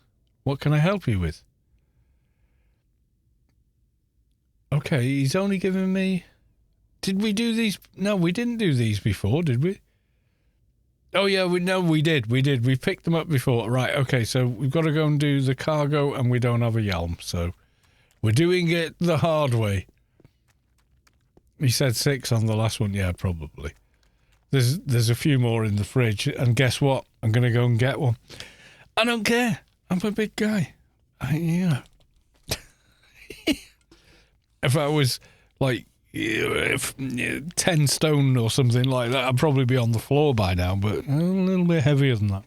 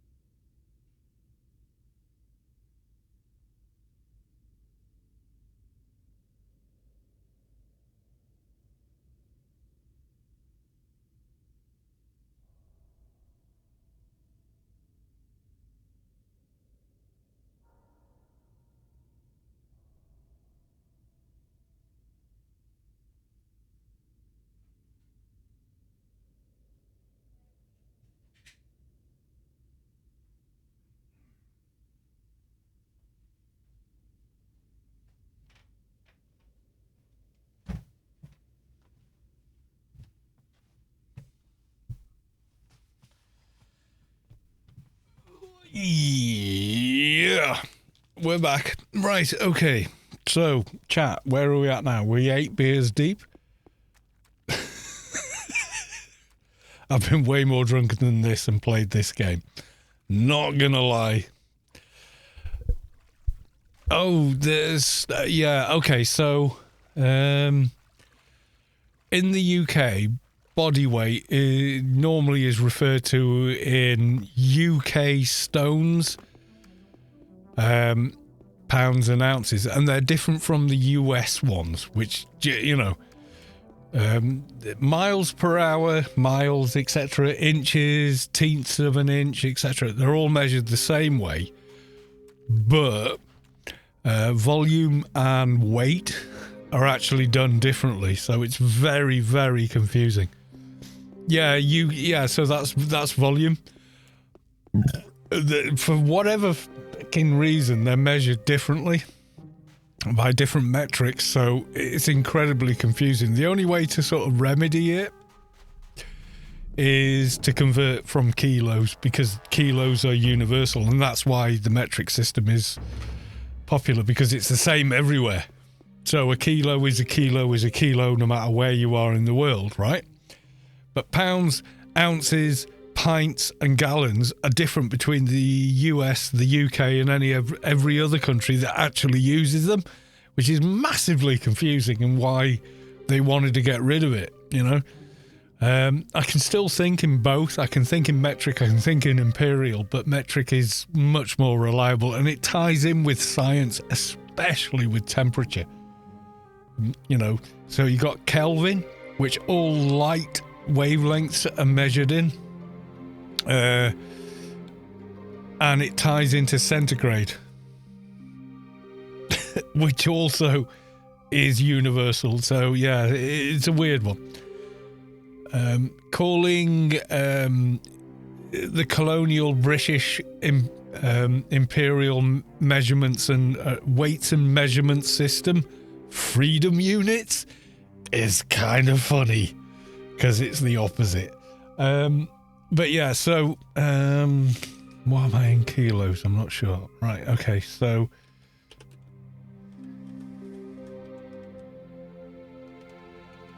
UK stone to, because I'm not like massive or anything, you know. UK stone to kilo, so yeah, just like 102 kilos. So if we do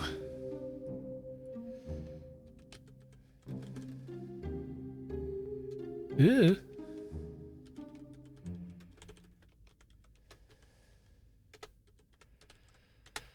So kilos to US pounds, and we got a simple converter. So 2.2, so like 200 and something pounds, I guess.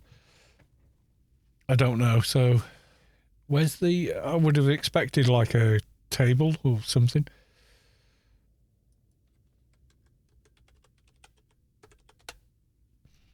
Right, okay, so there we go. So kilograms, 102.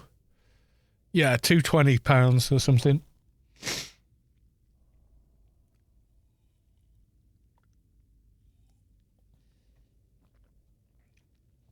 So not like yay big, you know, but big enough. Big enough. So there you go, 225 pounds. Good or bad? That's where we're at. I am like, well, I used to be 6'1". I'm probably about 6 now if I'm lucky. Because as you get older, you know, your spine and your joints and you kind of compress. I'm probably about 6 dead at this point. That's the weird thing. Length is exactly the same. So feet, inches, fractions of an inch, miles, it's all exactly the same. Gravity and age. Allow, yes, because it's true. Right, we got to get in here. We don't have a Yalm, so we can't sneak in, zap and tap and get out.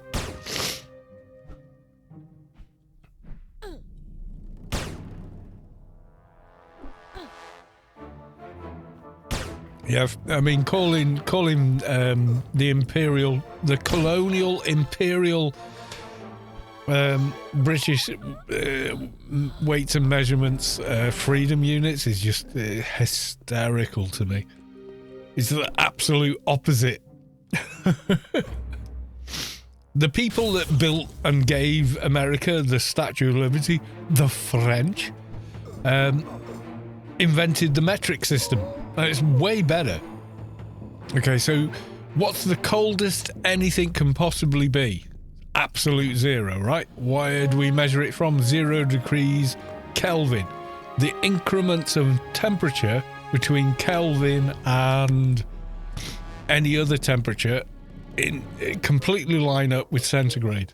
They're exactly the same in differential. So yeah, it's a weird one to me that some Americans feel that it's an imposition to have the metric system when it comes from the same people that gave you the Statue of Liberty, and the imperial system is from the colonial era that didn't want America to be independent, and didn't we have a war or something?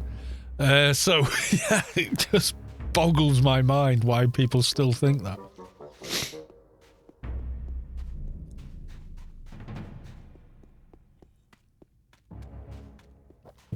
We still have it in the UK. Like, we're so ingrained with like length is still measured ostensibly in, especially roads and motoring is all still miles per hour, etc., etc.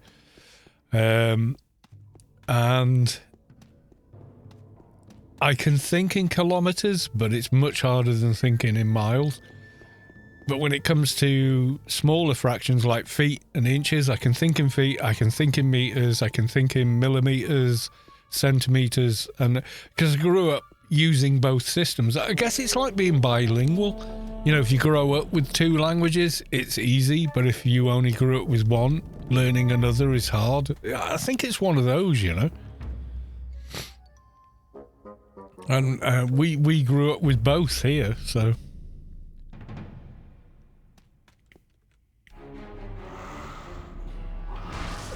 There isn't one. Yeah, there's no roads in the UK that are all distances on every sign.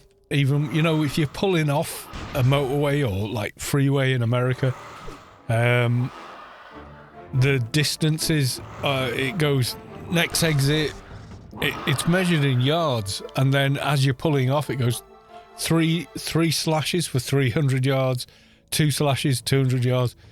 1 slash, you got 100 yards, or you've just got to carry on, or you're going to, you know, wind up in a lot of trouble, and you can't do that kind of a deal. So, yeah.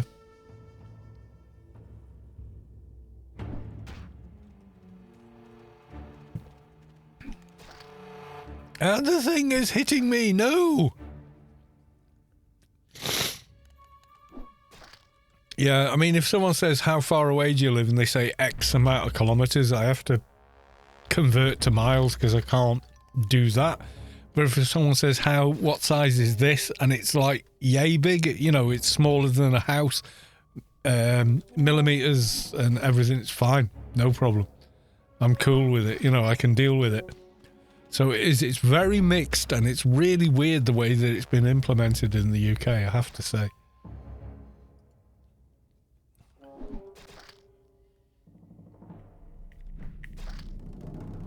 Like all our weather forecasts, you can choose to have them in Fahrenheit, or you can have them in metric, you know, centigrade. And I prefer centigrade. I'm sorry, but for temperature, I really do. I think centigrade's way better. How cold is it? 0 degrees. Water freezes at normal ambient sea pressure. 100, water is boiling, you know. Thank God we're gonna die!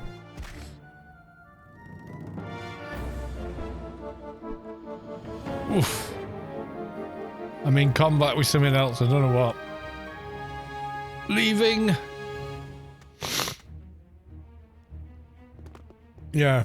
So, I can remember thinking in Fahrenheit, like 74 degrees Fahrenheit was warm if you were walking around, but a little bit chilly if you were getting into a swimming pool and that was the temperature of the water. So, yeah, I kind of remember this, and it's weird because now I think in centigrade when I think about temperature, because it just makes more sense.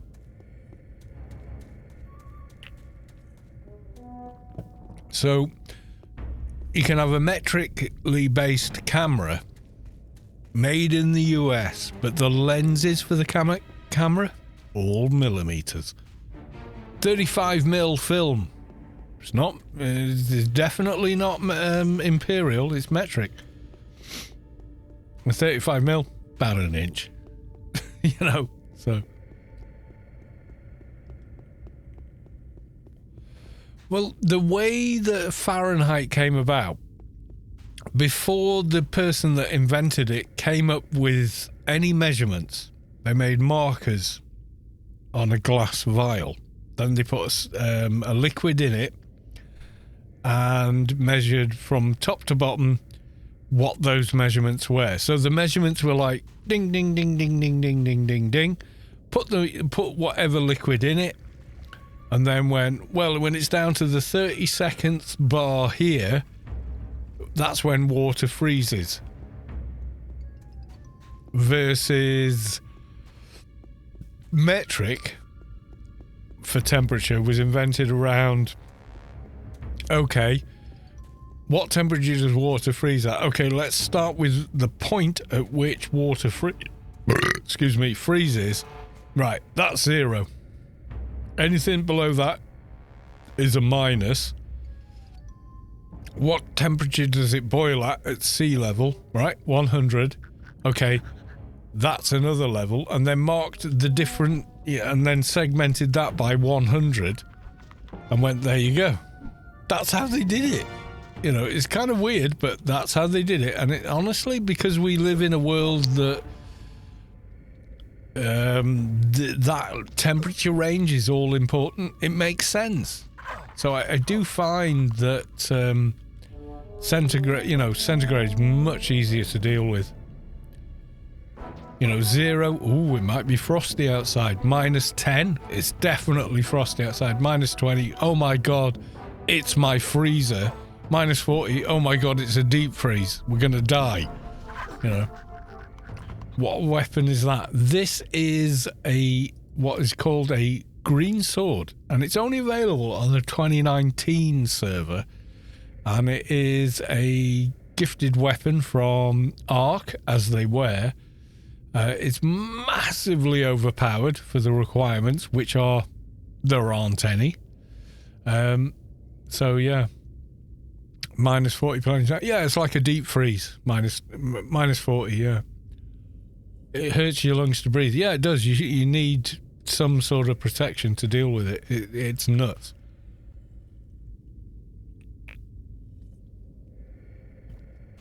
Right, I don't quite think we can deal with the war dog, but we're going to try. We're going to try with his lackeys. Oh god, I've got 2 of the buggers. Right, okay. Here's where we die. Oh god, I got 2, and then the war dogs. We're going to die. We're dead. 2 of them, maybe, but war dog and them, nah. I think we're done. Okay. Yeah, we're level 50 implants, yada yada yada. We've got no chance. Right, we got to get back to Rubi-Ka, so we got to have to run the gauntlet as well. Oh god. Cold as you've been in -48. Yeah. It's really cold, but centigrade just works, I think, for temperature and etc. I think it just works better. I really do.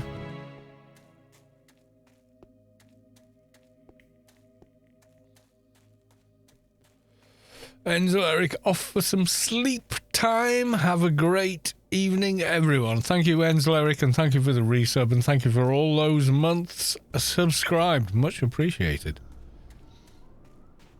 Yeah, so the length, yeah, that it makes sense, but millimeters are easier to work in, especially for, it depends on the level of the work you're doing. So you know what I mean. So if you're building a road, yards and miles are better, or feet and miles are better. But look at the increments, okay? So think about this. All right, how many yards in a mile, or how many feet in a mile?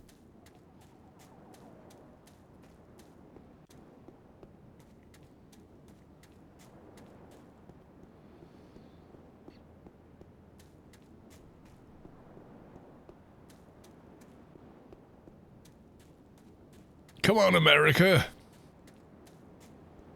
How many feet are in a mile? 1,760 yards. Okay, 5,280 feet in a mile. How many meters in a kilometer?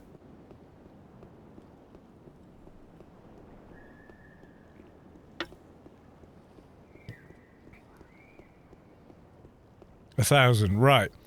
Which one sounds like the UK's old money?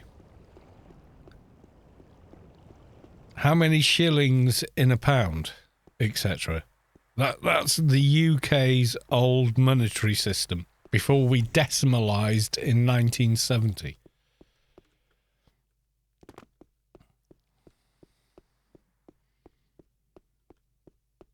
Now, has America ever had, you need 18 shillings to the dollar? Has America ever had that, or has America's money always been decimalised? Like 100 cents, $1.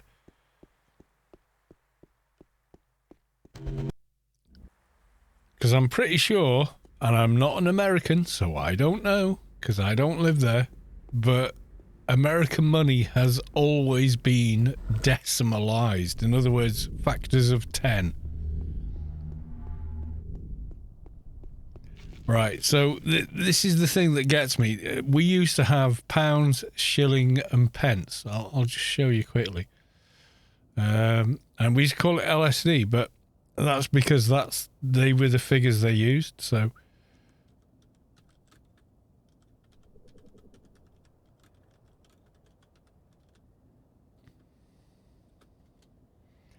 Till 1971, British money was divided into pounds, shilling and pence. £1 was divided into 20 shillings.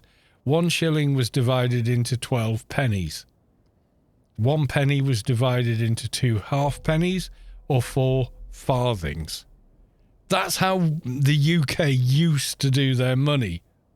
Right, yeah. LSD, yeah, I know, yeah, all right. Hey, man. But, yeah. Because pounds were written as an L, shillings were written as an S, and pennies, for knows what reason, were written as a D. That's how LSD was the old currency symbols. So you would see things priced like, a tin of beans for 2D meant 2 pence. And then in 1971, the country decimalised. So we went, right, 100 pennies in a pound, and that's it. There you go. We're done. Shillings, schmillings. We're not using shillings anymore. And, that was the end of it. We had coins, 50 pence coin, 10 pence coin, 5 pence coin, 2 pence coin, and a 1 pence coin. That's when we decimalised. Pounds were a note, like a $1 bill. And so on. And they went, so for us, we went £1, £5, £10, £20, £100. And I think that was about it, generally, in normal circulation. There were probably higher denominations, but, only rich people had those.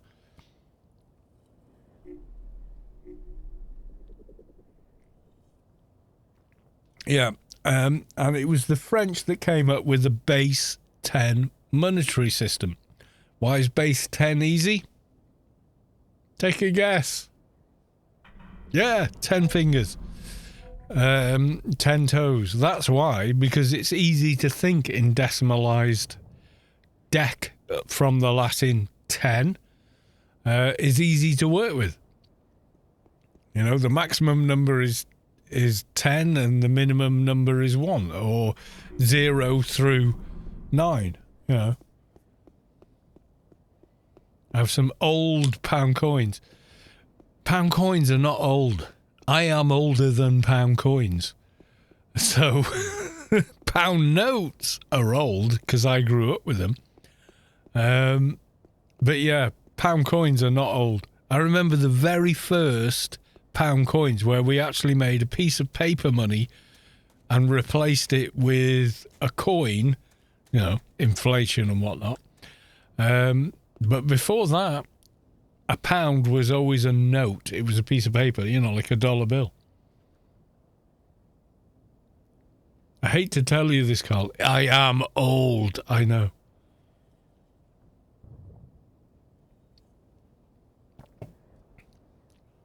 I know I'm old. I was a conscious, aware human being when pound notes were still a thing. I was in my very early... When did pound coins come in? It's like 80-something.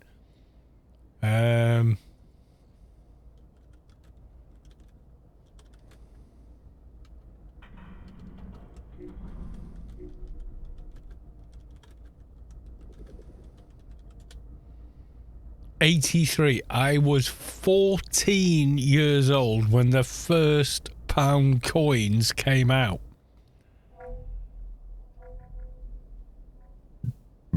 So before the Terminator movie, I think. Hang on.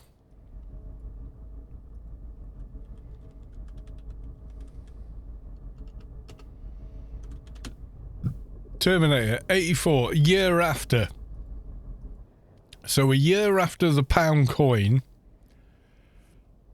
when Terminator released, we'd had pound coins in the UK for all of a year. So to me, they're not old, although obviously they are. But they're not to me because I remember pound notes sort of thing.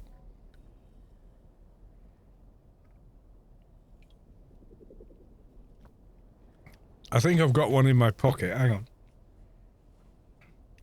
And I don't like them because this coins are so fiddly and tiny. That's what bothers me. Right, so here's a 50 pence piece. And, like, to me, that's, like, tiny. That's a pound coin.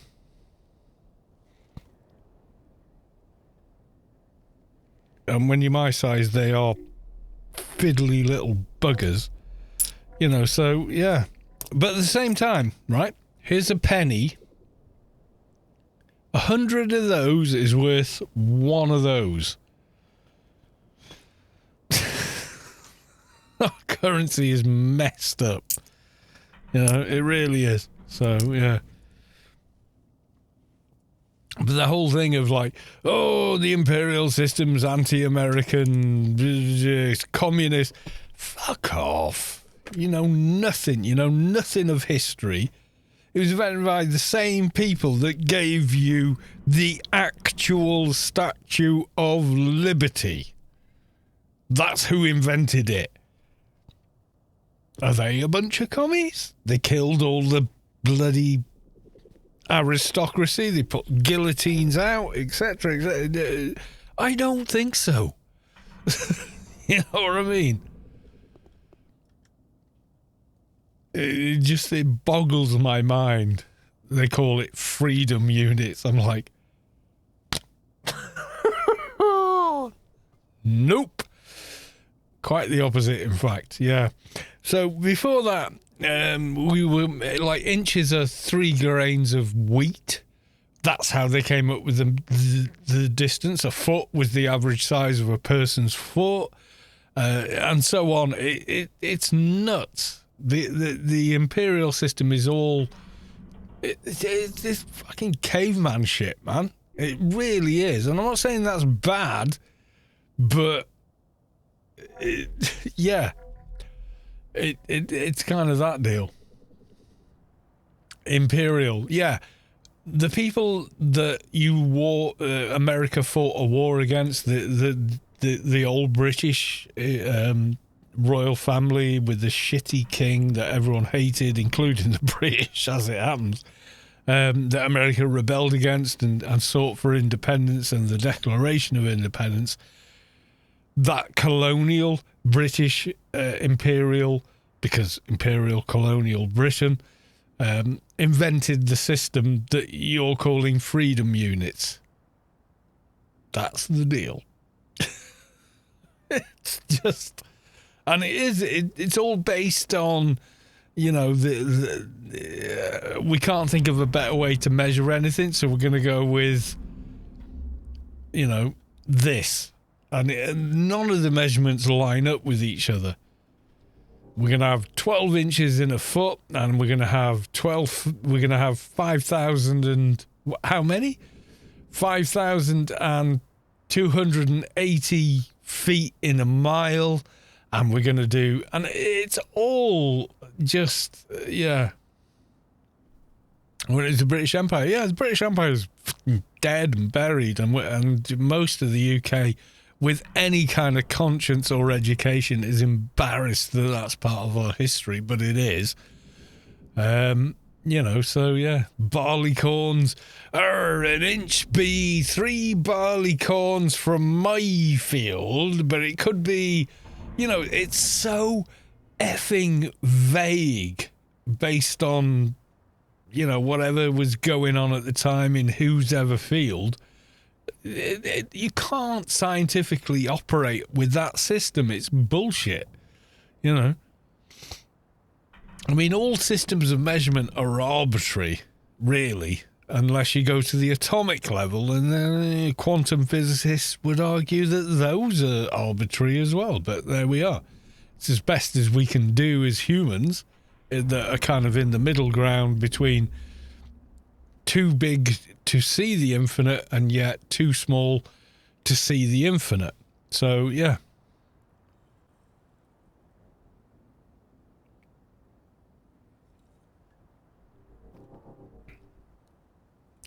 I don't ever remember a £2 note, so I don't think Britain ever had a £2 note. We do apparently have a £2 coin now. I've very rarely come across them. But then again, most of our transactions now are all electronic, aren't they? So most of the time you just tap in your card on something for something cheap because, you know, it's easy.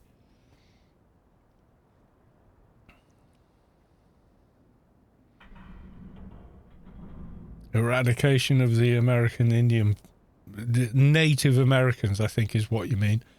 People, and the atomic bomb invented by a German Jewish person. I can't follow any US advice, not saying it's better in Europe. Well, it's not. It's, you know, it's not better anywhere. I'll end up with my dog and that's it, walking in the forest. I think we probably all do. What you got to remember is you don't want to find yourself in the technology trap. As scary as the 20th century and the 21st century is, here's my recommendation to all of you. Okay? What you need to do is watch a televised version from this guy, James Burke. He's a science historian.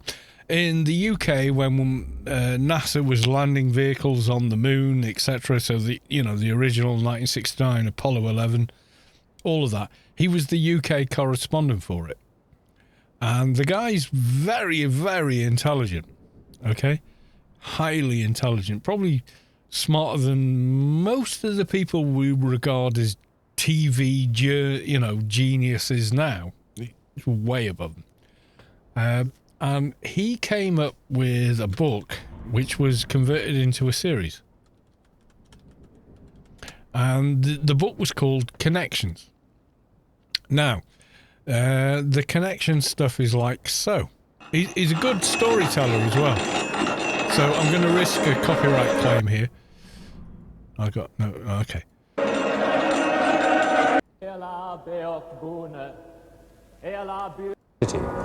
This did what it was built to do. So you got to remember, this was made in when did this air? Late 70s, early 80s. Okay. And what he says here is more accurate now than it's ever been. Okay. Because he talks about how technology is, how it works, how we're all dependent on it, how we all assume it's just going to work, and when it goes wrong, we assume someone's just going to come and help. Organization is impossible. It's every man for himself. Looting and arson follow. And yeah, because we all know every civilization is 3 meals away from absolute revolution. Okay? That's a fact. It's been proven time and time again. So he goes through all that, explains how you're trapped in the technology trap because you use all kinds of minutiae of technology. I mean, this is before computers and the internet, okay?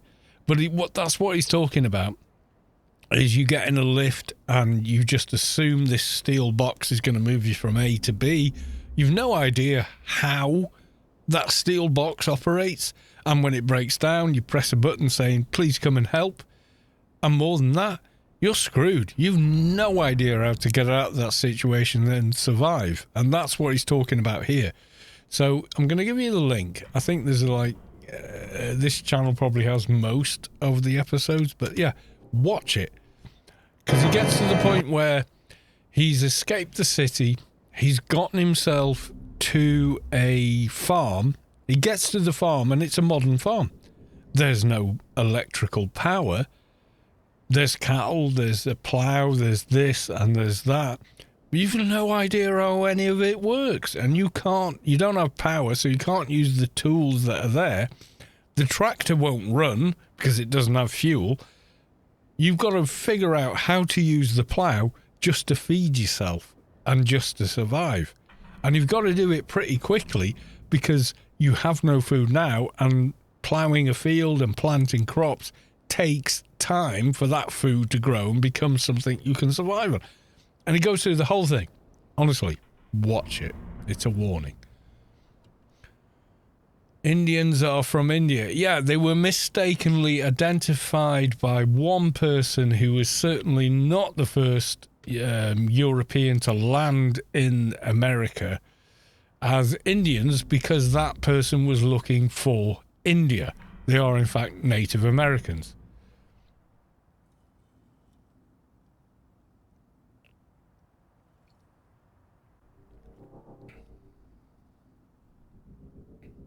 No, they thought they were Indians because they thought they'd landed in India.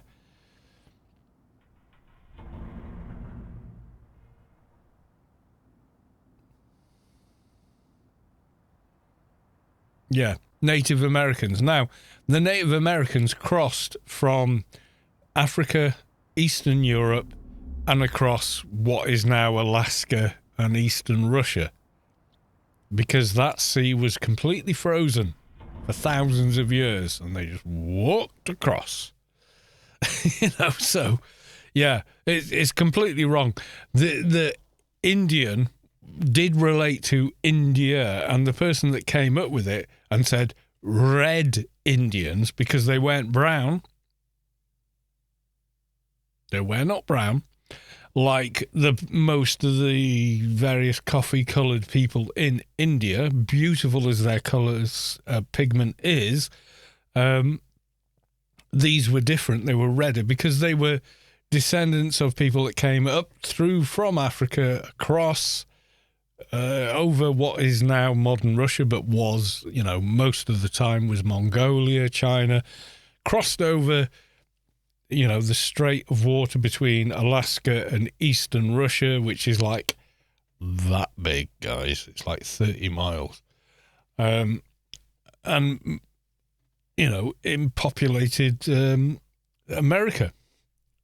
And they were misnamed from then as Indians. Nothing to do with India, other than the original African origin of the species. But they got stuck with it.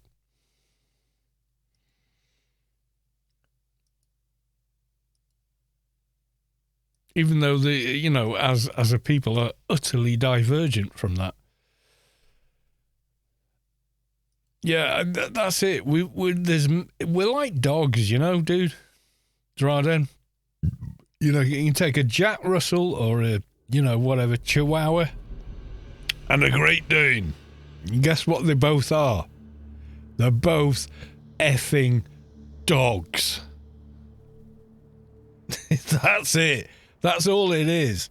And until we accept the fact that no matter how different you may look, how different your culture and upbringing may be, you am absolutely the same species.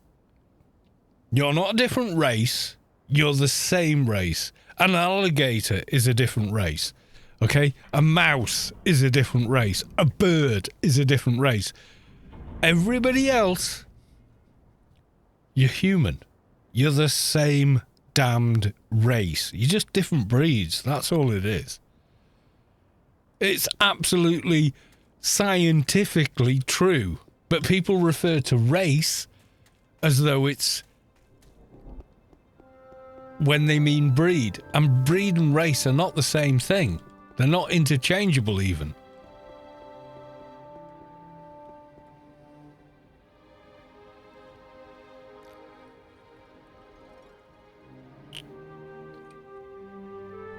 Carl Sagan, yeah, I love him. Absolutely, well, loved him, past tense. But yeah, Carl Sagan's Cosmos, when we had a Betamax VCR, so you know how long ago this is.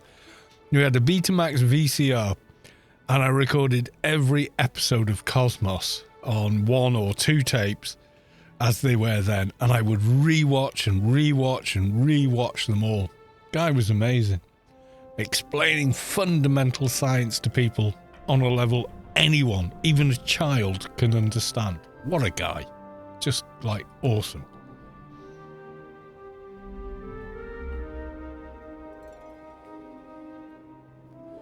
I'll show you what I mean. So, like, you guys are probably imagining what I'm saying. So, okay. Jack Russell. That's it. What's that? What is that? Chat, what is it?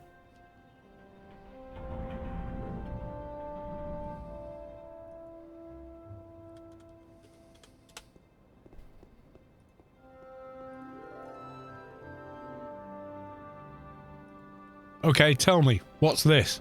It's a dog. Yeah, Overpar. Welcome to the stream. It's a dog, isn't it? Okay, what's that?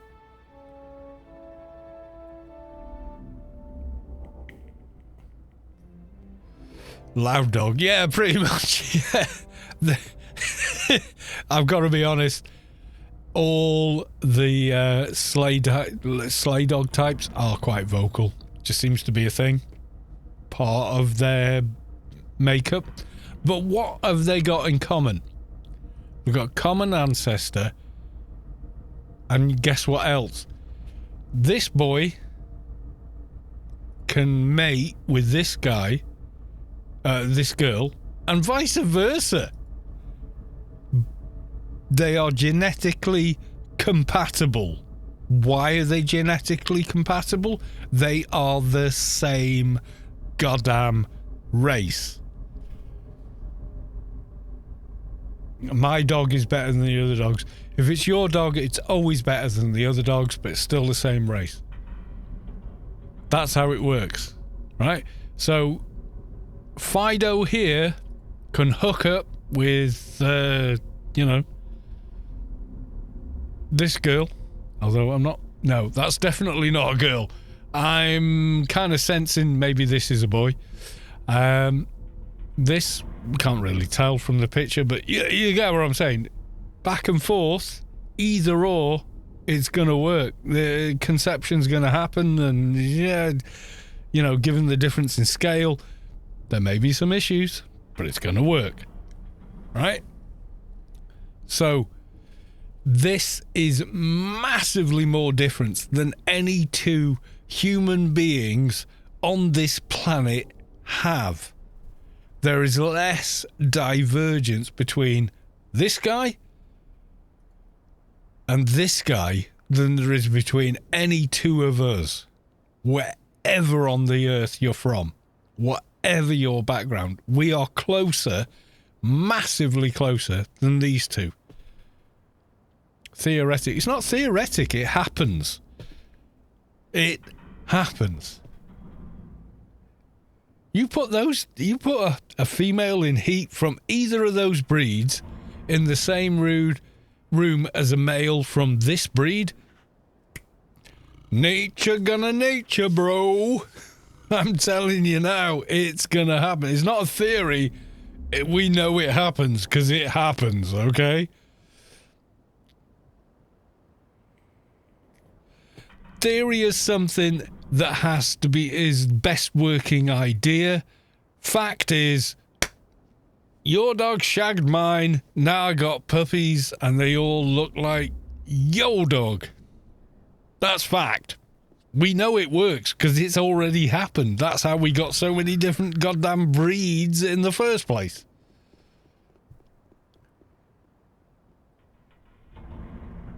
It's genetically speaking, it would be theoretically possible for a small dog like a Chihuahua to breed with a grey wolf. It's extremely unlikely, though, although undoubtedly be some behavioural and anatomical challenges.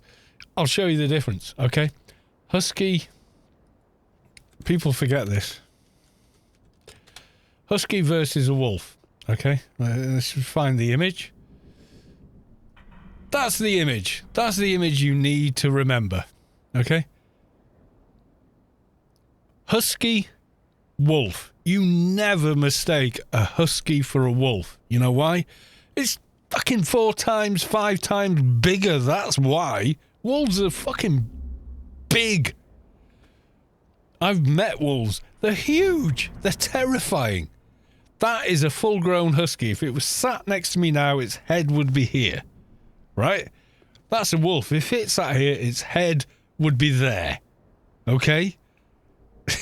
I'm not saying couldn't happen. Love is love. But a wolf meeting a chihuahua is probably going to eat the fucking chihuahua. And no way is boy chihuahua climbing up there. Not without a ramp. Just saying. But it's theoretically possible. Yes. Oh, dear. I'm having a Streamlabs problem. Can you sort it out? Oh, my God, I've no idea. What problem are you having? Bear in mind, I'm 8 tins in. And thank you for the gifted sub to Drawdown. I'm much appreciated. Yeah, I've met wolves. I've seen, like, actual wolves at a shelter and stuff. And like, you're like, Jesus, they're... First thing I thought was, oh, yeah, they're just like huskies, until I got within 30 feet and went, no. They're not small dogs this far away. They're big dogs this far away. You know, they're massively different. Honestly, it's scary when you really see an actual wolf. They're big animals. Eat your ass, no problem, and no way you're going to outrun them. You know, you find a tree or die. You know, so yeah, no chance. Yeah, they're a big difference. But yeah.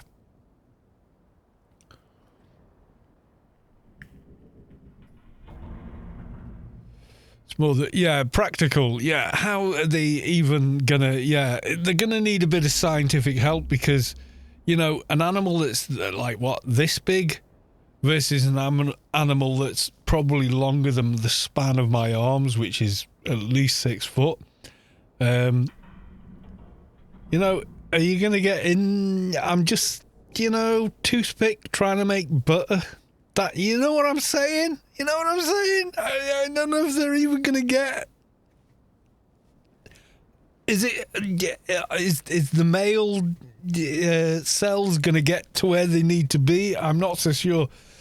Pencil down a mine shaft. Yeah, kind of thinking that. And, you know, you got to get so far and reach a certain distance before it's going to happen. You know what I'm saying? I don't want to get too graphic here, but I'm thinking, yeah, I think pencil down the mine shaft is a bit of a thing. And the other way around, well, someone is not going to have a good day. You know, I'm just saying.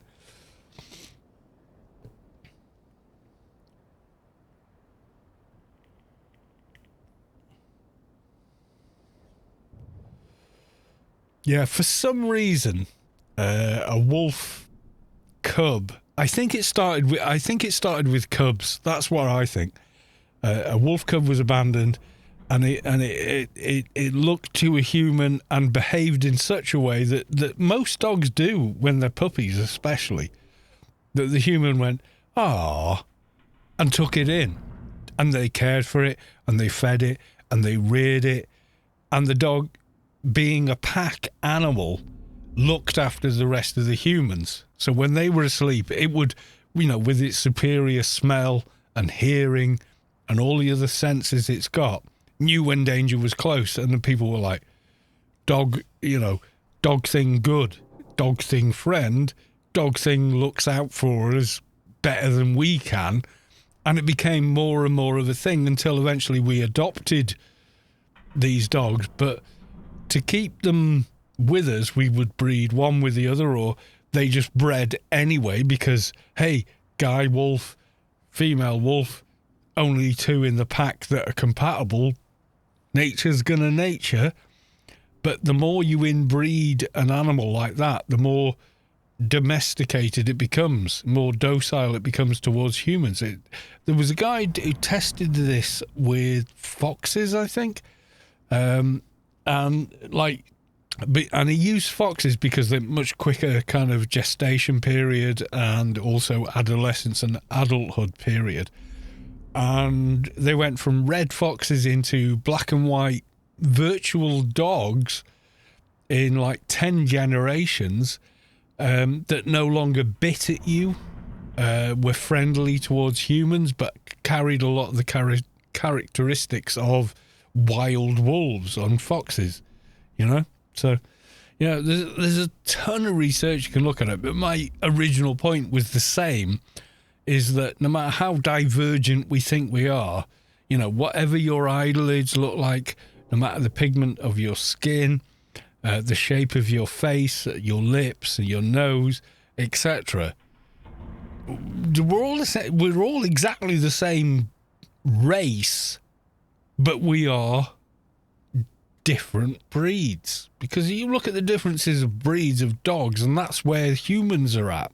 And we've just gone off on different tangents, but we're all intercompatible biologically, maybe not sociologically. We've got different ideas about how to do things, but that's a construct. That's not nature. Nature says, no, you're all incompatible, or you're all compatible, not incompatible.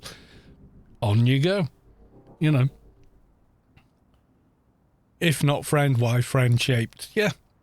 So, yeah, that's why I don't like the term race. I think it's wrong. I think it's unscientific to use, although a lot of people are attached to it. I think the difference between me and a person of African descent is that I'm a different breed than them. That's it. We are exactly the same race of animal. If we look at ourselves purely as animals, we're the exact same race. It just happens to be that we're two different breeds. Doesn't mean we don't do exactly and feel exactly the same way. Because everything else is a construct, it's external, it's synthetic, it's put upon us, it's part of upbringing, etc. But essentially we're exactly the same. And we're genetically comparable. Like people come up with things like, 98% of our DNA is the same as a chimpanzee. Yeah, but we're not genetically compatible. You can't do a hybrid. It doesn't work. We're not genetically the same race. We're not. It's just science, man. Different climates, diets, different genetic instruction being introduced from different species of early humans. So most Europeans have a component of their DNA which is Neanderthal. Obviously, you're looking at me. What do I look like? Yeah, Neanderthal. But no one native to Africa, the birthplace of humanity, which has been established through mitochondrial DNA, has any of that Neanderthal DNA. But we're still completely compatible. So, yeah.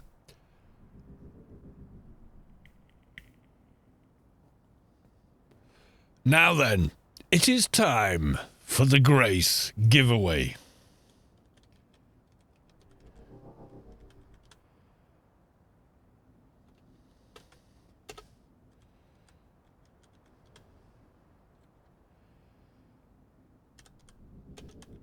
And I am going to get another beer before we do it. Oh my God, I'm on a suicide mission. I must be. Here we go.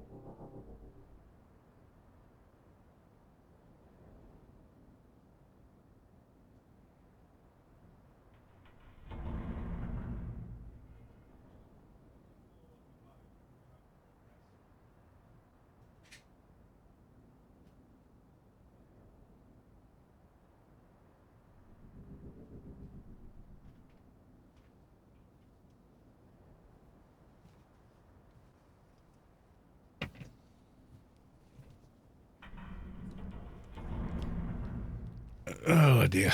New work. Can you play guitar for us? After this many beers, you really don't want me to. Next time, though.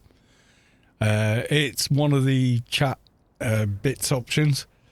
You know, the bits that are just completely free anyway. And yeah, I will then. But right now, bad idea. Number one, I'm 55. I need about 45 minutes to warm up to play well. Number two, I'm 8 beers in.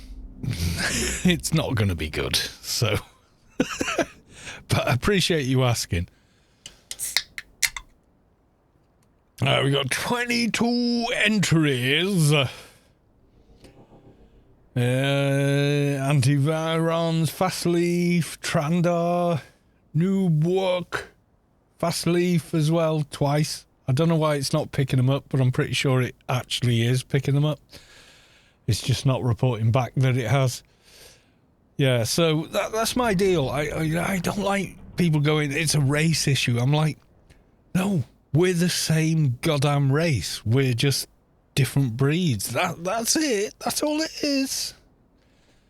You know, I don't know. Maybe it's the way I look at the world, but, you know, the way you kind of like... Because as human beings, it's one of the things that we all do is we compartmentalize things. So we go, oh, this is this thing, this is this thing. And so that literally we can make sense of the world. And we do it from a very early age. It's just in our nature to do it. And I think someone who is black, East Asian, Southern Asian, or whatever, using the word race is just not right. A dolphin is a different race of being on the earth, and we're not compatible with them genetically. We can't. You could try, you could do it in a petri dish or whatever. It ain't going to work. It's too divergent. But with all humans across the entire planet, it is going to work, you know, one way or another. So I think breed is just a better way of describing the differences. You know, I just do.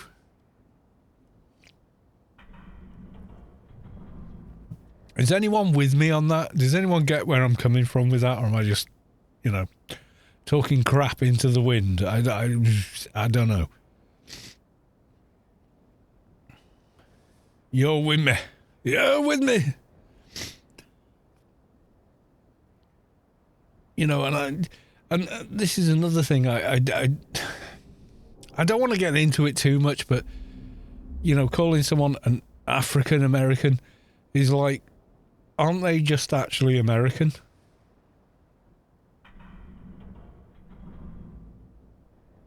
They're born there. Their parents were born in that continent.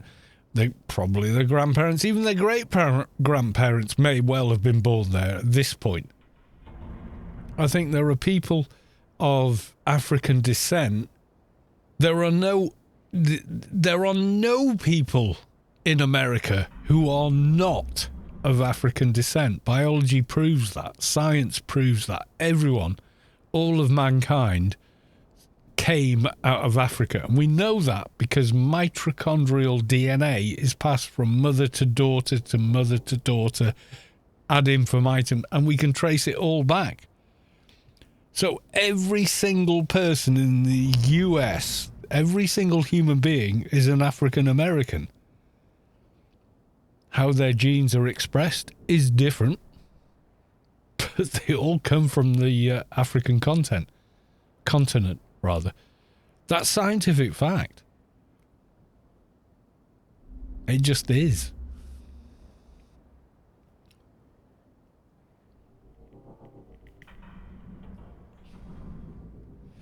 Are we all just talking crap into the wind most of the time? Well, yeah, mostly. I certainly am, but not on this. Not on this.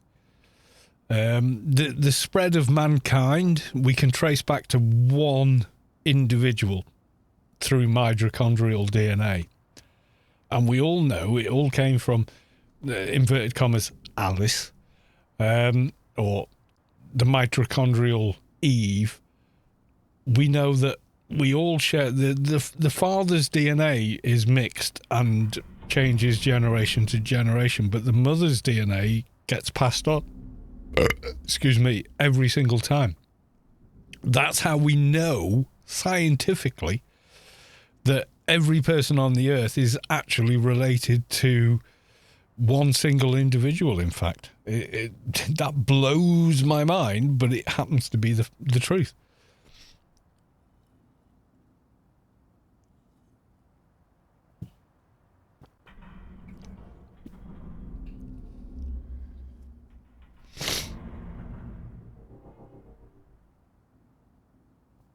You know, voice chat me on your channel. Well, I would, but I'm going to go in about 3 minutes, so it's not going to be much of a chat. But I appreciate, thanks for the offer, but I'm going to say kniz on that for now. Sorry. But yeah, I ain't staying. So is what it is. But yeah, there you go. Science is science. Science doesn't care about what you believe in. It doesn't care about anything other than what it is, which is best theory is right until proven wrong. And it's just that part of it has never been proven wrong because it just turns out that it's actually true.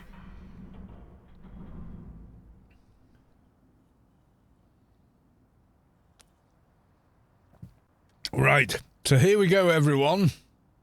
Giveaway draw time. Here we go. We've drawn. Toutitus has been drawn. Congratulations. Are you in the chat?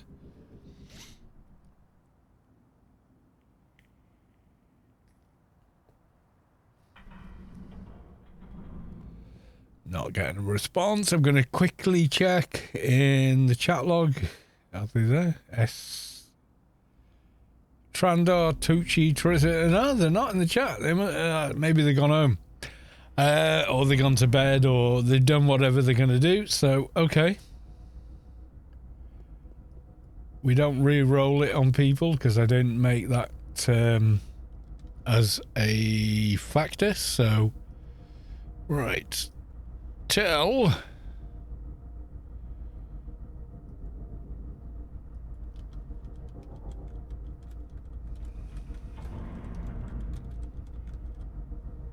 I'm going to send them a tell. Grats, you has won the grace. There we go. Right, so I've sent them the message, and the next time they get onto Twitch or whatever, or they'll probably get an email, I guess. I don't know. But they'll find out that, yes, in fact, you has won the grace. So congratulations. See you on the next stream. Let's have a look. Is anyone else streaming Anarchy online at the moment? Let's have a look. Okay. Oh. Someone's doing a 12-hour stream of Anarchy Online. Okay. Okay, let's check it out. 1 second, okay, or whatever. Alright, we'll go raid them. They look like they're gonna talk. Soldier. Yep, they're talking. Okay. I don't like that one. Green spiky. If this one comes in green hair, I would Says like that mature one. audiences. Well, I'm scared. I don't know about you guys, but I'm scared. I'm not really. Oh, sorry, Fastleaf. Sorry, dude. They've been going a while. 4 hours. I gotta give them props, haven't I? I've got to give them props. You know, they've been streaming 4 hours. They need to not be using full screen, and that's why their character's looking swole, and the entire world will look swole, because full screen kind of auto, for some reason, makes the width look more than it is. I've no idea what that bug is, but it's a thing. Okay, there's a nice haircut. Thanks for sharing. Unique nanotechnology to protect their bodies, enhance reflexes, weapons, skills, and if they don't know how to play, I am sure you guys are going to tell them, and they'll probably hate you for it because it's so complex. You're never going to do it in one stream, but maybe they've played a few times. Who knows? Right, okay, we're going to go raid now, everyone. So thank you very much for this evening. Thank you very much to the resubs, especially you long-timers. I massively appreciate that. I can't even get over, like, multiples of months watching me talk BS. Oh, that's what it sounds like. You know, while I'm streaming, so massive thanks. Thank you for the new followers. Thank you for everyone taking part in the giveaway, and we'll do something fun in the next one. Until then, thanks for now. Go give them a follow if you aren't already. What's up? Welcome in. Thank you for the raid.